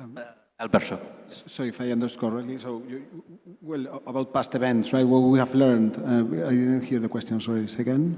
So looking at the past, we've Yes. seen these collisions. Yeah. What can we learn from that, from a technical policy perspective, in terms of how we can embed those approaches? Yeah, so obviously,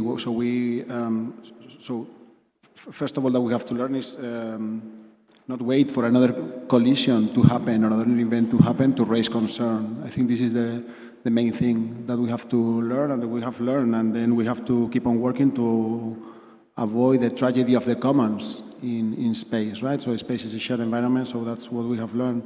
But then all the systems that we are developing, they are all trained against past data, against past experience. So we always develop systems that are then tested against the previous events that happen. And then also this somehow answers a bit this question, also the previous one. So we are developing collision avoidance systems that are more and more taking AI on board. So having past data to train these models, train new AI-based models in order to be able to have in the future self-orbiting satellites in the same manner as we have self-driving cars on the ground, right? So that they could take their decisions based on past experience. But not only this, it's also about coordination. So we already talked about coordination before. I mentioned that 2/3 of the conjunctions happening today are among operational satellites. So it's particularly important that we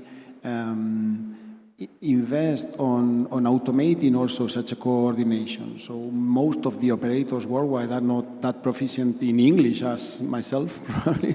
So picking up the phone, first finding the point of contact, and then picking up the phone and having these two people understanding each other properly to see who should give way and who should maneuver, it's a complex process and lengthy, and in many cases could lead to human-prone errors. That's why we need to promote machine-to-machine communication. And this is one more thing that we have learned. Also in other industries, most of the errors are done by humans. So we need to create real protocols to have two machines communicating seamlessly with each other and based on certain well-defined rules, decide who should give way, right?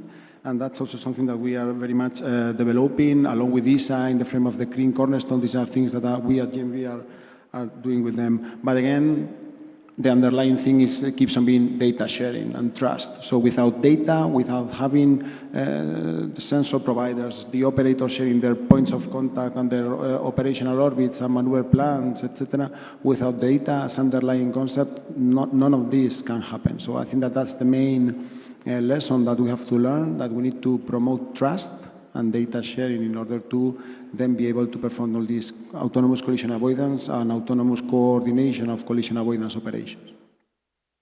Thanks, Alberto. Dan, I'm going to come to you, but just a bit of perspective. So, for example, with the ISS, there's something called the keep out zone that protects the ISS essentially. And we know that one of the ASAT, they had to move the ISS once at least in order to avoid a potential collision. But from a Leo Labs perspective, how do you see some of these events, from an operator's perspective? Has that changed the kind of, in terms of understanding the risk, and how does it change your servicing to those operators? Yeah, so those events have been quite transformative moments. So the one that really comes to mind for me is the Cosmos 1408 event where Russia destroyed one of its own satellites with a missile. It was surprising in the moment. For 4 days, we were the only organization publishing data. And it turned out, because we were a commercial organization, we didn't have to go through the declassification process. So we were publishing it on Twitter at the time. And that information ended up being extremely useful because in the moment, there had been an announcement by Russia that no satellites were placed at risk. And our data showed in the immediate aftermath that actually there were a lot of satellites at risk. The event happened at altitudes that were heavily trafficked by satellites. And just that even basic reporting, where the debris was, roughly what altitudes it was extremely important for the first few days as everyone scrambled to figure out their response. And for us, it really informed us just how critical it is to have information and very precise information in the moment. Everyone wants to know what happened, who's at risk, but also very precisely what satellites are at risk. And it's one of the most challenging problems in space situational awareness, being able to get that precise information when the new debris passes a sensor for the first time, and when it's also in a cloud of other debris. You all of a sudden have to sort out hundreds of objects from one another. So it's one of the big reasons that we've been investing in massively proliferating the radar network. So in the 10 years we've been in business, we've grown the radar network to 11 radars, but now we're looking to go up to tens, even 100 radars over the next few years with some of our new technology, like these mobile containerized radars. And also some of the work we've been doing with the Department of Commerce. There's been a lot of work on newly launched satellites.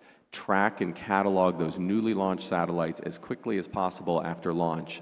And also the work is in coordination with GMV.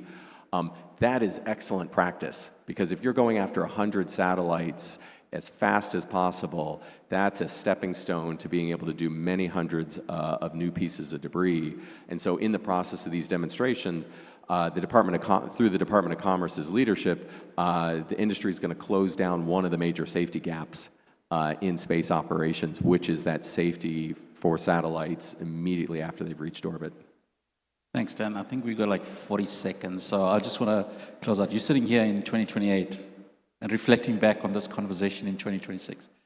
What is it that you want to see different? Paul, I'll just run down quickly. Just a few words. Yeah, I would say we have a lot of work that we could do and should do and must do to do that. We've got to get to the point where we can track everything down to 1 centimeter. We can deal with that tremendous over 1 million objects at that point and be able to do all the space traffic management that we need to do before then. There's a long road, but between now and the next 5 years or so, we can set ourselves on that path. Great. Thanks, Paul. Mariel?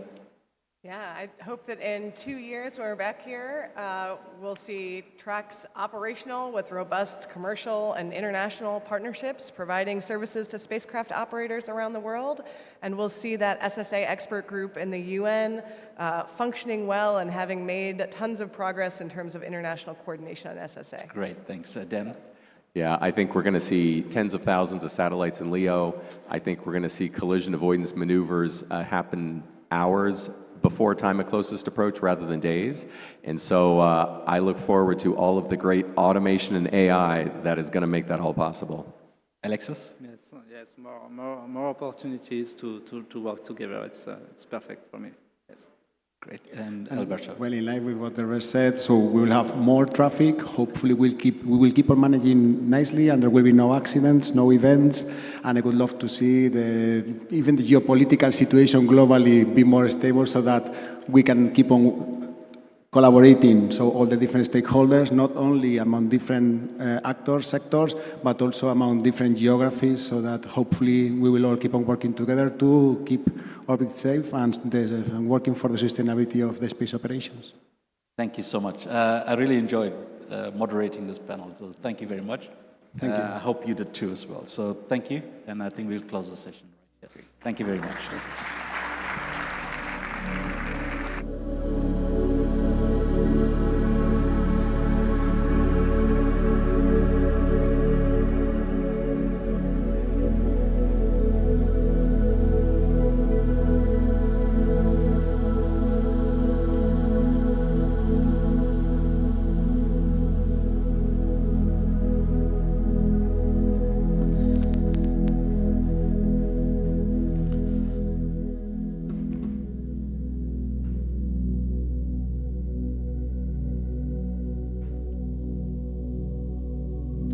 Thank you to our panelists.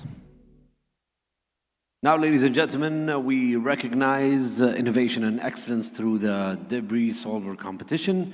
Ladies and gentlemen, it is now time for an exciting moment in SDC 2026, the awarding ceremony. Today, we celebrate the outstanding achievement and, of course, innovative solutions of our participants who are outside and who have worked tirelessly to push the boundaries in space research and technology and to be part of the solution of the global space debris challenge. Let's please watch.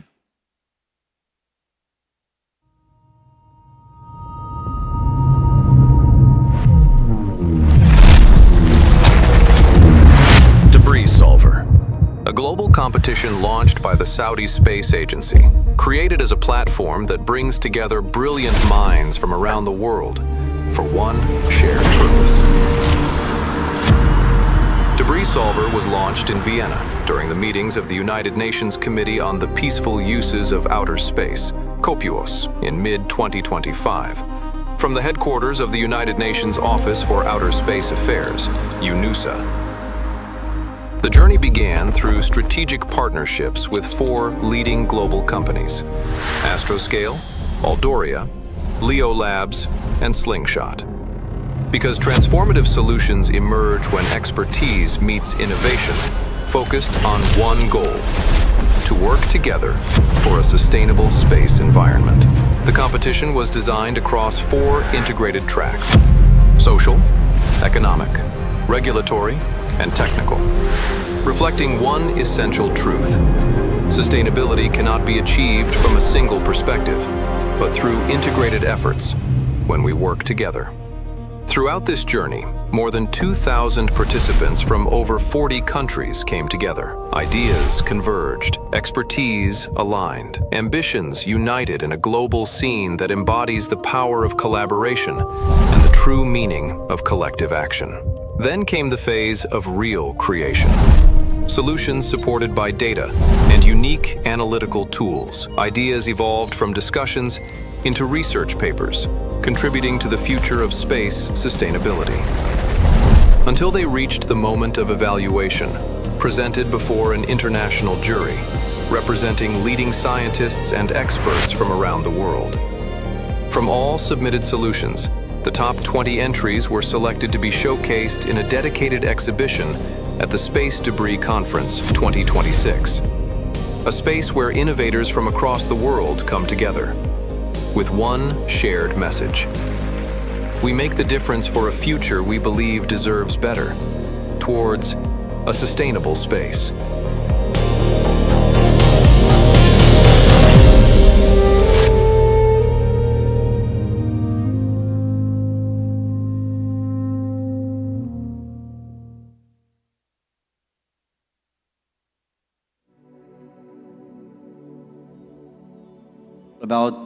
It's all about that one shared message. Before we announce the winners, let's take a moment to acknowledge all the participants, their creativity, their dedication, their hard work, where it was truly inspiring and will always be. And I would like to tell them that you've all made it here, and you've made an incredible contribution to the challenge of addressing space debris and advancing sustainable space practices. Let's give all the participants a big round of applause before we announce the winners, please. Ladies and gentlemen, let's please welcome His Excellency Mr. Mohammed Al-Tamimi, Acting CEO of the Saudi Space Agency, to the stage, and we will start announcing the winners.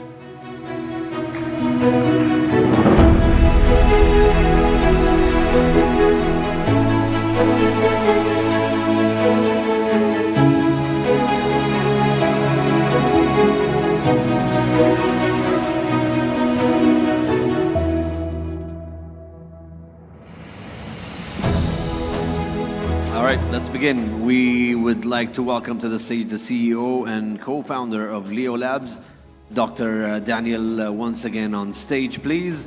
And we will announce the winner for this category, the winner of Leo Labs use case.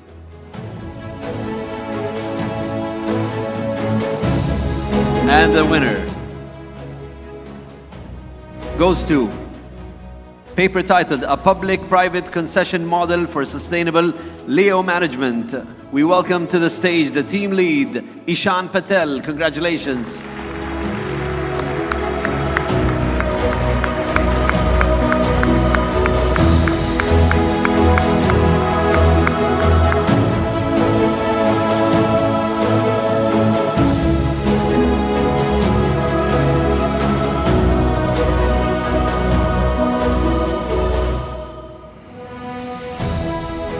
Ladies and gentlemen, a check of 10,000 will be handed to the winner. Congratulations, Ishan Patel. Thank you, Dr. Daniel. Thank you. Doctor, thank you.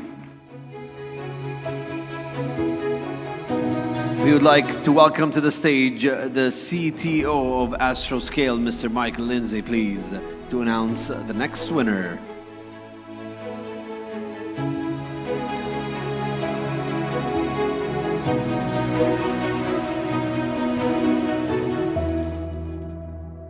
Ladies and gentlemen, the winner of... You're clapping before I announce? Do you know some information that I don't know? Okay, all right. The winner of Astroscale use case goes to paper titled Open Space International Operator Impact Assessment Platform. And we welcome Sterling Forbes. Congratulations.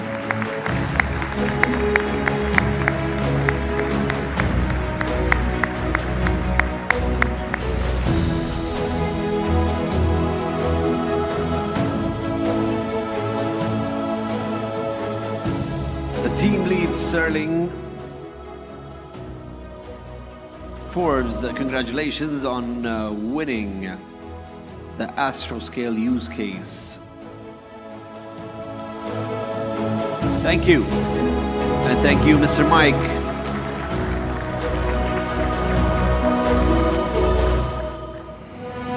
Ladies and gentlemen, we would like to welcome to the stage the Chief Science Officer of Slingshot, Dr. Belinda Marchand, on stage, and we will announce the Slingshot use case winner.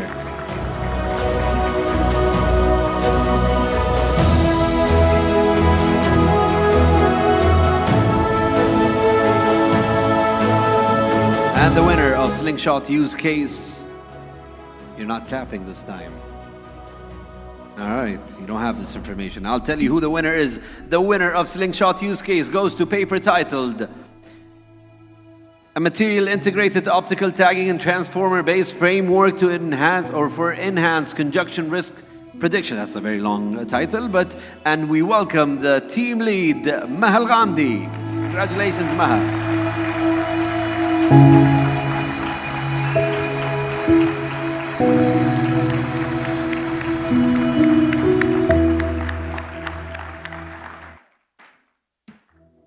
Let me say the paper title again, a material integrated optical tagging and transformer-based framework for enhanced conjunction risk prediction. Just to be clear, I think I said it too fast.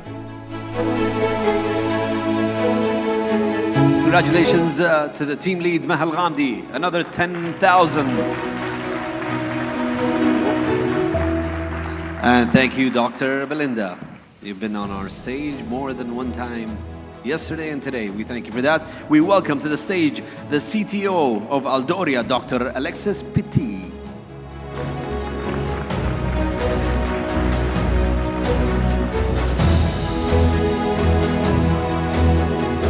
And we will announce the winner of Aldoria use case. Are we ready? We all want to hear if she's going to clap or no. But the winner is, for the paper titled Rosanna CDM analysis toolbox for small-scale satellite operators. All right, I'm gonna say it again, but we welcome the team lead, Aisha Mir, please. Aisha, congratulations.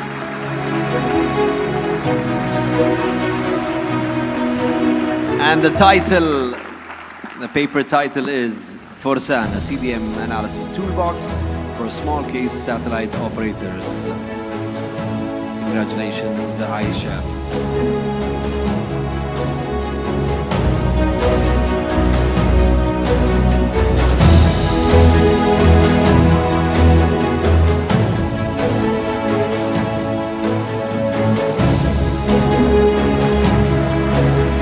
Thank you, Your Excellency.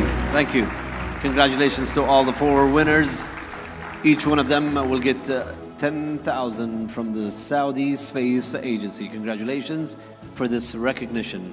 And thank you for the team leaders. And we would like to take a break right now and enjoy some lunch and come back with energy for the next panels and keynotes. Thank you for being with us, and congratulations again.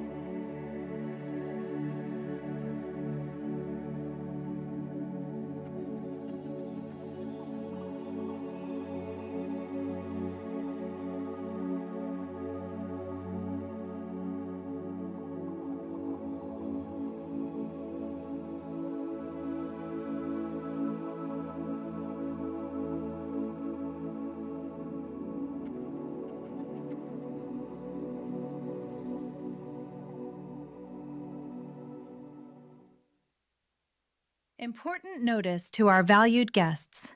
We kindly ask you to note the emergency exits for your safety. There are 4 emergency exits located on the right and left sides of the hall. Please make sure you are aware of the nearest exit to you. Thank you for your cooperation. Important notice to our valued guests. We kindly ask you to note the emergency exits for your safety. There are 4 emergency exits located on the right and left sides of the hall. Please make sure you are aware of the nearest exit to you. Thank you for your cooperation.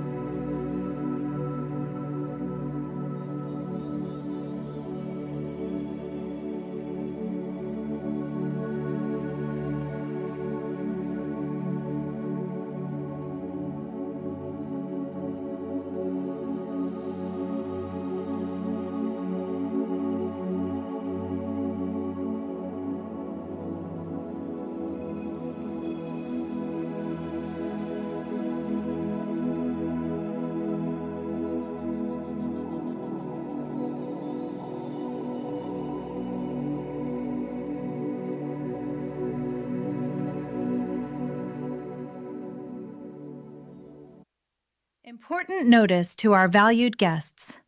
We kindly ask you to note the emergency exits for your safety. There are 4 emergency exits located on the right and left sides of the hall. Please make sure you are aware of the nearest exit to you. Thank you for your cooperation.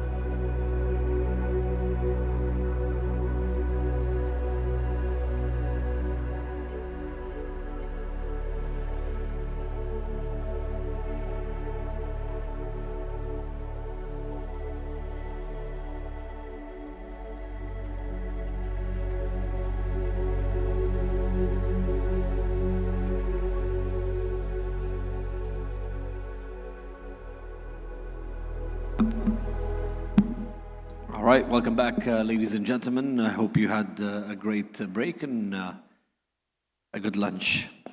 All right, the second demo in SDC 2026, titled Effect of Re-entries on the Atmosphere. It examines the effects of spacecraft re-entries on Earth's atmosphere. It is my pleasure to welcome to the stage Dr. Ming Kuan Kim, Professor in Astronautics at the University of Southampton. Please.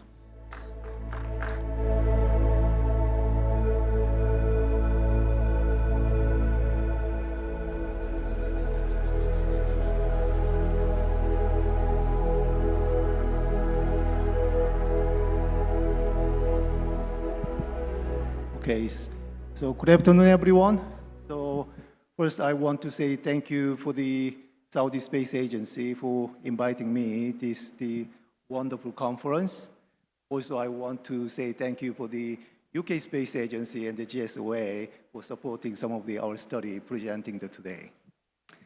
So over the last 2 days, so we actually at the beginning we explored what happened in the debris at the high altitude orbit, how it affects the operations and how we operate for the increasing the collisions. And the early mornings, so keynote speech, we look at what happened in the debris hitting the ground. So particularly to this talk, so we're looking for what happened in between the orbit and the ground. So how they burning it through the atmosphere. So in the video, so I captured from some of the social media, so Facebook, YouTube. So this is some of the videos showing capturing by the general public about the moment re-entering the satellite. Many years ago, this is barely happened. This is happened pretty much the very few, like 1 or 2 per month. Nowadays, it happens more frequently. So watching this kind of the phenomena is not very new. So at the beginning, so Andrew mentioned the increasing the traffic, especially for the LEO. So over the last 5 years, the number of the space activity in the LEO, number of the satellite operating at the LEO increasing quite dramatically. So I put the 39%, pretty much it's going to be like 50% close. And then, which means, based on the current traffic trend, so if we predicting it, how many satellites we're going to be put into the orbit annually, so we are expecting about the 40,000 satellites annually by 2035. Assuming the most of them is the LEO satellite, their lifetime is somewhere between the 4 to 6 years, which means 40,000 means annually 10,000 of them have to be removed from the orbit because they are reached to the end of the life. So currently the effective way to removing them from the orbit is putting into the ground. So if we bring it down, most of them is the bond, and some of the material is the remaining at the atmosphere. So naturally, we have the roughly 50 to 30 tons of the asteroid is the burning daily. In this moment, actually the material burning by the man-made object, which is the satellite, is just very close to that amount. Which means after the next 5-10 years, human-made material burning is going to be increasing much higher than the naturally occurred. So then we have the obvious questions. Okay, is it safe? We know when we burn the rubbish, trash at the ground, incinerating them, we know it's contaminate the atmosphere. Same thing potentially could happen by the satellite. So our study is actually starting in that moment. So think about how we currently disposing them. Based on the UN the guideline, IADC guideline, we know at the end of the life we have to remove the satellite within the 25 years. The US is to reduce to 5 years. The European countries try to reduce immediately. So there's the removing means either it from the outside of the LEO protected regions or putting it down. But the cost-effective way is actually putting it down. That is the most of the operators choose. So there's two different ways to bring it down. One is the controlled. On the other hand, is uncontrolled. So controlled means they have the propulsion system maneuvering precisely. We know where it's going to be landed. Uncontrolled means we're just using the aerodynamic drag. It's going to be falling down. It's going to be burned, but we don't know where it's going to be hit. So there's the two different ends, but the both, they're going to be burned. So majority of material is the bond through the 100 kilometers to the 60, 50 kilometers, and the small debris might be hit the ground. So this is the process we call this the ablations. So ablations is the most important thing, is actually the heat. Heat is the key ingredient, is the which material will be ablated, how quickly we ablating it. So I put some two graphs. So left-hand side showing the heating, the peak heatings, which altitude is occurred. You can see in the different re-entry angle. So from the very shallow to the very steep, like a ballistic missile. So this green zone is actually majority of the satellites using the re-entry angle. From the graph, what you can see, if we're using the steeper re-entry, we have the higher heating occurred at the low altitude. So it has the hotter, faster, quicker. In the shallow re-entry is actually the opposite, cooler, slower, longer. So I hope that you have the lunch. Everyone have the lunch. So actually having the lunch is very helpful to understand the ablations. So ablations and the cooking is the very same phenomenon, very same behaviors. So cooking, so we have the raw material using the heat. We to make like a delicious dish. Ablations, we have the cooking material, satellite, burning it, byproduct. So if we know the good cook, actually I'm the terrible cook, so when I do the cook, my wife never asks me again. So same ingredient, different cooking method, different taste. Based on how we heating them, actually we generating the different amino acid, which means the different taste.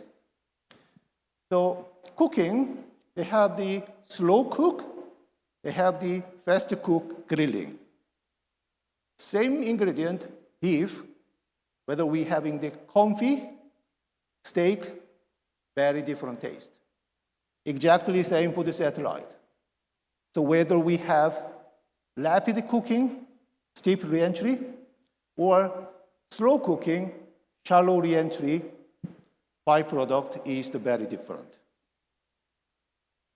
So problem is the modern satellite, they're using the many different material. Aluminum, stainless steel, tungsten, lithium, polymer, and some of the carbons. It's very complex. So we can categorize into two big categories, the metal and the non-metal.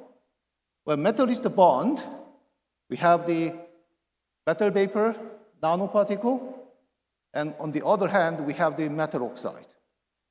Similar for the non-metal, we have the non-conductive oxide and some of the non-conductive particles. You can see it on the bottom of the table, I put it in. There are many different chemical species. You don't need to worry about the chemistry now. Look at the how many species do we have? I actually didn't count it. It's likely a little bit over 100. Surprisingly, this is not entire satellite byproduct. This is the only one of the material, which is the aluminum 5000 series. So imagine we have the full list of the material, and then we have the many different materials. It's very, very complex. Often we don't know what the species we produce. Then how we can overcome this one? So in the cook, so there are some new cook called this the molecular cuisine. Basically, developing the recipe using the chemistry and the physical diagnostics. So we can do the similar approaches to see what ingredient actually we produce, what byproduct we produce. So we look at the molecular level, which we call this the molecular dynamics.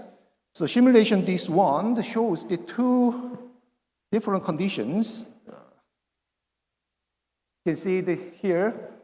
So the red one is the aluminum. And you can see the blue one is coming down. That is the air is coming down. When they hit it, they actually removing the surface material, forming some cloud. That is the clusters. Some cluster is just the metal. Some cluster mixture of the oxygens and the metal. So there are some snapshot what it behave. So of course this is the atomic level. So instead, imagine this is the few size of the atom extending this one to the entire satellite. Computationally, it's not practical. So therefore, we have to analyze this one by the statistical approaches. So by using the statistics, then we run the Monte Carlo simulation to see actually what is we produce. So right-hand side is the pie chart, showing actually the most dominant one is the aluminum oxide. So more than half of the metal oxide we produce is the aluminum oxide. Of course, this is the case for the pure aluminum. So on the other hand, is the metal aluminum oxide is the only we produce? Of course, it's not.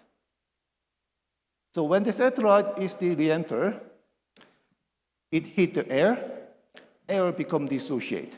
It produces the nitric oxide. So nitric oxide is one of the gas is not friendly for the environment. So this one shows the graph here, shows how much nitric oxide is produced by the one satellite.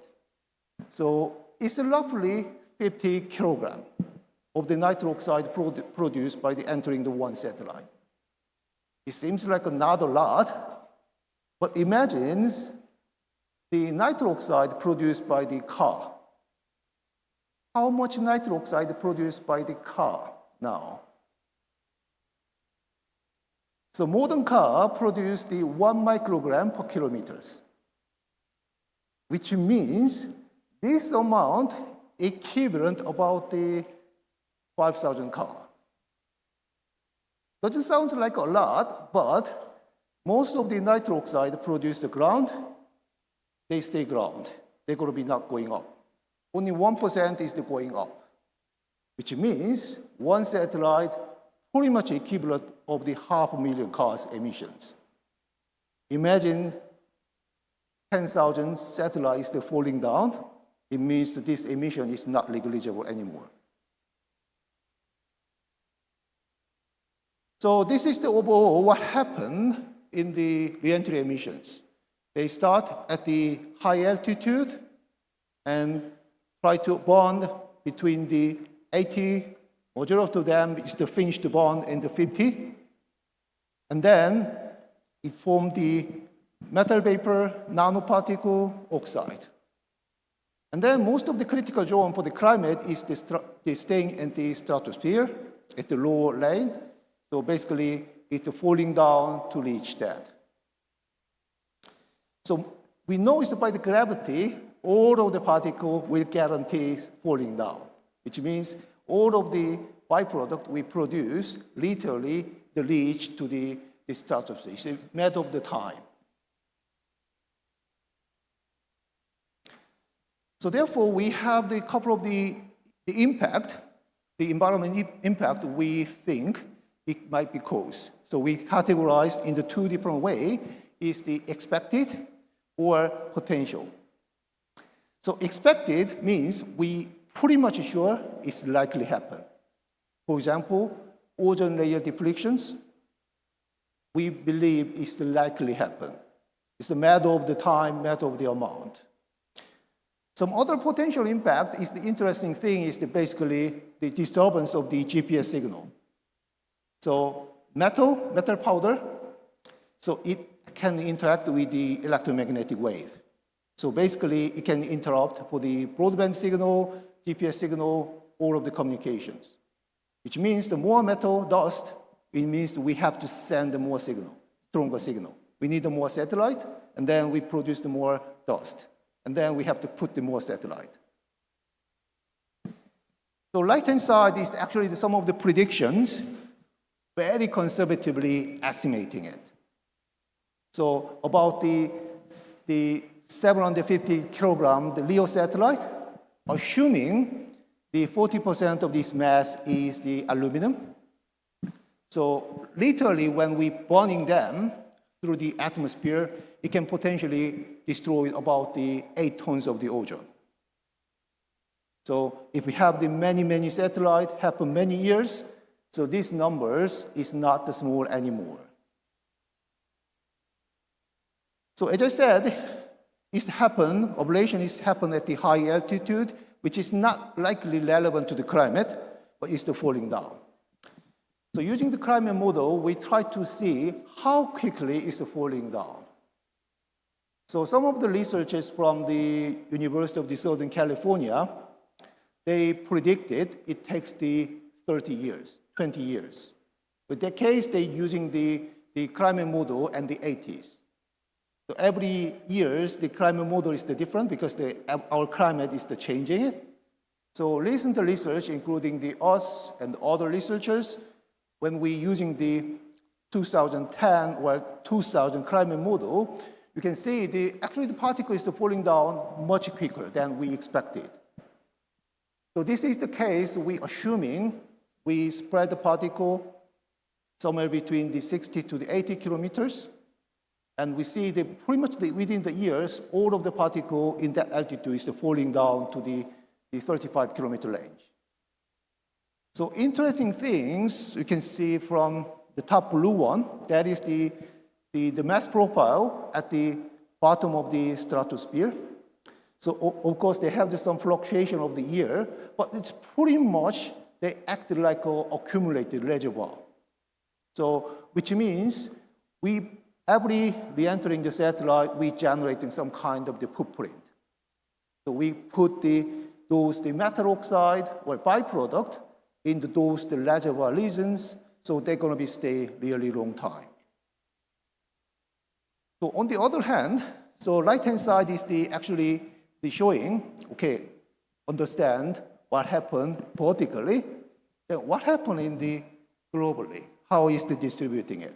So whether we better to practice burn the satellite at the equator, or we try to burn at the Australia or the Europe, or Antarctica or North Pole. Which one is the better?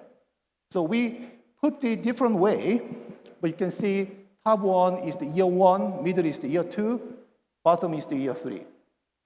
Of course, there are some fluctuation by the seasons. But important thing is most of the particle, they accumulate north and the south pole, no matter where we put it in. Also, the majority of the particle is particularly accumulate at the south pole. So which is quite bad for the climate because of those are accumulating it. Also, those ozone layer for them is quite thinner than others. And they have the affecting for the climate of the Antarctica and the North Pole, and it causing the unpredicted consequence for the global climate. Interesting thing is the metal oxide itself, it is the very stable compound. It's not toxic. I think it's the metal oxide is the very commonly found in some of your cosmetic used, especially for the sunscreen. So, but this metal oxide is the catalyst to decompose the ozone. They make some of the very stable species like HCl to be active, to remove the ozone, which means whenever they have to destroy the ozone, they stay there. They're going to be not consumed. So challenges is how we can predicting it, how we can validating it. So basically, it is a very complex phenomenon. So therefore, we need some interdisciplinary approaches, combined with the aerothermodynamics, climate modeling, and for the molecular dynamics. On the other hand, we need to validate the model. So current our testing is basically focused how quickly we burn it. We never think about what chemical we're producing it. Actually, the testing is very important because of if we think about the cooking, what kind of the cooking tool we use, taste is different. So basically, if we see what ingredient we produced by ablating the material, we need to produce the gas as pure as possible, as hot as possible, also fast enough to mimic the re-entry conditions. Then, could this solve the problem? Honestly, no. We cannot solve this problem. We cannot avoid ablations. Could we mitigating it? Potentially. So this is the different, the aluminum oxide, the productions with a different velocity. So velocity means the different re-entry angle. You can see particle size is not affected by the re-entry protocol, but amount of the metal oxide produced controlled by the re-entry protocol. Basically, we're using the shallow re-entry, cook them slowly. We can prevent the ablation, but we can minimize the production of the metal oxide. So therefore, we might have to consider some of the approaches, whether we can limit the generation of the material we produce, byproduct, and whether we can limit the time present at the atmosphere. So our recommendation is that it might be hybrid approaches. We have to limit the amount, but also we limit the present time. Also, it needs to be global approaches. It's going to be not done by the one agency. It's going to be not by the one country, not by the one company. All we need to do together. So this is some of the summary. So we are expecting this is massive. And current the activity is going to be problematic sooner or later. So we need, so for the doubly, it took several decades to implement into the regulations, guideline. And still we are facing the problem.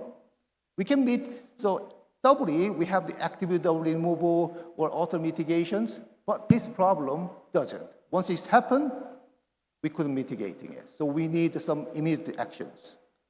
So as part of that, so our university tried to form some of the national space sustainability centers. And part of that is that we try to quantify the re-entry emissions. So we are open for any international communities, international bodies, the companies. So if we are also happy to collaborating with them. So if you are interested, so please feel free to contact me. Okay, so thank you, everyone.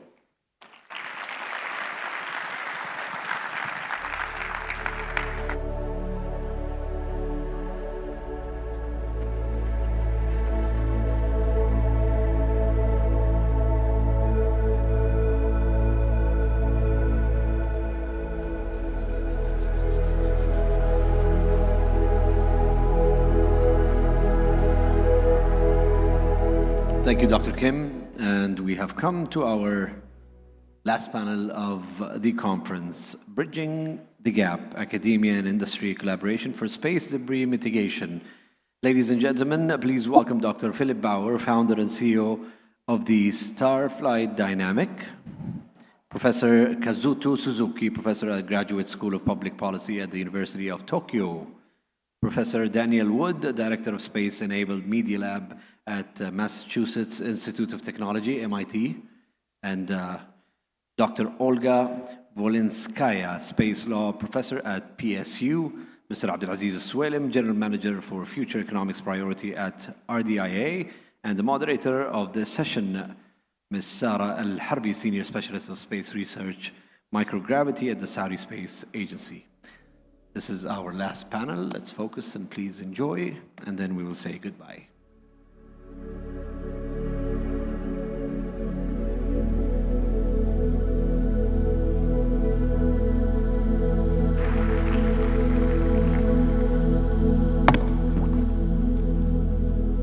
Assalamu alaikum. Good afternoon, everyone. It's such a pleasure to welcome you to the final panel of the Space Debris Conference 2026. Before we begin, I would like to thank the conference organizers for putting together this amazing event and my appreciation to His Excellency for his leadership and continued support for space sustainability. Before we begin the panel, we have explored space debris from policy and regulation to technology and operations. And this last panel puts together those threads with a specific focus on how to move knowledge from universities and academic institutions to real missions, real systems, and real impact in orbit. Bridging this gap matters because too many good academic ideas never reach deployment or development. At the same time, companies can lose momentum without fresh research, fresh talents, and new approaches. When academia generates ideas and capabilities, the industry scales and tests, and governments shape incentives and frameworks, progress accelerates.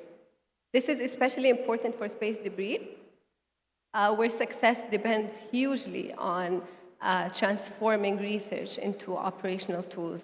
If we look at other industries such as pharmaceuticals, this gap is much smaller, nearly existent, and that's because academic research regularly feeds into the industry's R&D, and then a product, and ultimately reaches patients and solve real-world problems.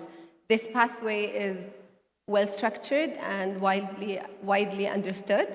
In terms of space debris issue, this pathway remains fragmented. However, this gives us a great opportunity for improvement. And this is the focus of this panel. With that, let's begin. I'll start by asking each one of you to briefly introduce yourself and then answer this question. We'll start with you, Dr. Philip.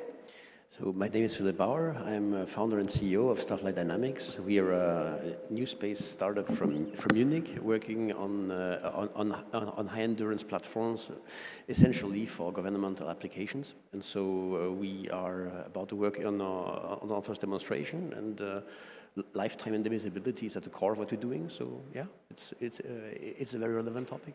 Thank you. Looking 5 years ahead, how do you define success in terms of academia and industry collaboration for space debris mitigation or solution? Going forward, I would tend to say we will have achieved success when collaboration become routine, and once the investigation and knowledge bringing has been agreed upon. When we find trusted ways of collaborating in a routine way, it becomes a normal thing. Thank you. Professor Suzuki? Right. Well, thank you very much. My name is Kazuto Suzuki. I'm a professor at the University of Tokyo and also a director of the think tank called the Institute of Geoeconomics. I'm a political scientist working on the international political economy And space is one of the area where I covered as the conjunction between the technology, security, and the economy. And I think I have been involved in space policy, and I am currently a member of the National Space Policy Committee. And also I have been involved in various occasions to establish the basic space law and the various Japanese legal instruments for mitigating the space debris. Thank you. Professor Daniel? Hello, everyone. So nice to be with you today, and I'm very happy to be back in Riyadh. It's my 4th time to visit the city. I am a professor at the Massachusetts Institute of Technology, where I direct a team called Space Enabled. We're a research group that works in 3 areas. We collaborate with space agencies and leaders around the world to implement space applications for sustainable development. We also develop research and spin-offs to address space sustainability. And we try to design hardware, experiments, and techniques for small satellites and low-cost space experiments that could be accessible around the world. Thank you. Dr. Olga? Good evening, everyone. I'm Dr. Olga. Thank you so much for having me on this awesome panel with our distinguished experts, each in their relevant fields. I am now representing Prince Sultan University, doing that proudly. I'm a space lawyer with a background in civil service in Russia. I spent almost 15 years or so in the Russian Space Agency, then moved on to diplomacy at the Ministry of Foreign Affairs, after that full-time academia, where I taught and promoted the teaching and research in space law. Thank you. Abdulaziz? Thank you, Sarah. Good afternoon, everyone. This is Abdulaziz Swelem from the Research, Development and Innovation Authority. It's a pleasure to be attending this event and an honor to be a member of this panel with your esteemed guests. I'm the General Manager for the Economies of the Future priority, which is one of the 4 main priorities that are of focus to the Kingdom of Saudi Arabia. The other 3 are sustainability, health, and industries. So within Economies of the Future, it has the least clear name of the 4, but mainly it focuses on space, AI, quantum technologies, smart cities, even deep sea exploration. Hopefully, I will shed more light on our ambitions in space and how RIDIA can be helpful to the ecosystem, international startups in particular, and academia as well. Thank you. We'll go back to Professor Suzuki. From your work in space policy and international cooperation, what models of academia industry collaboration have you seen work best for space mitigation and space sustainability? Right, thank you, Sarah. I think it is important to have people who are knowledgeable about, not just about space engineering and space science, but also about the law, politics, and international governance. And I think the academia industry collaboration does not limit to the only the between the academia and the industry, but also it stretches out to the collaboration with the government, because at the end of the day, it is important to have the sort of an international framework to collaborate to set up the international rules and norms to make sure that we will be able to have the stable and sustainable outer space environment. And in order to do so, we need to have the not just the knowledge of the science and engineering, but also the law and policy. And that will be the most important things about the industry to know, the regulations and international law. Meanwhile, the policymakers have to understand the engineering and orbital dynamics and the other, the scientific basics. So these are the combination of not just between the academia and the industry, but it is across the different disciplines of academia to work together. So in the University of Tokyo, we are working as the part, providing a program called the STIG, the Science, Technology, Innovation and Governance, to make sure that the students who are learning about science and engineering to understand the governance, whereas the students who are doing the policy studies will understand the basics of the science and technology. And this sort of a mixture of different disciplines is extremely important in order to get the sort of a right individuals and experts who are working in this field. Thank you. Building on that, Dr. Philip, what does it take to move a potential debris mitigation solution from a university lab into a product that customer will actually fly? And what are the most common failure points along that path? I would tend to say there are two steps.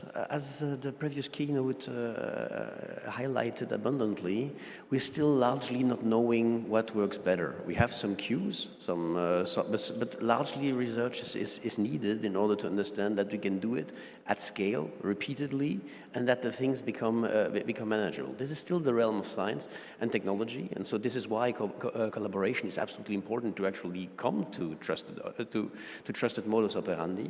And then once you have that, coming eventually to standard or shared practice on that things. Once we can agree on the fact that some stuff works better than other, then usually it becomes state of the art, and that goes like this. But as the entire event showed, we're still in the very early stages of grasping what actually will take it down, and becoming practical about that still requires a lot of research.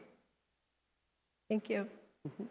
Professor Daniel, how can universities structure teaching and research projects to prepare students to contribute to space debris mitigation and sustainable space operations? Thank you so much for this question. And I want to share a few stories, both about my visits here in Saudi Arabia and around the world, as well as my own projects. It's been wonderful to visit your university and other universities in the area. I see brilliant, excited students everywhere I go in Saudi. I just want to give some credit because we're going to see these young ladies graduating with engineering and science degrees, some in aerospace, some in related fields. It's happening now. It's so great. I have so many selfies with these amazing young ladies and gentlemen too. So it's happening here in Saudi. I also work a lot in Africa.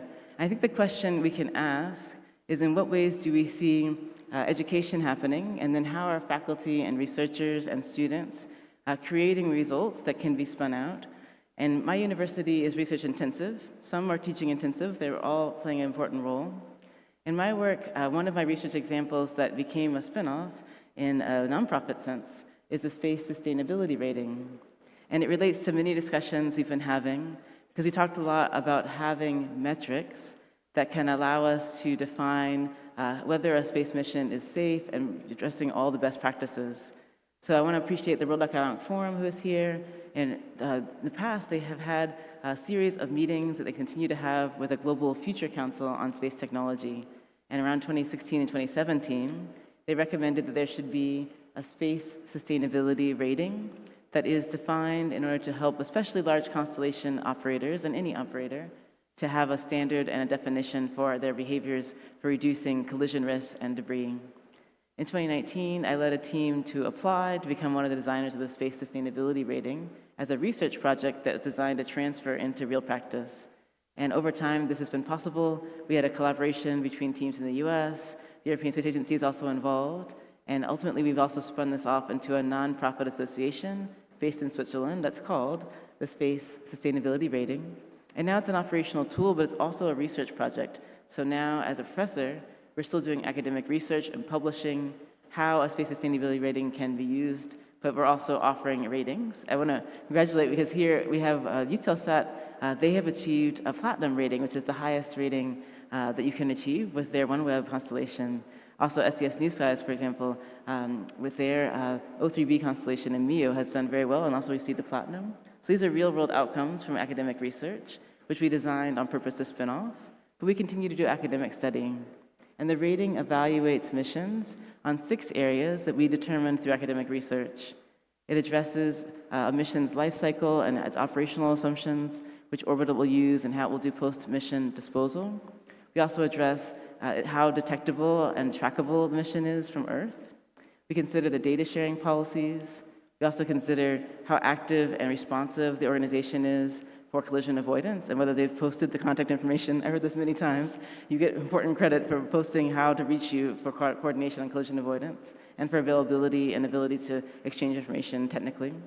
We also address whether the missions are using the most current set of standards and recommendations from organizations like the United Nations and the debris mitigation guidelines and the IDC material.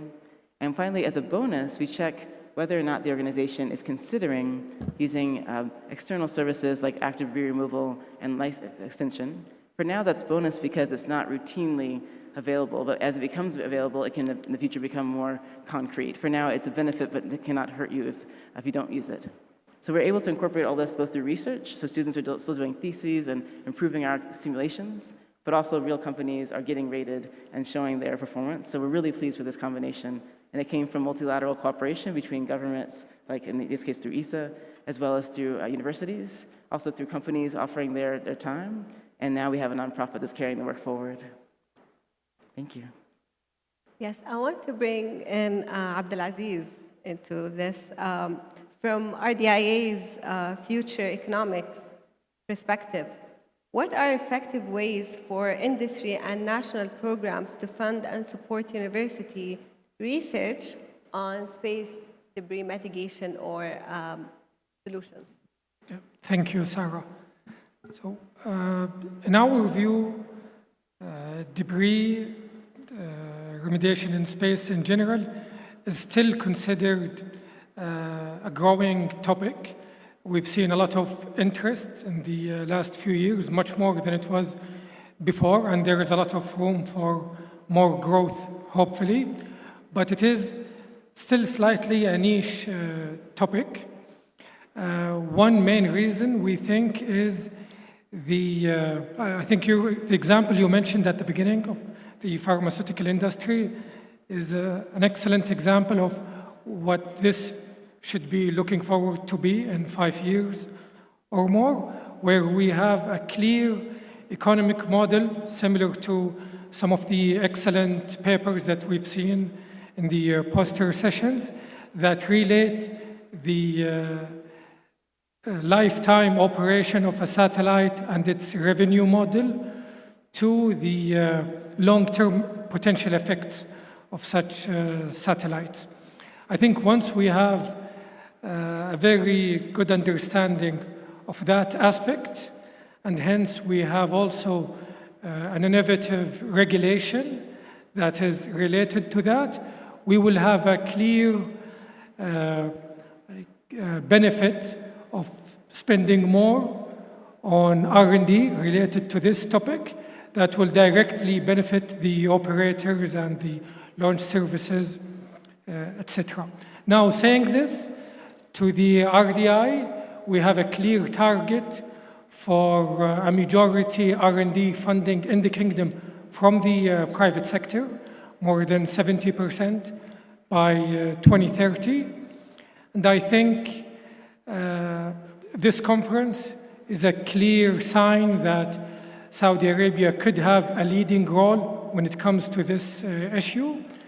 Our diplomatic relations as well can be extremely beneficial in this aspect.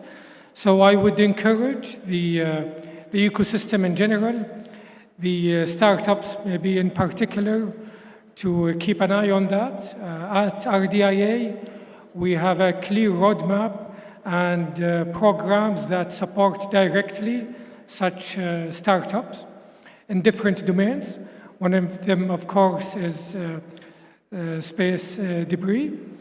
One of those programs is actually called the Pioneering International Startups Attraction Program, where we've attracted, I think, more than 150 startups last year alone in different domains.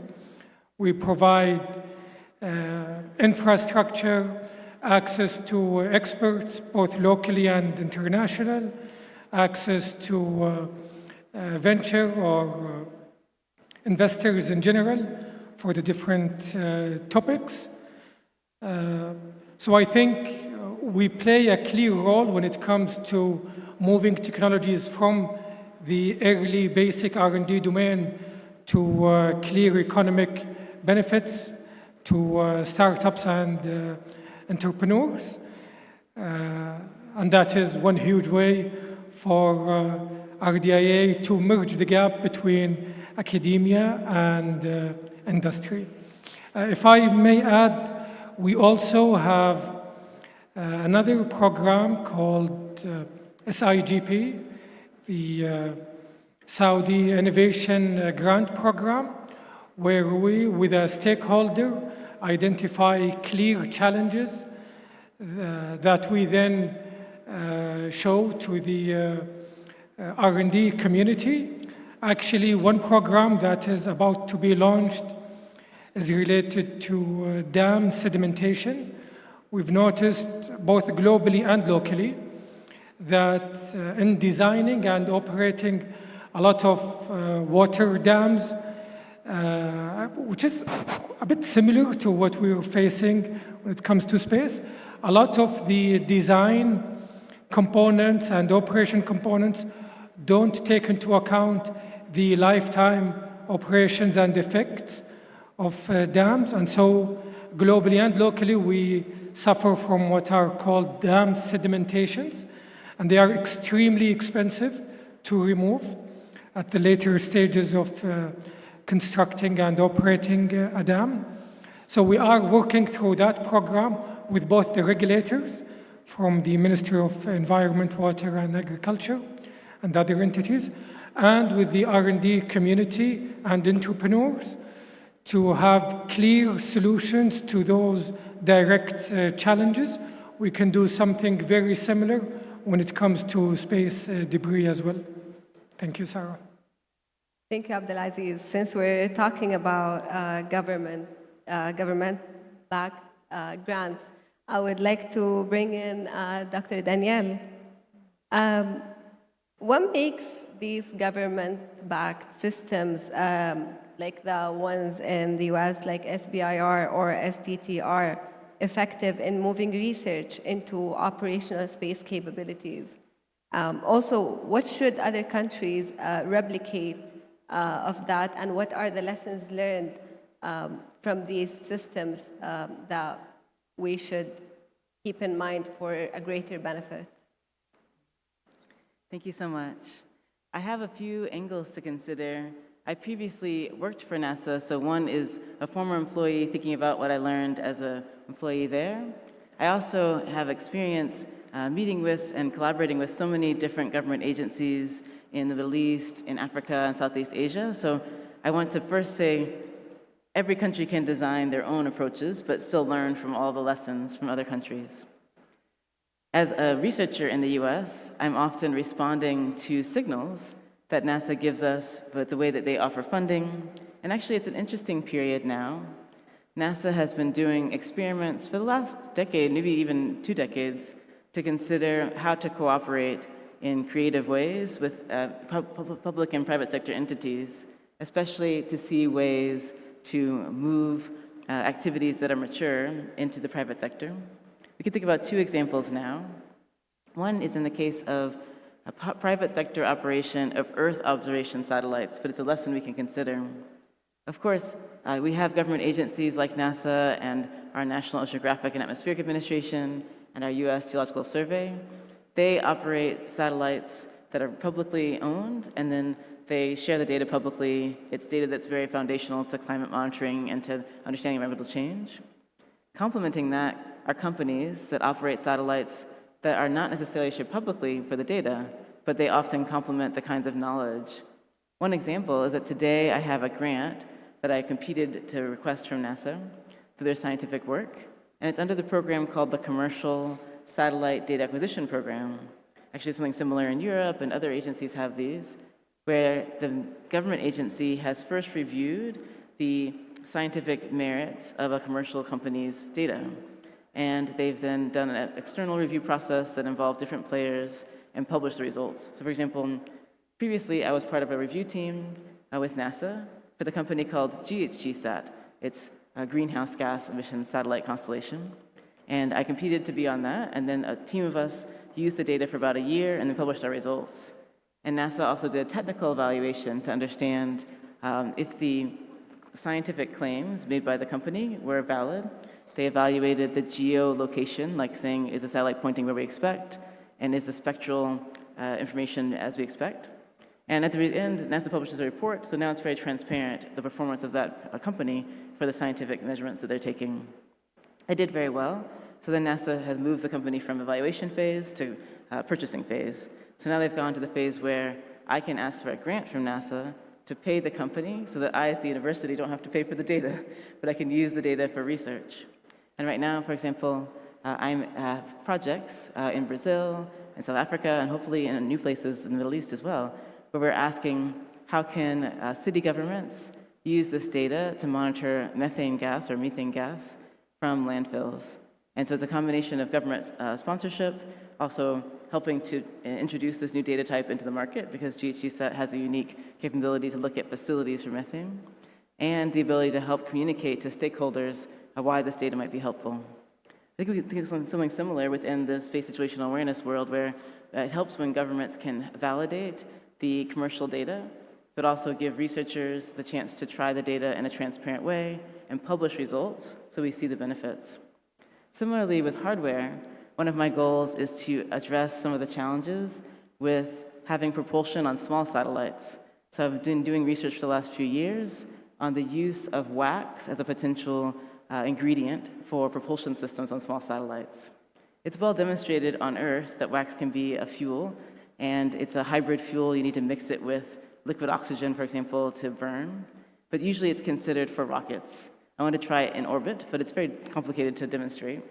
So in this case, NASA has tools such as a chance for me to apply to work with microgravity research partners. So similarly, they've vetted some companies. They've gone through an application process to become implementation partners for microgravity research, for example, on the space station. So then I can look at this list. Here's the companies NASA has vetted already. I can write a grant to NASA, and then I can ask for funds to pay the company to do experiments. One example is Blue Origin, another is Space Tango. So I've done some experiments now on a Blue Origin suborbital rocket, demonstrating the manufacturing and the in-space manipulation of wax as a precursor to future mission. And similarly, I hope to send an experiment with Space Tango with NASA funding to the space station in the future, because they've been vetted already as NASA partners. So one tool the government's using in this case is reviewing the capabilities of companies and giving us a stamp saying, yes, we agree that they have capabilities, and then allowing researchers to competitively seek funding or to find funding in other sources, and then allowing us to enter projects where we can mature technology over time. It takes a long time to mature a new technology. I've been working on demonstrating the use of wax already for about 8 years, and I still have a lot of work to do. So I need consistent access to experiments, both on planes, on suborbital rockets, and eventually in the orbital environment. It might take me a decade to finish. So over this time, the public sector has given me little checkpoints where I can get support for the different phases of the mission. It's a big struggle. It takes a lot of work, but with these models of vetting the private sector capability, having competitive grant opportunities, and then having opportunities to demonstrate the next generation of space degree mitigation hardware, it's possible. If I'm successful, I'll be able to propose in the future a commercializable product that could be used on small satellites to help deorbit them or otherwise change their orbit and help avoid collisions. So it's a long journey, but I hope it'll be helpful. Thank you so much. Thank you. It's always interesting to hear it from the researcher's perspective. We'll move now to challenges and barriers to collaborations. Back to Dr. Olga. From your experience at space agencies, foreign ministries, and universities, what legal IP or regulatory barriers most often slow down academia-industry collaboration, and what is the most practical fix? Thank you. Thank you. An excellent question, Sarah. I would like to build upon what Dr. Abdulaziz already mentioned, the requirement of proper regulation. So let me highlight, let me build my answer from the perspective of Saudi Arabia, what regulatory situation we are now facing here with the space sector. So one of the extremes is actually present in the kingdom. The extreme is the lack of any regulation whatsoever. Currently, Saudi Arabia, although we of course know it's dynamically developing, its vibrant space sector, does not have any regulations at all on space activities. It's an absolute must, and it's actually an obligation of the kingdom under international space law, namely the Outer Space Treaty, to authorize and continuously supervise its space activities, namely private space activities. So currently, the national regulator, CST, the Communications, Space and Technology Commission, is working hard, finalizing the first ever draft space law that hopefully we'll see adopted soon, and that law will be followed by a series of regulations and guidelines. And a big focus of those regulatory instruments is on the problem of space debris. And the good thing is that the national regulator is doing their best to use innovative solutions, legal solutions on how to take a step further compared to the benchmarked regulations in other countries. For example, the current laws in the United States, of course, in France, in Japan, in other countries, decided that they are ready to go a little bit further, to make stricter rules when it comes to space operations, remembering the problem of space debris. Namely, the licenses for space activities in those countries are given on the basis that the relevant applicant provides a thorough and detailed analysis as a proof that the mission takes into account the space debris mitigation, remediation requirement, and proves that it's actually the practical course. So the regulators are really diligent in that regard, and to my mind, that is the reason why here in Saudi Arabia we are still waiting for almost 7 years now for the first regulation, basic regulation for the space industry, and namely regulation for the space debris mitigation, remediation, hopefully active removal. The other extreme, regulatory extreme, is over-regulation. That is something we also witnessed in our field of national space law. For instance, again, in the United States, recently there have been huge reforms in the country as regards to slightly deregulating the industry in order to incentivize private businesses, startups to be more inclined to invest in the field, to feel comfortable, to feel protected by the law of their home country and not intimidated. So these are the two extremes, and currently Saudi Arabia is in between, learning from the best practices from all over the globe.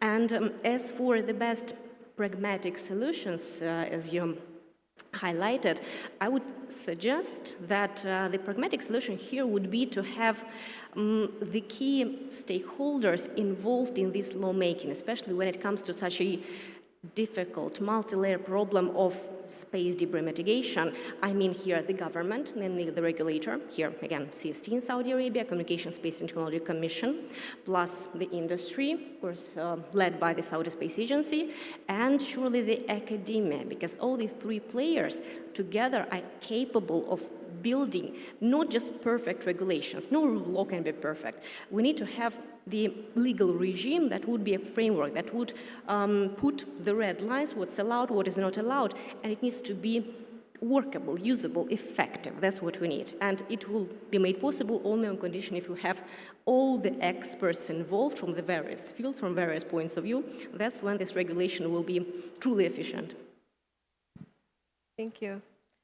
Professor Suzuki, you have such an interesting background, and we would like to know, how does bringing economics and public policy into the conversation change the way we think about debris management and sustainable space?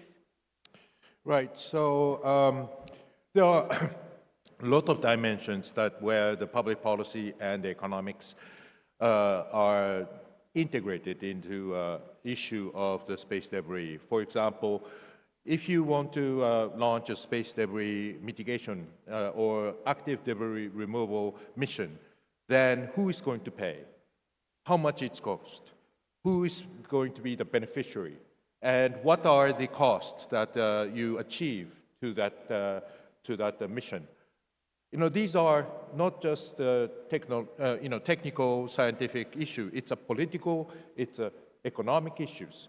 And if we don't have the countries or any, fund providers to invest into this technology or to this mission, then we cannot remove debris.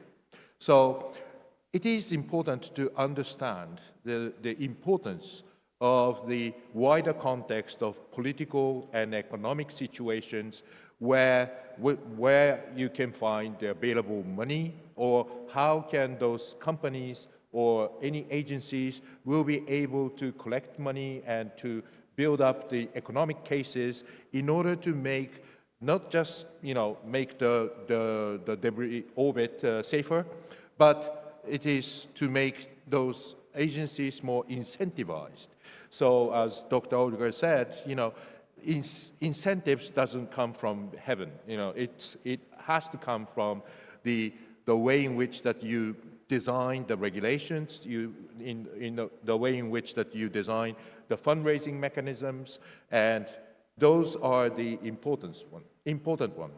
And also we need to take into account that the technology, which can be also used for the military purposes, the active debris removal or any proximity and rendezvous and proximity operations can be used for the space weapons, take out the other country's satellite. But this is, if you want to remove debris, that is more peaceful and more, it serves for the public interest. And in order to distinguish between weaponization of those technologies and using these technologies for the public goods, then you need to have a transparency. These transparencies are needed to be designed by the regulations. So in Japan, I involved in the process of developing the on-orbital service guidelines, which is available in the website of the Cabinet Office of Japan. And this is the legal binding regulations to make sure that all the active debris removal services needs to be transparent in order to make sure that, these are the peaceful missions. So this sort of public policies, law, regulations, economy is extremely important to consider how much that we can reduce the risks of the debris collision, and to make sure that debris mitigation can happen in the context of the economically sound and the politically viable situation. And also further, more importantly, we are living in the global world. The orbit is the global commons. So every country who are launching and operating in orbit are the stakeholders. So how to make sure that these stakeholders understand each other and to follow the same rules that is necessary to maintain the safe and sustainable orbit. Because otherwise, if one country is behaving badly, then we can't really stop the degrading the orbital situation. So I think the international politics and the international rules matters a lot in the context of the debris, space debris issues. Thank you, Professor Suzuki. Abdulaziz, what mechanisms such as joint centers, secondments, or challenge programs are most promising for accelerating knowledge transfer between universities and companies in Saudi Arabia and globally? I would say all of the above, but also conferences like this one here. What the Saudi Space Agency has managed to do with its international partners and national partners as well is a huge step in that direction, connecting academia and the industry. The competition that we just celebrated a couple of hours ago is another huge step in that direction. I think maybe One other initiative that comes to mind from the Research, Development and Innovation Authority related to this question would be the formation of alliances. We've launched in the past couple of years what is called the Saudi Agri-Tech Food Alliance, SAFTA. It has more than 100 international and national partners from academia, industry, policymakers, etc. They gather on a monthly basis. They have working groups that target specific topics with regular reporting and funding for the different topics. I think the most significant achievement was the different collaborations that have come up through that consortium or alliance. We see a lot of international academic institutes working directly with entities from the private sector in Saudi Arabia, again for agriculture. We've also launched the Saudi Water Strip a couple of months ago that is related to water. Obviously, these two sectors are much more mature in Saudi than the space sector. But echoing my colleague's comments, I think we can do something similar at an international stage that is definitely needed for this topic. And I think it is very feasible. We've seen similar topics maybe related to the radio spectrum. CST is with us, obviously. We've seen, I remember refrigerants and gases that were used for refrigerants years ago. We've been able, as the international community, to establish clear regulation that has been extremely beneficial to all the different players. I think a similar success story is in the horizon for space debris, and I believe Saudi Arabia will be a key player in that as well, inshallah. Thank you. These steps are really promising. Dr. Philip, Star Flight Dynamics is developing highly maneuverable orbital platforms and in-space mission systems. What does responsible maneuvering look like operationally, and how do debris avoidance and coordination practices shape your system design and mission planning? Still working, yeah. So since we are developing a dedicated platform for essentially regalian missions, the design requirements for operating close and operating fast come from the use case we're currently exploring. So our actual way of mitigating this is to integrate with public research bodies in Germany and otherwise in order to establish design features allowing us to do so. And this is the segue actually to what we have earlier. It is the use cases in which debris removal and all this kind of things come actually to bear and have a certain practicality emerge actually only now. It is as mentioned before in the talks all over the conference here, it is just with the mass of future systems that this problem will fall on our feet. So far, everybody could live with it, and so now research is needed and actually to figure out what the best practices and approaches are. So I said it's an exciting time because now the problem is about to become practical, and I said engineering and optimism will prevail. Thank you. I think we have time for one last question. Dr. Olga, from a governance and education standpoint, how can we design agreements and programs that make sharing knowledge easier while still protecting stakeholders' interests? Question? Does it work? Okay. Yeah. Thank you again. So when it comes to designing agreements and programs, to my mind, that's not the most difficult thing, because in our regulatory field, most agreements are typical, most legal instruments are typical. That might sound like a boring thing. However, on the other hand, it means that those patterns, those templates, they were tested by practice. What really matters is that we formulate very clearly the goal, what we need to include in those agreements, what needs to be done in a different way than before.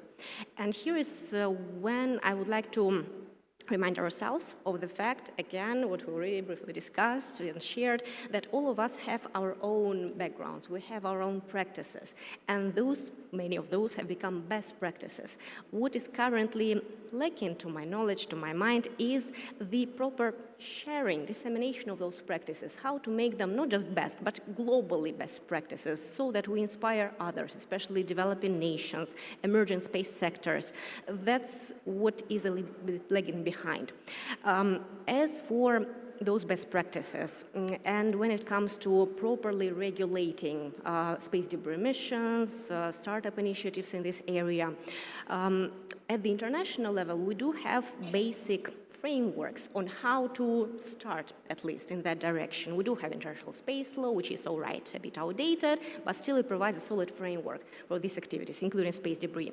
When it comes to specifically the problem of space debris mitigation, we have well institutionalized systems on establishing international standards and guidelines in that area. Of course, you know about the COPUOS, UN Committee on the Peaceful Use of Outer Space, and the IADC, Interagency Space Debris Coordination Committee. Both of these bodies provided us, the world, with sets of practical recommendations, guidelines on how to mitigate space debris, both political and technical approaches to this problem.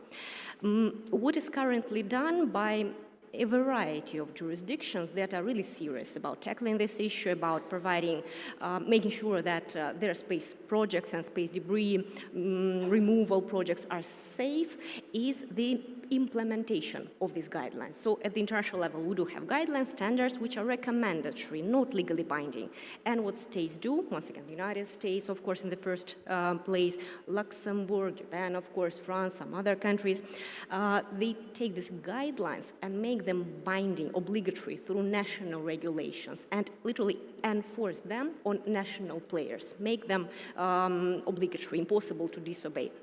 So that's actually a very good practice, and this is, to my mind, something that should be done when we're talking about best practices, when we're talking about shaping proper agreements, developing programs in the best way possible. Again, remembering that what we need is not ideal instruments, not ideal pieces of paper, but what's written inside, that it actually works in practice. And to sum up, I would like to come back also to what most of my distinguished colleagues mentioned. All this work comes to people. If we don't have experts in all our relevant fields, in engineering, in economy, in politics, in law, data science, cybersecurity, we need those experts, and that's exactly what academia is for. That's our job, to bring to the field, to practice, to the industry, to give to the industry the new generation of space people. And that's what we are trying to do here in Saudi Arabia. Just to share with you some good news. Since Dr. Danielle last time visited us last year, there have been some fundamental changes at PSU. We have launched a new college, Space and Aviation Sciences College, and that college will be offering, hopefully soon, a master program on space sciences, and one of the specializations there will be international space law, and we'll try to focus on the commercial side of regulating space activities. So hopefully we'll put our effort as much as possible into giving Saudi Arabia with the experts the industry so much needs, that will know the world, that will know the best practices all over the globe, will be open to studying, to meeting new people, to international collaboration with other institutions, and hopefully that's how we'll see, let's say, in 5 years from now, so to say, if we see those people that are just starting, that are learning about space, that get so excited about the idea that you can build a really serious career in a space discipline. They get really excited, and if we see those people, let's say in 5 years from now, working actively in the space industry, I think that will be a definite success. Thank you. Thank you, Dr. Olga. Thank you all for the rich and thoughtful discussion. What we heard today is that sustainable space depends on transforming research from academia into the industry, and a strong collaboration between academia, industry, and government. When research, policy, and operations move together, we create real impact in orbit. With that, I would like to sincerely thank our panelists for sharing their insights and experience, and for the audience Again, welcome to Saudi Arabia.